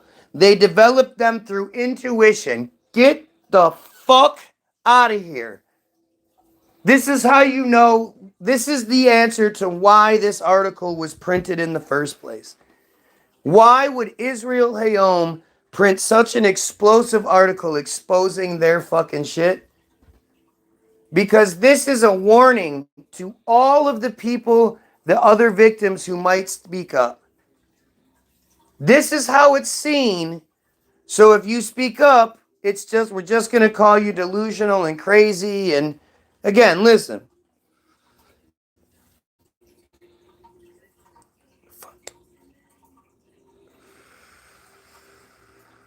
Okay. It's as if evil itself has intuition. In one case, a patient underwent massive abuse that caused physical injury, extreme humiliation, and contempt. Sounds like a lot of cases that's what happened.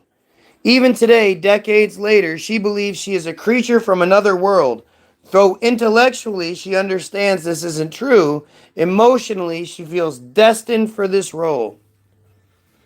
Consider how easy it is to tell a child they were born from the power of impurity and therefore must suffer. I don't know how easy that is. That sounds like a really difficult thing to do unless you do it from birth.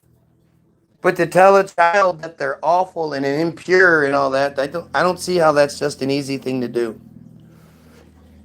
These mantras penetrate deeply, especially when the child is abused and brought to the brink of death. Certainly psychological death, but in several cases I encountered, part of the abuse involved nearly killing the victim before allowing them to survive.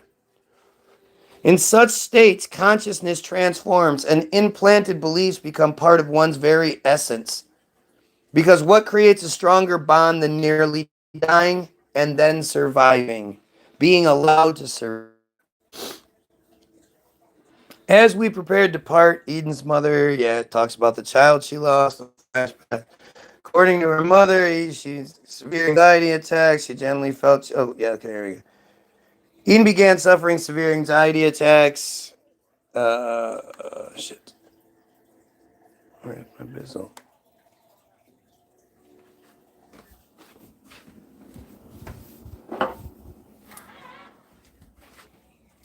And reached states classified as psychotic, though she was primarily expressing extreme terror while convinced the main perpetrator would murder her.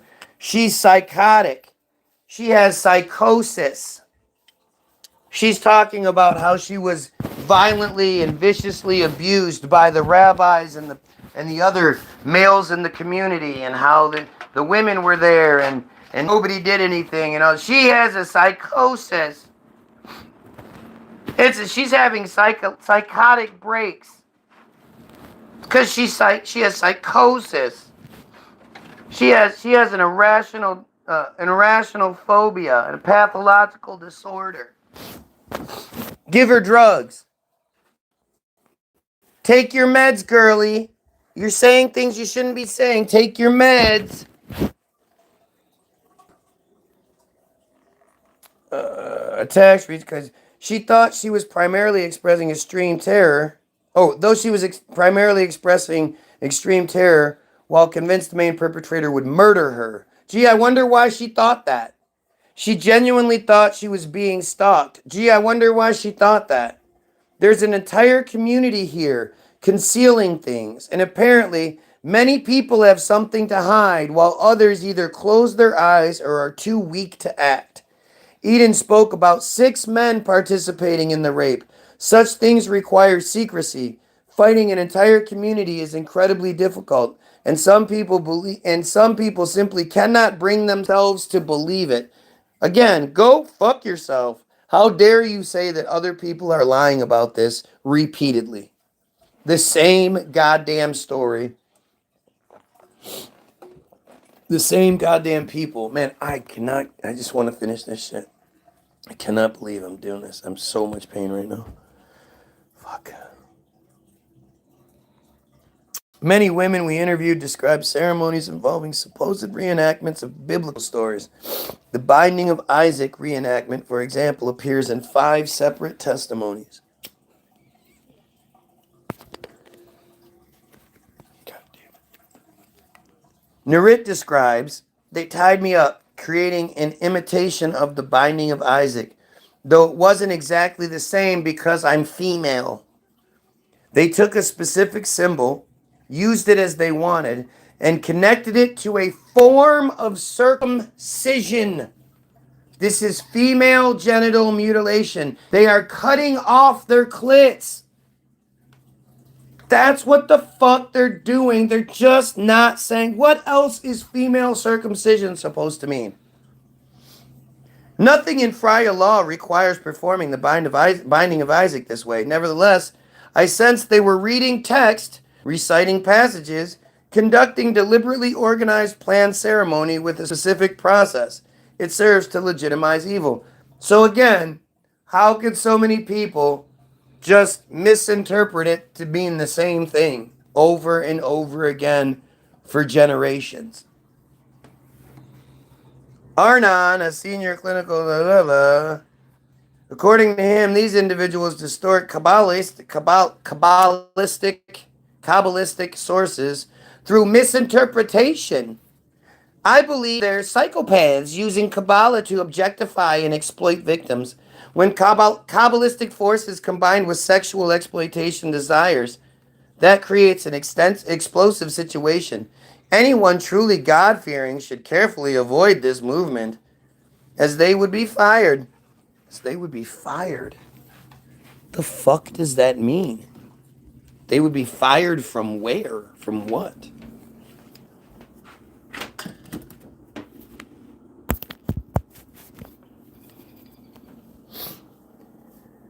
I'm certain Similar practices exist in secular context. Spiritual frameworks can be misappropriated to justify deviations from norms while demanding blind faith. You know what? If I had an organization, like rule number 1 would be no fucking with children at all whatsoever. If you do, you die.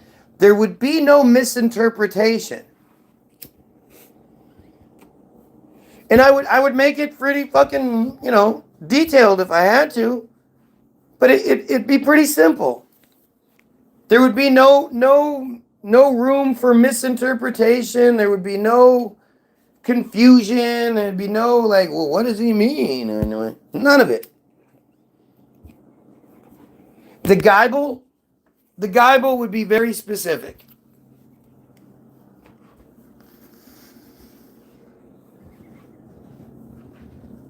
Spiritual frameworks can be misinterpreted, justified deviation while demanding blind faith. They deliberately choose synagogues confronting our most sacred spaces. They perform these acts wearing holy garments, pronouncing divine names, and exploiting the concept that certain individuals are permitted, even commanded, to behave contrary to normal expectations. How?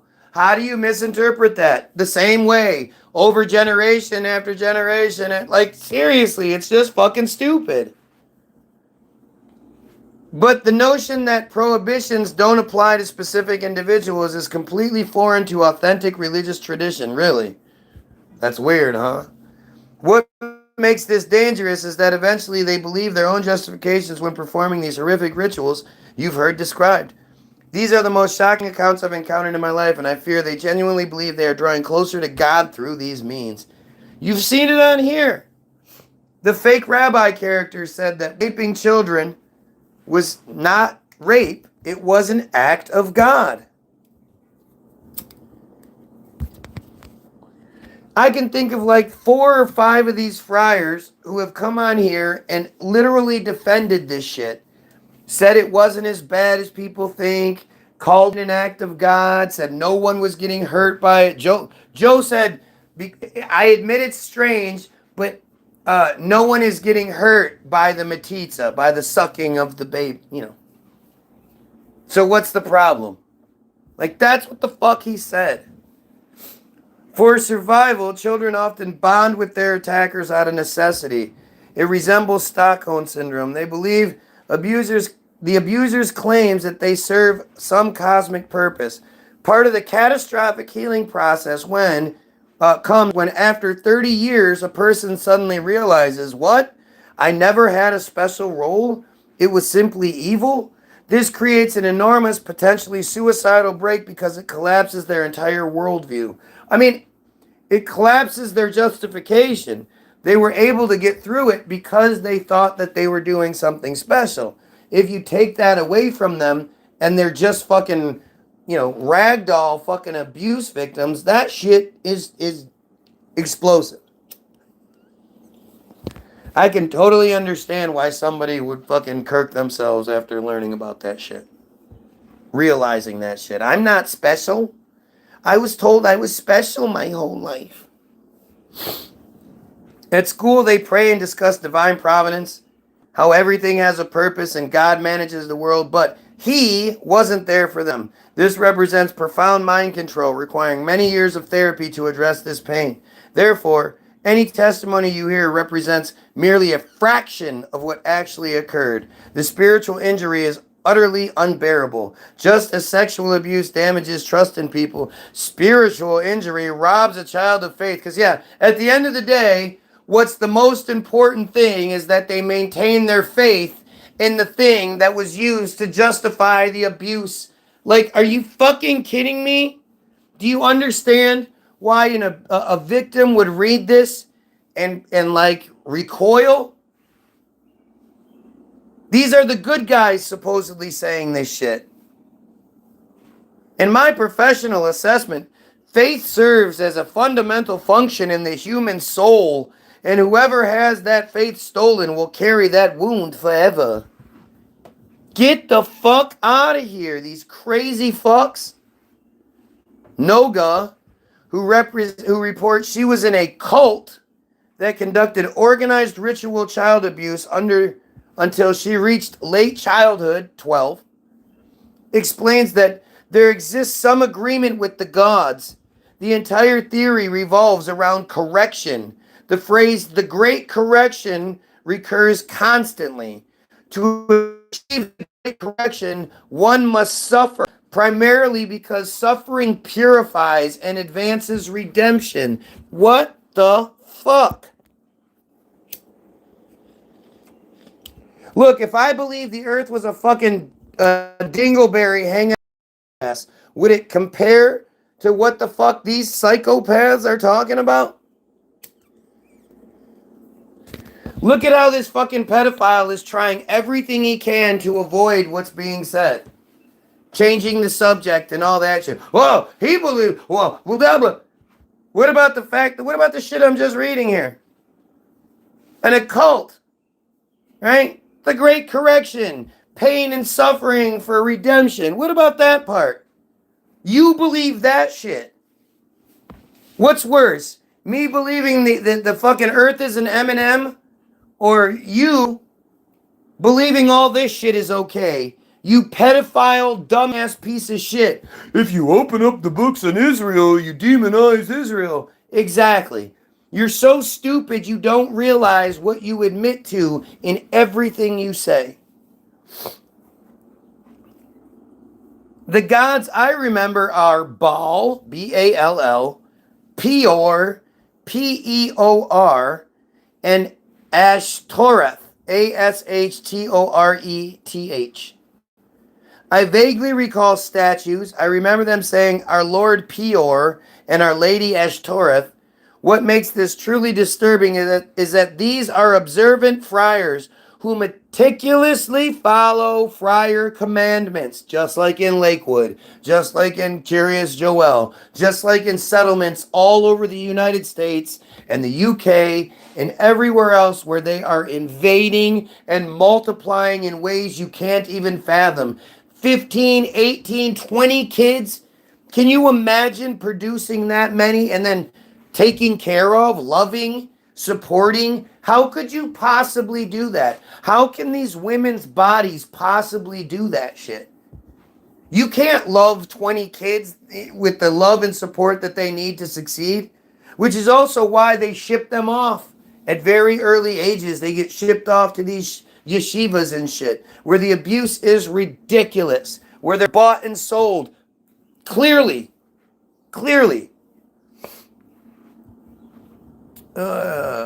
They genuinely, observant who meticulously follow friar commandments, minor and major alike, not as a performance. They genuinely adhere to Torah commandments, including according to Orthodox tradition. They express contempt for Reformed friars while simultaneously, in a parallel existence, practice literal idol worship. The funny thing is, again, like, do you honestly think do all of this shit, live by the sword, die by the sword kind of shit? But yet those couple of things that make Goyim upset, the sucking, the fucking, stop doing the rituals, stop doing the cutting and sucking, stop marrying the kids off. Do you really think they give a shit about what we have to say? No, they live by their fucking book. They die by their book. They're not eliminating certain things that are considered the most important things. Circumcision is the most important thing. The marriages and the dowries and this is all the most important shit to them. They're not stopping that shit because we don't like it. I had a connection to something I can't quite explain. I possessed both strong faith and innocent connection to God, which they exploited. For a child who is spiritually open and connected, it is easy to implant messages and create twisted distortions. Again, they all did the exact same twisting, huh? Messages stemming from deliberate confusion between fundamental values, between heaven and earth, darkness and light, good and evil. They claim to reach the root of existence through the most defiled, low places, supposedly elevating them to holiness. And through this concept, they create numerous distortions. They essentially blur boundaries between good and evil, between sexuality and love and family. Whatever can be mixed and intermingled, they do it. Their ceremonies include cross-gender dressing, like transvestites, extremely promiscuous sexuality involving men with children, men with women, and even within family units. Through our investigation, we encountered difficult... Fucking hey, come on.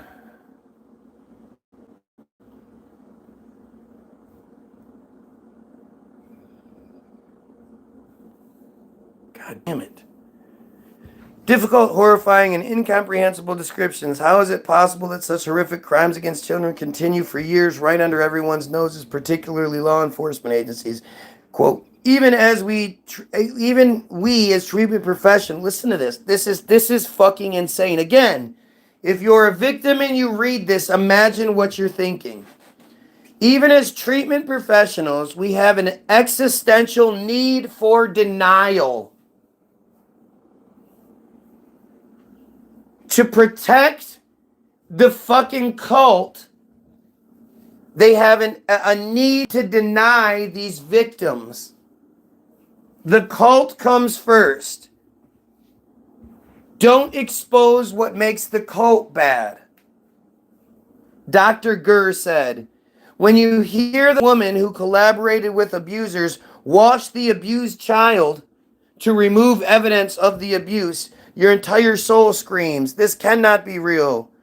Just as the child disassociates, knowing that remembering what happened would make continued existence impossible, we as witnesses must make a choice, consciously or unconsciously, whether we're willing to believe such horrifying things occur. How many fucking testimonies do you have to hear of the same shit with the same people from people who don't know each other over decades before you go, it's not really a choice. I believe this shit. This is what the good guy is saying. It undermines our very personal existence, creating a command of silence that operates not just externally, but at a deeply internal level. Get the fuck out of here. The doctor is saying his friarness outweighs his decency.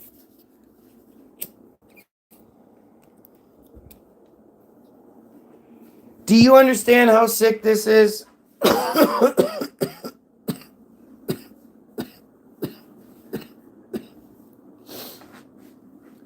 In religious terms, these represent the most serious offenses possible.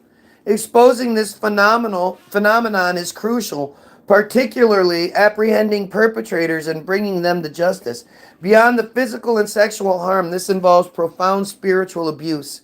Again, the most important thing is the cult, explained a religious figure familiar with the victim accounts who is deeply troubled by the information he's encountered in recent years. Again, how do you know about this over and over again and you're not saying what I'm saying? How are you not like, this is all bullshit? Obviously, this is all just pedophile cult bullshit. There's no God. No God is out here like, yeah, let's go, look at him go. Too bad that prayer jar hasn't been filled up yet, or I'd come down there and stop all this abuse firsthand. Just waiting for that prayer jar. What the fuck are we doing? God's chosen people of all people doing it too, right? This makes sense to you?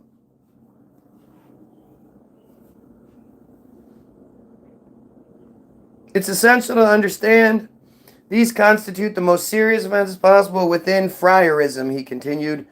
From a religious perspective, this is a desecration of God's name.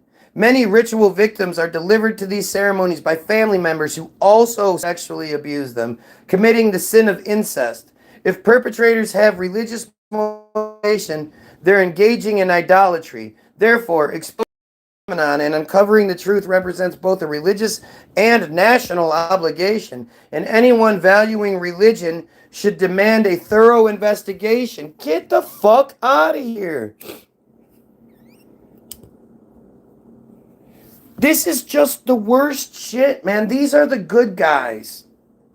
Alongside the defensive doubting mechanism that naturally arises when confronting the terror of death embedded in victims' bones, understanding the crushing rocks of silencing, and the satanic chains of threats that bound victims, denying without investigation becomes a privilege we cannot allow ourselves. God damn. The alleged crimes described in testimonies collected by Israel Helm never reached courtroom discussion or a thorough investigation. Though these serious offenses may lack specific legal formulation, existing legal frameworks, including human trafficking and rape statutes, obligate law enforcement authorities to investigate complaints about monstrous evils that defies description. Israel police stated, every complaint received undergoes thorough and professional examination, with investigators working as necessary to identify possible connections between similar cases, according to findings arising during investigation. The subject mentioned in your inquiry is familiar to police and under examination. Naturally, at this stage, we cannot elaborate any further.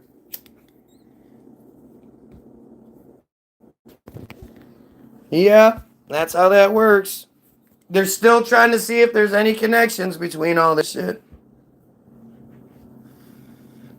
Dr. Nama Goldberg, CEO of Not Standing By, assisting women in the prostitution circle, stated, unfortunately, I've been hearing similar testimonies for many years describing identical patterns of abuse.